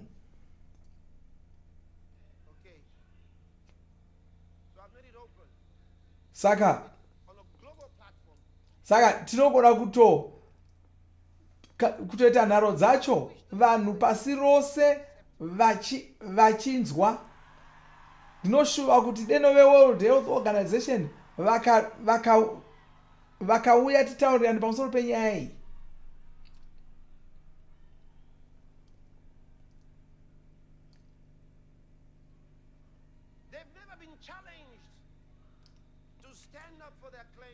havasati vakambonzi vape umboo hwezvavanotaura. Zvino ndavadenha nhasi, ngavaunze umboo hwavo tione.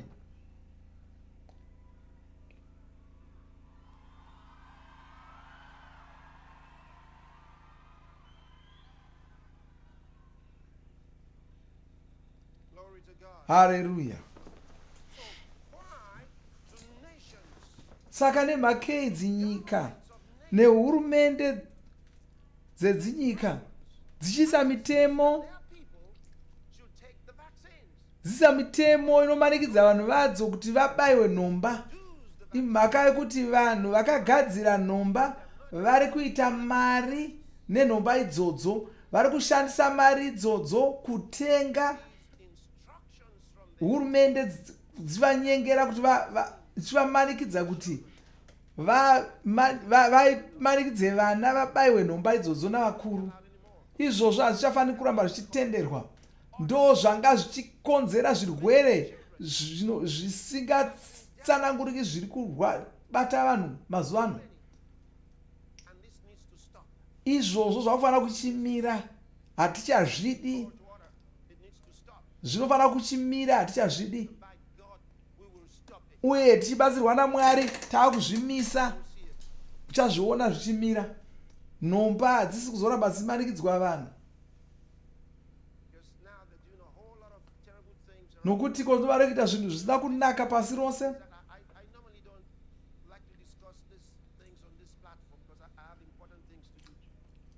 Handiwanzida kutaura zvinhu izvi pavhuserere rekuporesa sezvizvi. Asi patichange tiri patine rimwe vhuserere redu ratinenge tichidzidza shoko raMwari, tichitarira zvinhu zviri kuitika munyika, vhuserere iroro ndo randinoshandisa kutaura zvinhu izvi. Tichange tine rimwe muna gunyanawo.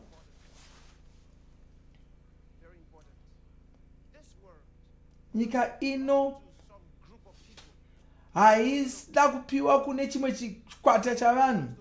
Nyika ino ndeyaMwari. Tose takasikwa naMwari.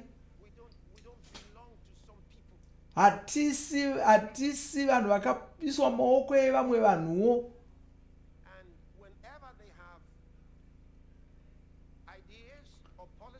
Kana vaine zvavanofunga, kana vaine mazano avanawo, mazano iwaya haafaniri kumanikidzwa pavanhu.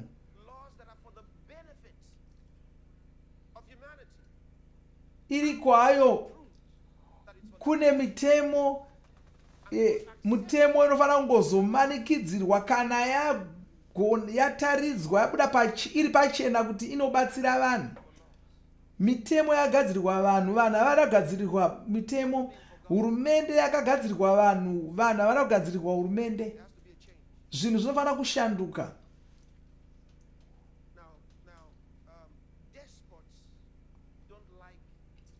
Vadzvanyiriri havadi kuti titaure sezvizvi. Vadzvanyiriri havadi. Vadzvanyiriri ndo vanoshandisa mashoko okunyomba, asi havadi kuti titaure sezvizvi. Nokuti vanoti munhu uyo akunyanyisa kutaura, akunyanya kuona. Iwe ndiwani unoda kunyaradza vamwe vanhu? Unoda kutiudza zvokutaura nezvokusataura?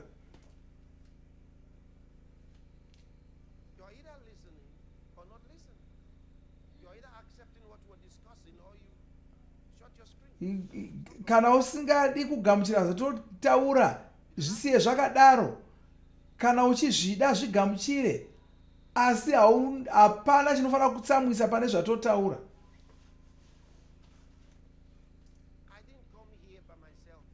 Ini handina kuzvituma pano, munofanira kunzwisisa izvozvo.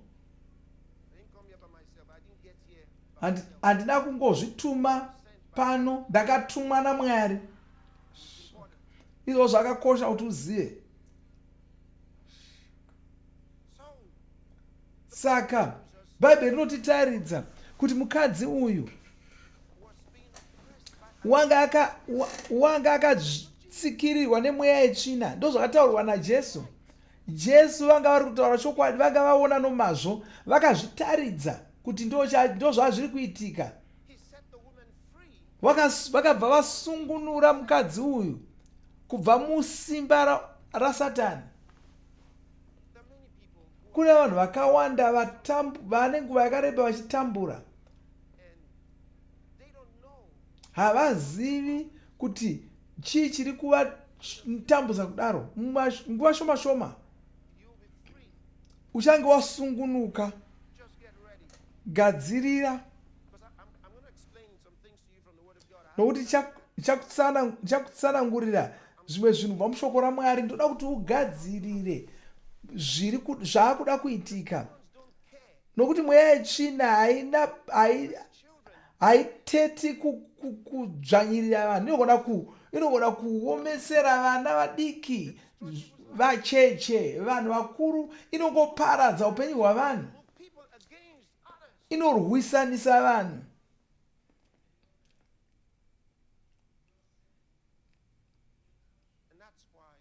Ndosaka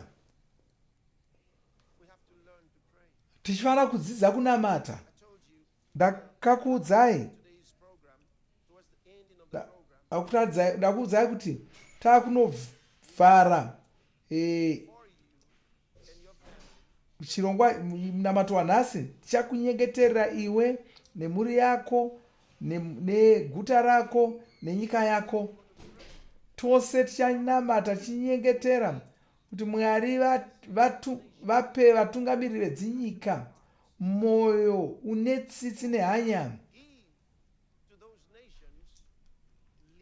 kana kupawo nyika idzodzo vatungamiriri vane tsitsi nehanya navanhu. Zvakakosha kuti vatungamiriri vave nehanya nevanhu vavo, vasaita mitemo inokanganisa vanhu vavo. Mwari ngavakupe vatungamiriri vane hanya navanhu, vane hanya nevanhu vavo. Tichanyengeterera izvozvo nhasi. Zvakakosha kuti tinamate tichidaro. Mwari vanotinzwa patonamata. Haleluya. Omande kota la branga dilia salakonda. Reboduslia karamari kosha li branca de las treke megorane. Le prati goza mashiria branco te kromari straka. Zuro pandakachitaura nemi pamusoro peupenyu hwatakapiwa naJesu, ndakakutsanangurirai kuti upenyu husingaperi uhwu, ropa revaMwari iri ravakatipa,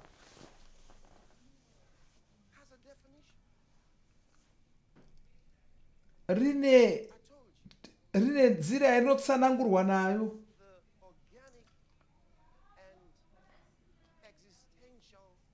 Ndakataura ndikati munhu ane ropa rakaita sairori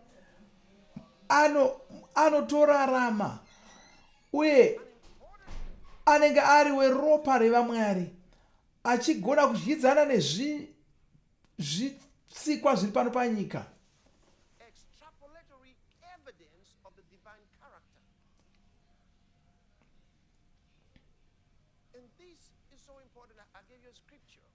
Ndine ndima yandakakupai chatanga ipapo,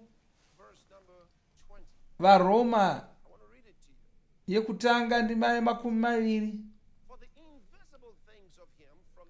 Nokuti kubvira pakusikwa kwenyika, izvo zvisingaonekwi zvaMwari, iro simba rake rinogara nousingaperi noumwari hwake, zvakanyatsoonekwa kwazvo, zvichizivikanwa kubva pazvinhu zvakaitwa, kuitira kuti vanhu varege kuva nepembedzo.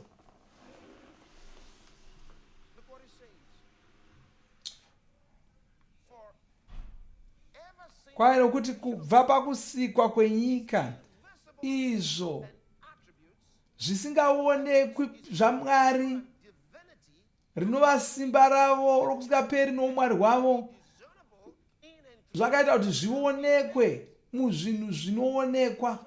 zvakagadzirwa zvakasikwa. referring to here is extrapolatory evidence of his divine character. Izvi zvinhu zvakadai izvi ndo zvinoonekwa pana Mwari chaiye chaiye.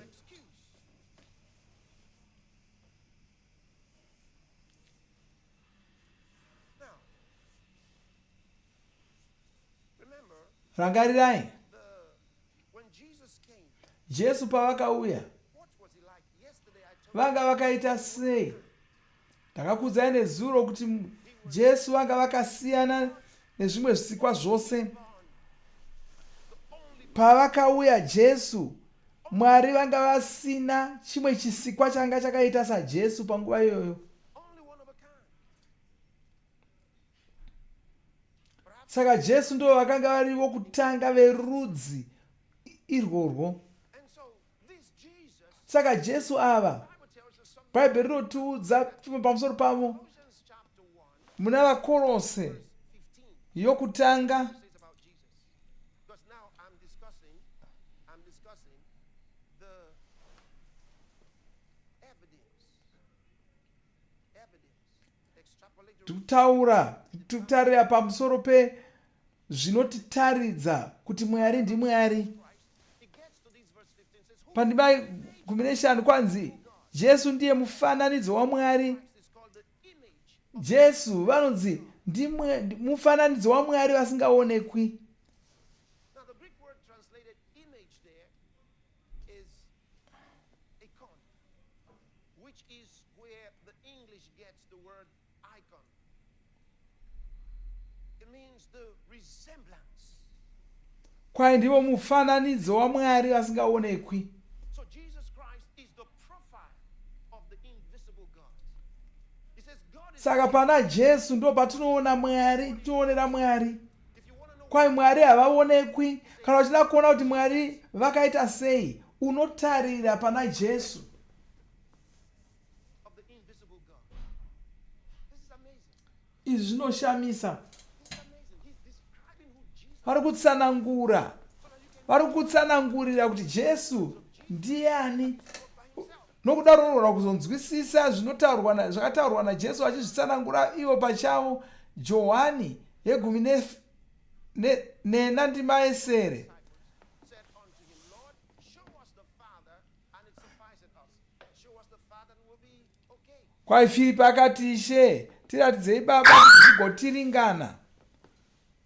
Jesus said unto him, have I been so Jesu akamupindura zvikanzi, Filipi, haundizivi here kunyangwe ndanga ndiri pakati penyu kwenguva refu, asi ani nani aona ini atoona Baba.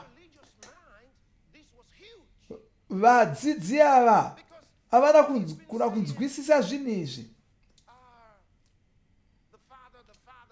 Nokuti Jesu anga vari kuvaudza vachiti Baba vari kudenga, vachitaura pamusoro paBaba vachiti Baba vangu vari kudenga, vachitaura kuti vanga vane achidyidzana Baba vake achiti ndakudzokera kuna Baba vangu.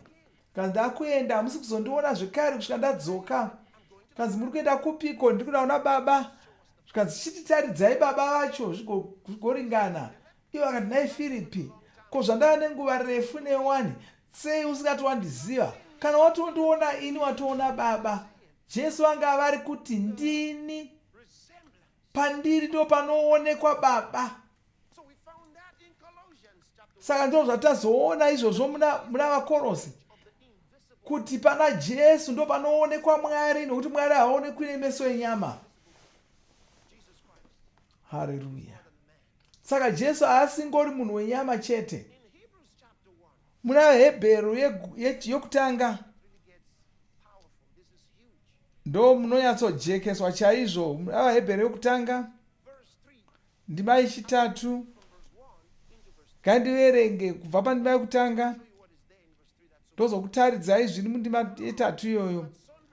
Kare Mwari akataura kumadziteteguru edu kubudikidza nevavoni panguva zhinji uye nenzira dzakasiyana-siyana, asi mazuva ano akapedzisira akataura kwatiri nomwanakomana wake wakaita mudyi wenhaka yezvinhu zvose uye naiyewo akaita naye nyika. Mwanakomana ndiye akutaura pamusoro pajesu ava, mwanakomana ndiye chadzera chokubwinya kwaMwari. Kureva kuti pana Mwari, pana Jesu ndo panoonekwa Mwari, ndo panoonekwa Mwari. Kwai pana Jesu ndo panoonekwa Mwari.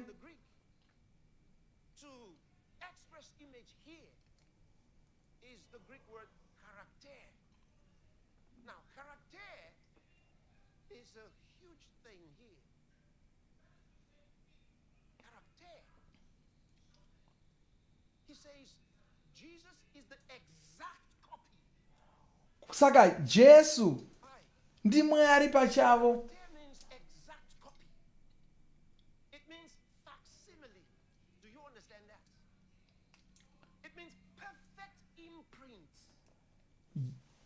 Pana Jesu ndo panoonekwa Mwari.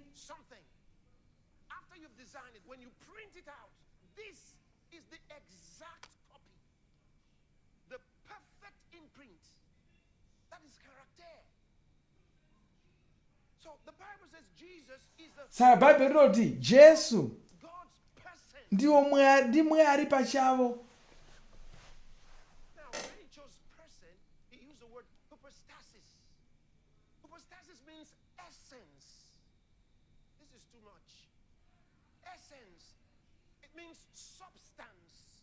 Which means Jesus Christ is the character. Now, I'm still using the same Greek word, character, of the substance of God. Oh, man. Hallelujah. Character in English is the word character. This is too much. He is telling you that Jesus is the character of God. Man, oh, man. Hallelujah. What does that mean? A character plays a role.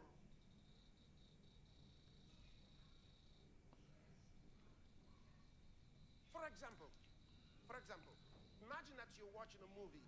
Karipoti wakatarira mutambo uri kuitwa.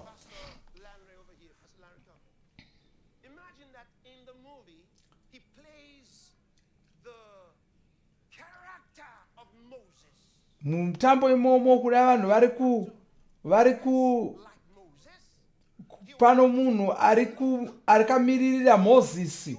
Saka anenge akapfeka saMozisi, achitaura saMozisi, achiita zvose zvaanoita saMozisi. Ndo zviri kutaurwa neBhaibheri kuti Jesu ndo vakamiririra Mwari. Izvo zvinorevei? Kana Jesu varivo vakamiririra Mwari, zvinorevei? Kureva kuti Jesu pavakauya vakanga vakamiririra Mwari.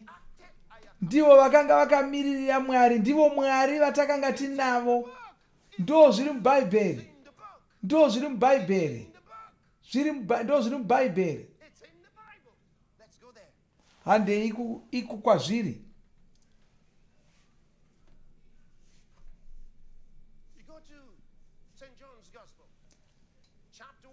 Toenda kuna Johani chitsauko chokutanga ndima 19.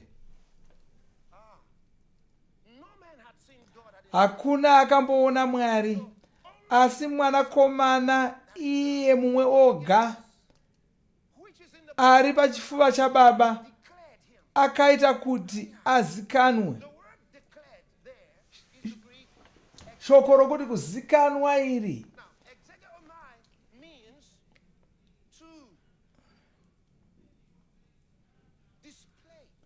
rinoreva kutaridza chinhu kuvanhu, kumiririra chinhu kuvanhu.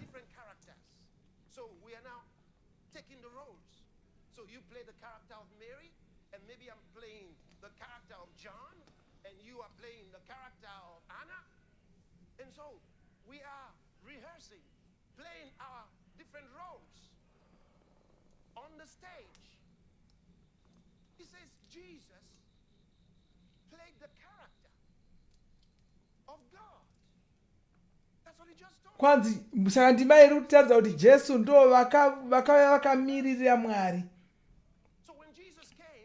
Saka Jesu pavakauya vakamirira Mwari.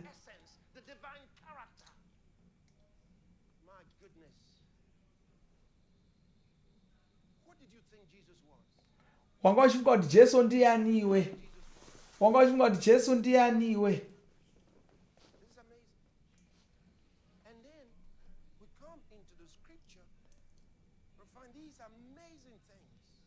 Tozowana mashoko anoshamisa mumagwaro. Ngatidzokere zvekare muna Johani ye14 kubva pandima yepfumbamwe. Jesu akapindura akati, Firipi, haundiziviwe here? Kunyange ndanga ndiri pakati penyu kwenguva refu yakadai, ani naona ini aona Baba. Unoreva seiko zvaunotatidzei Baba?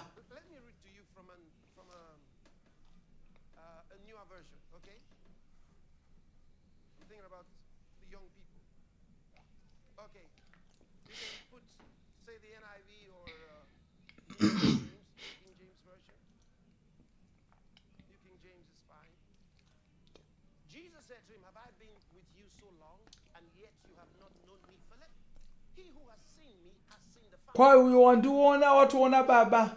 Saka munogoti uchiti ndikutaridzei Baba? Kwai aona ini watoona Baba. Jesu akataura voga. Kwanza hamutendi here kuti ini ndiri muna Baba uye Baba vari mandiri? Mashoko andinotaura kwauri haasi angu ndoga, asi ndeaBaba vanogara mandiri, avo vari kuita basa ravo. Haleluya. Kwai Baba vanogara mandiri. Saka Jesu akatotaridza kuti vanga vasiri kufamba vega, Baba vanga vari mavari. Kwai Baba vanogara mandiri ndivo vari kuita mabasa avo. Tarira ndima inotevera. Inobva yapedza nharo dzose. Kwai nditendei pandinenge ndichiti ini ndiri muna Baba uye Baba vari mandiri, kana kuti mutende zviratidzo zvamunoona.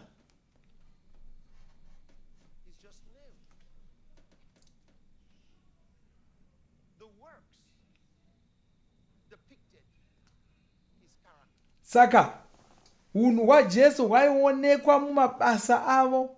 Ndozvandaida kutaridza.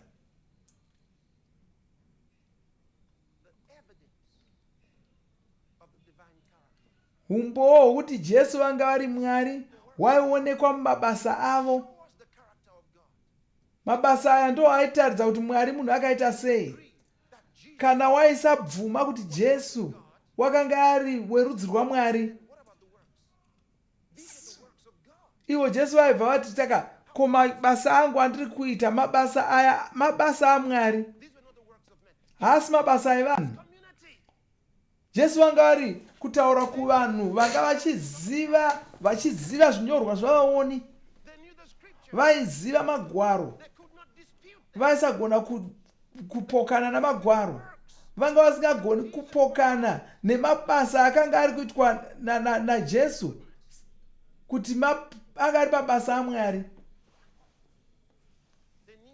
Vaiziva kuti iwayo anga ari mabasa aMwari, anga asiri mabasa evanhu. Ndosaka ndichiti kwamuri, gamuchirai ponesi Jesu. Kana ukagamuchira ponesi Jesu, unozonzwisisa kuti munhu chii, nokuti unenge wano ukama naMwari, unenge wakudyidzana naMwari pachokwadi. Kwai zvinhu izvi zvakanyorwa kuti mugogamuchira kuti Jesu ndiwo muponesi, mwanakomana waMwari, kuti kana magamuchira kudaro mugowana upenyu husingaperi.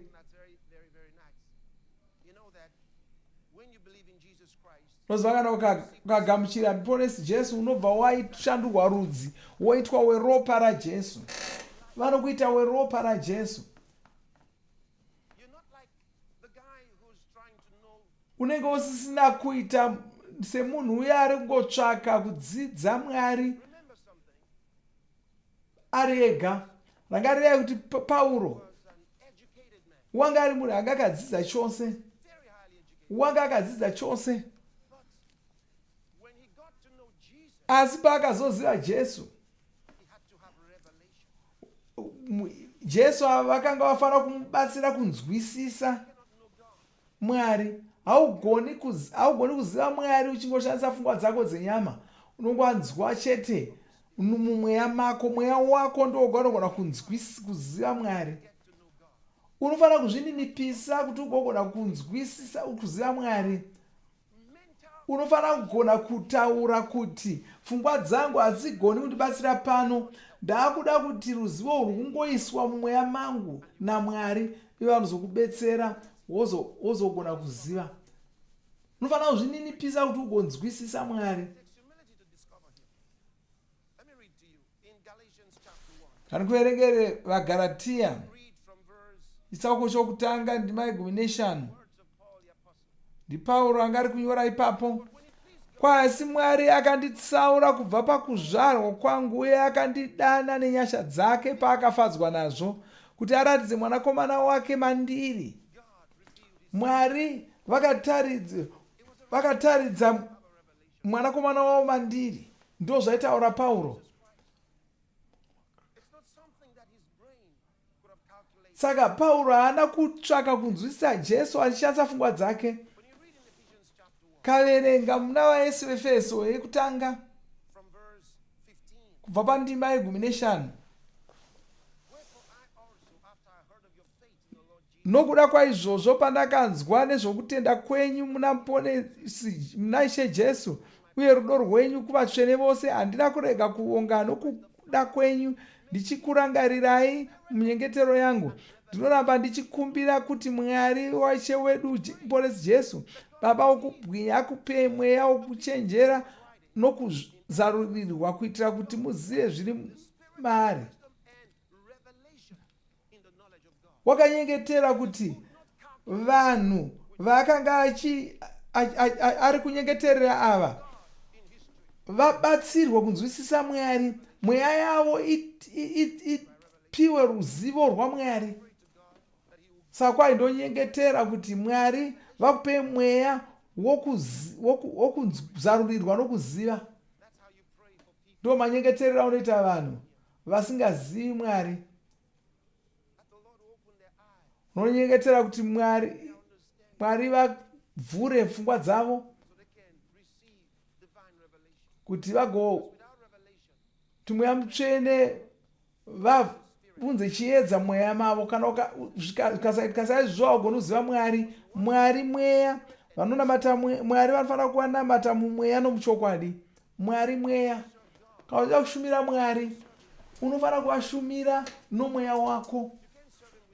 Haugoni kuvashumira nepfungwa dzako dzenyama. Rega ndikutaridze. Ngaitinde kuna vaRoma yepfumbamo. Kwai nokuti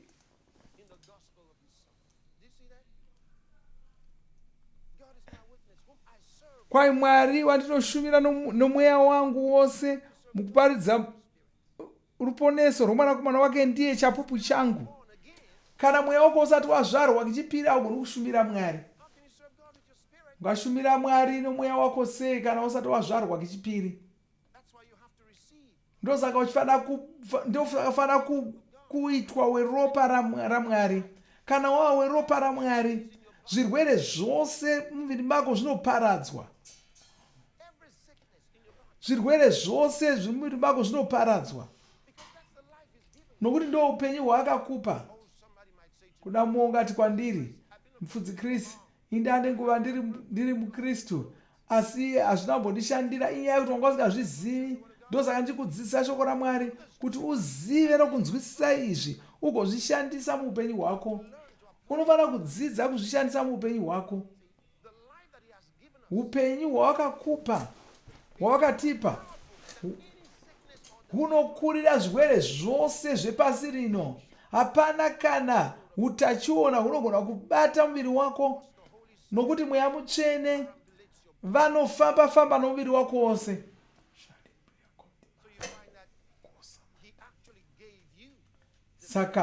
Saka vakakupa utano hwevamwari kuti ugogara uri mutano nguva yose, ugara uri mutano nguva yose.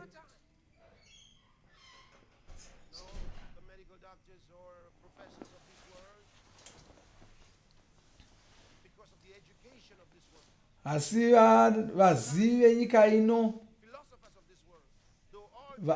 vazivi venyika ino vanoti hazvigoni kuti ugare uri mutano, nokuti ivo vanogara vachingorwara. Saka vanoti hazvigoni. Asi Jesu vakatipa ropa raMwari. Ropa iroro ndo ropa raMwari, ndo ravakakupa iroro. Novakakupa nokuti wava munaponesi. Kana wava kuziva kuti ndo wawe ropa iroro, woti handicharwari. Saka ini ndo upenyu hwandakurarama zuva rimwe nerimwe. Ari mandiri ndiye mukuru wacho, anodarika ari munyika. Oh, haleluya! Ndo upenyu hwawakapiwa, ndo ropa rawakapiwa iroro. Wakanditeerera kudai, hazvina basa kuti mapapu ako akamira sei, hazvina basa kuti itsvo dzako dzakaita sei, mwoyo wako kana meso ako akaita sei, kana musana wako wakaita sei. Izvo zvose hazvina basa. Tichikutaura shoko raMwari kwauri, iwe gamuchira zvandiri kutaura. Simba riri kupinda mauri, nesimba ramweya waMwari riri kushanda mauri, riri kushanda mauri. Pane zvinhu zviri kugadziriswa mukati mako. Nyangwe ropa rako riri kunatswa, riri kugadziriswa. Zviri kutoitika mauri izvozvi. Haleluya! Kwose kwauri simba raMwari riri kushanda mauri, nepauri ipapo izvozvi. Tichikutaura kudai, kana uri kungondinzwa chete, toda kutaridza chimwe chinhu. Mapisarema 109 chiverenga pandima ye20 kwayo, wakatuma shoko rake akavaporesa, ndokuvasungunura kubva pakuparadza kwavo. Wakatuma shoko rake. Shoko rake raMwari ndo riri kusvika kwauriko zvino.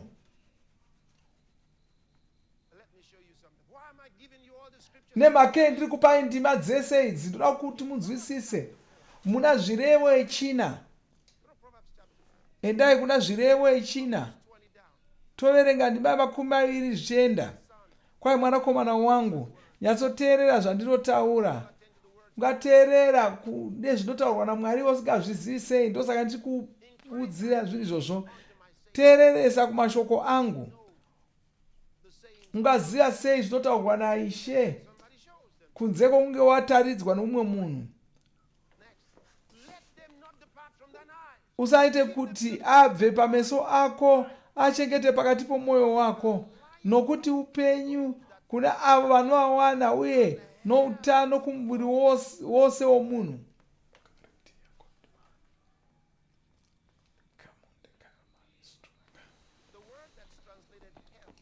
Shoko rakati utano iro rinoreva mushonga unorapa, rinoreva mushonga unorapa. Saka riri kutaurira kuti shoko raMwari mushonga unorapa. Unorapa nyama yako yose, unorapa nyama yako yose. Haleluya! Shoko raMwari mushonga unorapa. Ndo mushonga chaiwo, ndo mushonga chaiwo. Ndo saka ndichikupai shoko raMwari. Shoko raMwari chiva kwauri, unenge uchinzwa zviri kutaurwa naMwari, zvichipinda munzeve dzako, zvichipinda mukati mako. Mushonga chaiwo uri kupinda mauri izvozvi. Mushonga chaiwo chokwadi ndo uri kupinda mauri iko zvino. Haleluya! Zviri kupinda mauri, zviri kupinda moyo mako, kupinda mutsinga dzako dzose, zvirikupinda. Shoko raMwari riri kupinda musoro mako, munyama yako, mafupa ako. Zviri kuitika kwauri iko zvino. Ndosaka nhuta iyoyo iri kutopera izvozvi. Nhuta iyoyo iri kutopera izvozvi. Iri kupera izvozvi. Ndo zviri kuitika kwauri iko zvino. Ndo zviri kuitika kwauri iko zvino. Ndo zviri kuitika kwauri iko zvino. O malaba soto kala trama kia moshe ladria. Ndo zviri kuitika kwauri iko zvino. Haleluya. Unza Mwari pendawo kuti zviri kuitika kwandiri iko zvino. O raba. Haleluya. Zviri kuitika kwandiri iko zvino. Unoziva here kuti zviri kuitika iko zvino. O masapa kala bashoko takamalaba yaka. Rakatori klana. Inda kuna Jobho 33 kubva pandima 17.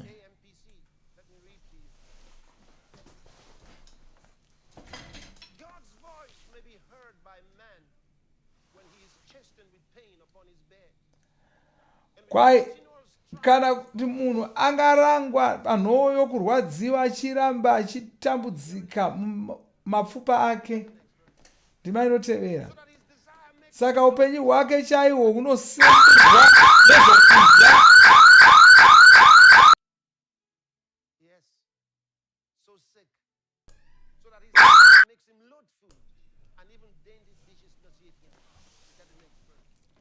Kwaanenge asati nyangwe zvinonaka. Nyama yake inenge yaperezeka. Mafupa ake akuonekwa nokuda kwourwere. Ndozvitaurwa neBhaibheri. Tarira ndima inotevera. Hongu, mweya wake unenge wakuda kutofa. Upenyu hwake hunenge hwakuparadzwa.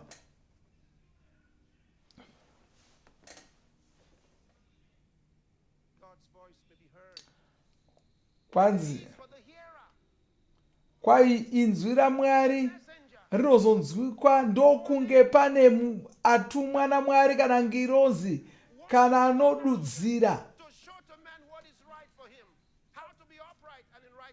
anenge aripo kutaurira vanhu zvakanaka zvinodiwa naMwari. Kwai unogona kuwana mukana wokunzwa inzwi raMwari woporeswa ndokunge paine munhu watumwa naMwari kana ngirozi kana mududziri. Angava mumwe pakati pechiuru chavanhu anenge aripo kutaridza chokwadi. Ndo zviri kuitika kwauri iko zvino. Ndo zviri kuitika kwauri iko zvino. Munhu wose auya pano aine chirwere chemwoyo kana uchinzwa chirwere chako chiri chemwoyo,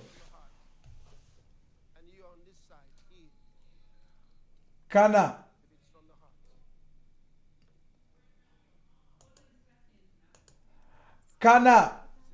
munhu wose ari kunzwa ane chirwere chemwoyo ari kurutivi runohu ngaasimuke. Kana uri kunzwa mwoyo une chirwere chemwoyo, ndoda kuti uye. Saka vakuuya vese vane zvirwere zvemwoyo, nemi muri kumba kwose kwamuri. Kana une chirwere chemwoyo kwose kwauri, chigadzirira izvozvi. Gadzirira izvozvi. Oh, hallelujah. Hallelujah. His word and healed them and delivered them of their destructions.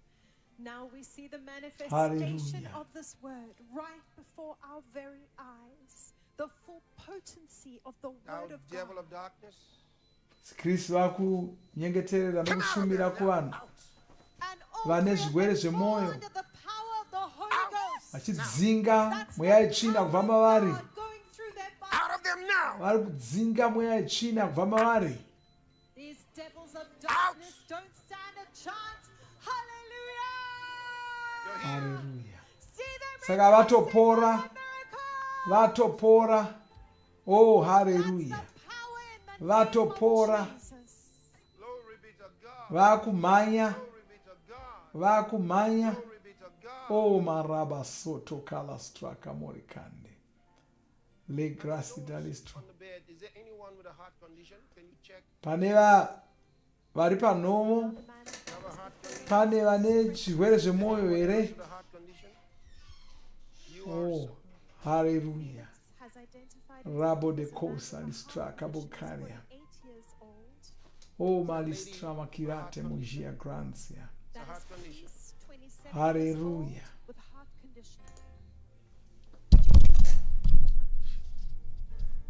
Come out. Ari kushumira kune vari pano vane chirwere zvemoyo. Hallelujah. Oh, balaseto marako.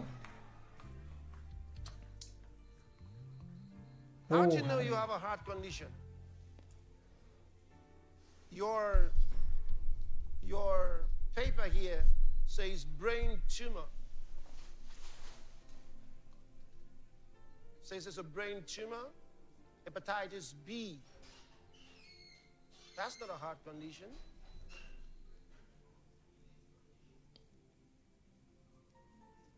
There's also a heart condition. I see. Okay. That led to the stroke. I see. I see. Lady? Vakaoma mtezo saka zvakakanganisa moyo wavo. Tell me. You are 6 months pregnant in this condition. Ana makore makumi maviri nemanomwe uye You were diagnosed 3 months ago, vane pamuviri zvekare. and your name is Peace. Tears are You're crying. streaming down Pierce's eyes. But I'm right happy now. for you. Oh, look at that see? smile on her face. I'm happy for you.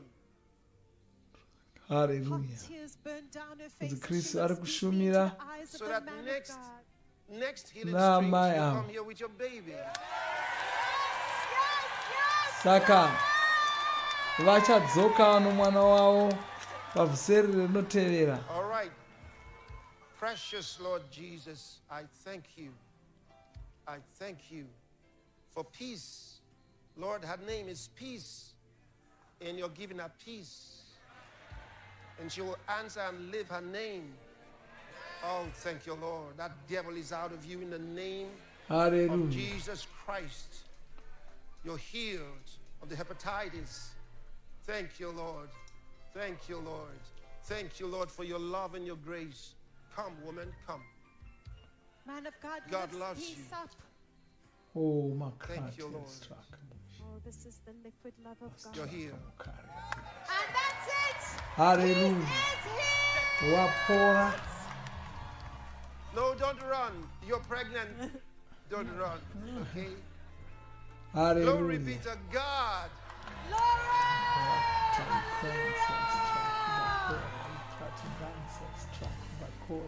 It doesn't matter what your case is. Hazvina basa kuti uri kunzwa If chii. it's cancer, Kana put your iri hand over the nhuta, cancer. bata pane nhuta Hand yacho. over where the cancer is. Bata pane nhuta yacho. Wherever you are right now, Kwose kwauri, put your hand over the cancer. bata pane nhuta yacho.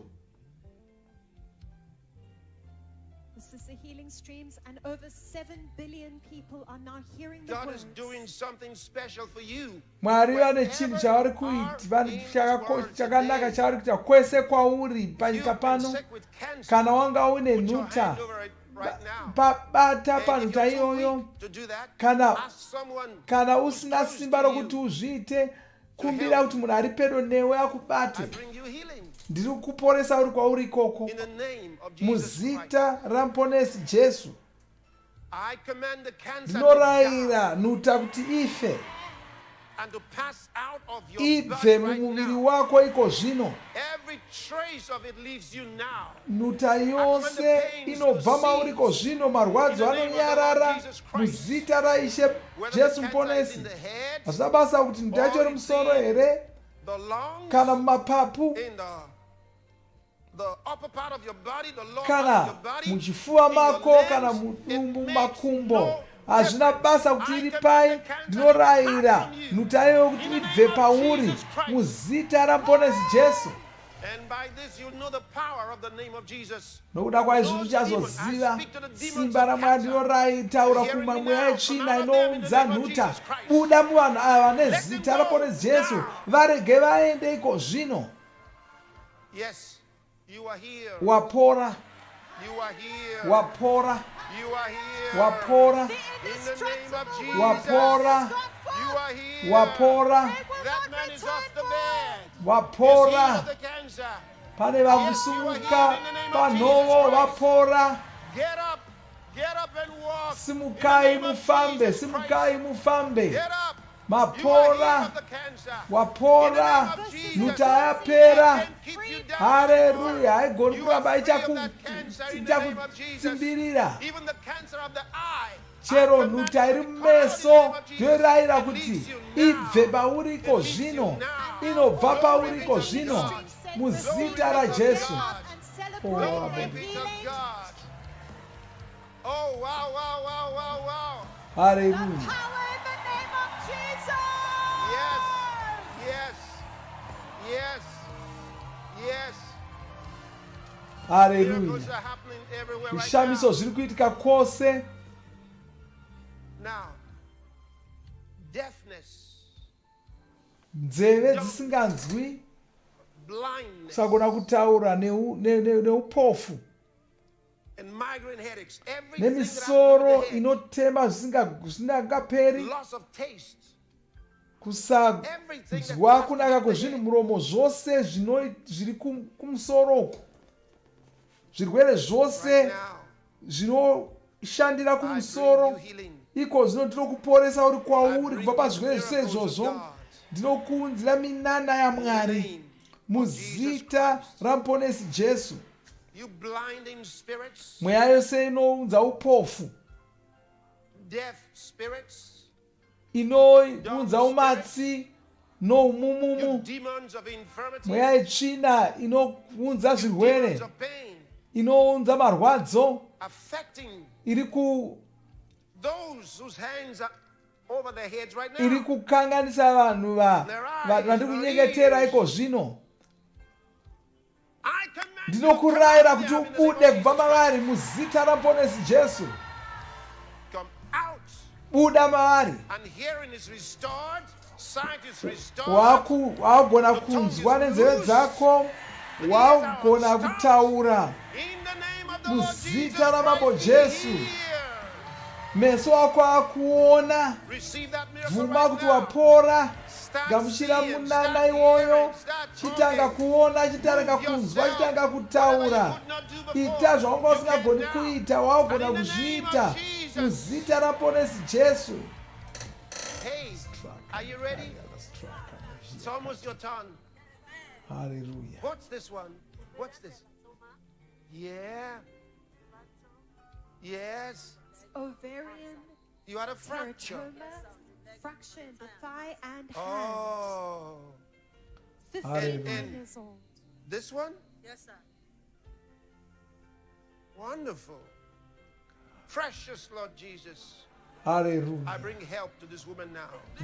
Ndinoporesa mudzimai uiko Thou zvino. wicked spirit of Iwe mweya darkness, wetsvina, werima, I cut you out. ndinokudzinga kubva maari Infirmities you brought to this woman's nezvirwere zvose zvawakaunza mumuviri wake. Ndinomuporesa mapfupa akavhunika, ndinoporesa. Wasungunuka, wasungunuka, wapora, wapora. Haleluya, haleluya, haleluya, haleluya. Oh, haleluya. Oh, Marisate Polia. Oh, Marisate Polistraka Bogenta. But you know it's over now, really. Hallelujah. 14 years of suffering has come to an end today for this woman. Over. Waporeswa. Mental disorders. It's over. She's free. And the man of God declares her free. Shout hallelujah. So I Are we ready? Magadzirira here? Are we ready? Magadzirira here? Put your hand where you need a miracle right now. Bata kose kwauri, bata pauruda kupora, bata pauruda kupora pacho. Pane chinhu chauda kuitika. Shante, can you sing that song? They've got to hear it now. Jesus is here. Jesu, ngaitiimbe kuti Jesu ari pano. Oh, hallelujah. Jesu ari pano. Oh, Malistrama Kerondia, Gigastraka, Makaria Kerondia, Makristraka Kerondia. Where we worship God in spirit and So listen to that song now. Terera kukamboi kako. Jesus was passing by a rendezvous of broken humanity.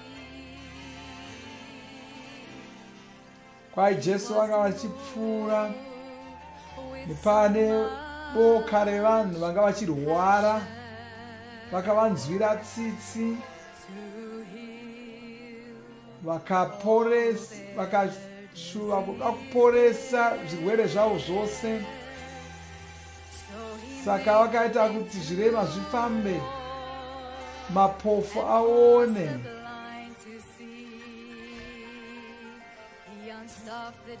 Vakavhura nzeve dzisinganzwi, vakavaporesa zvekare, vakasimudza mheta makumbo. Oh, Christ. They took their beds and walked. He mended broken hearts. The dead he raised to life.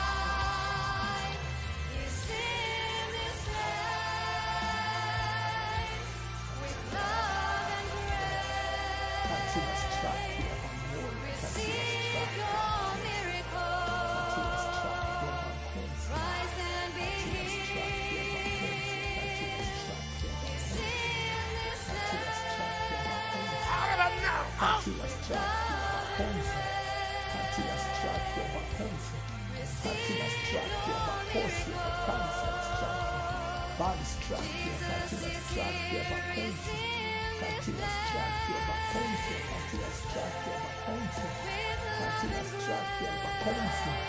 Oh, Marakata.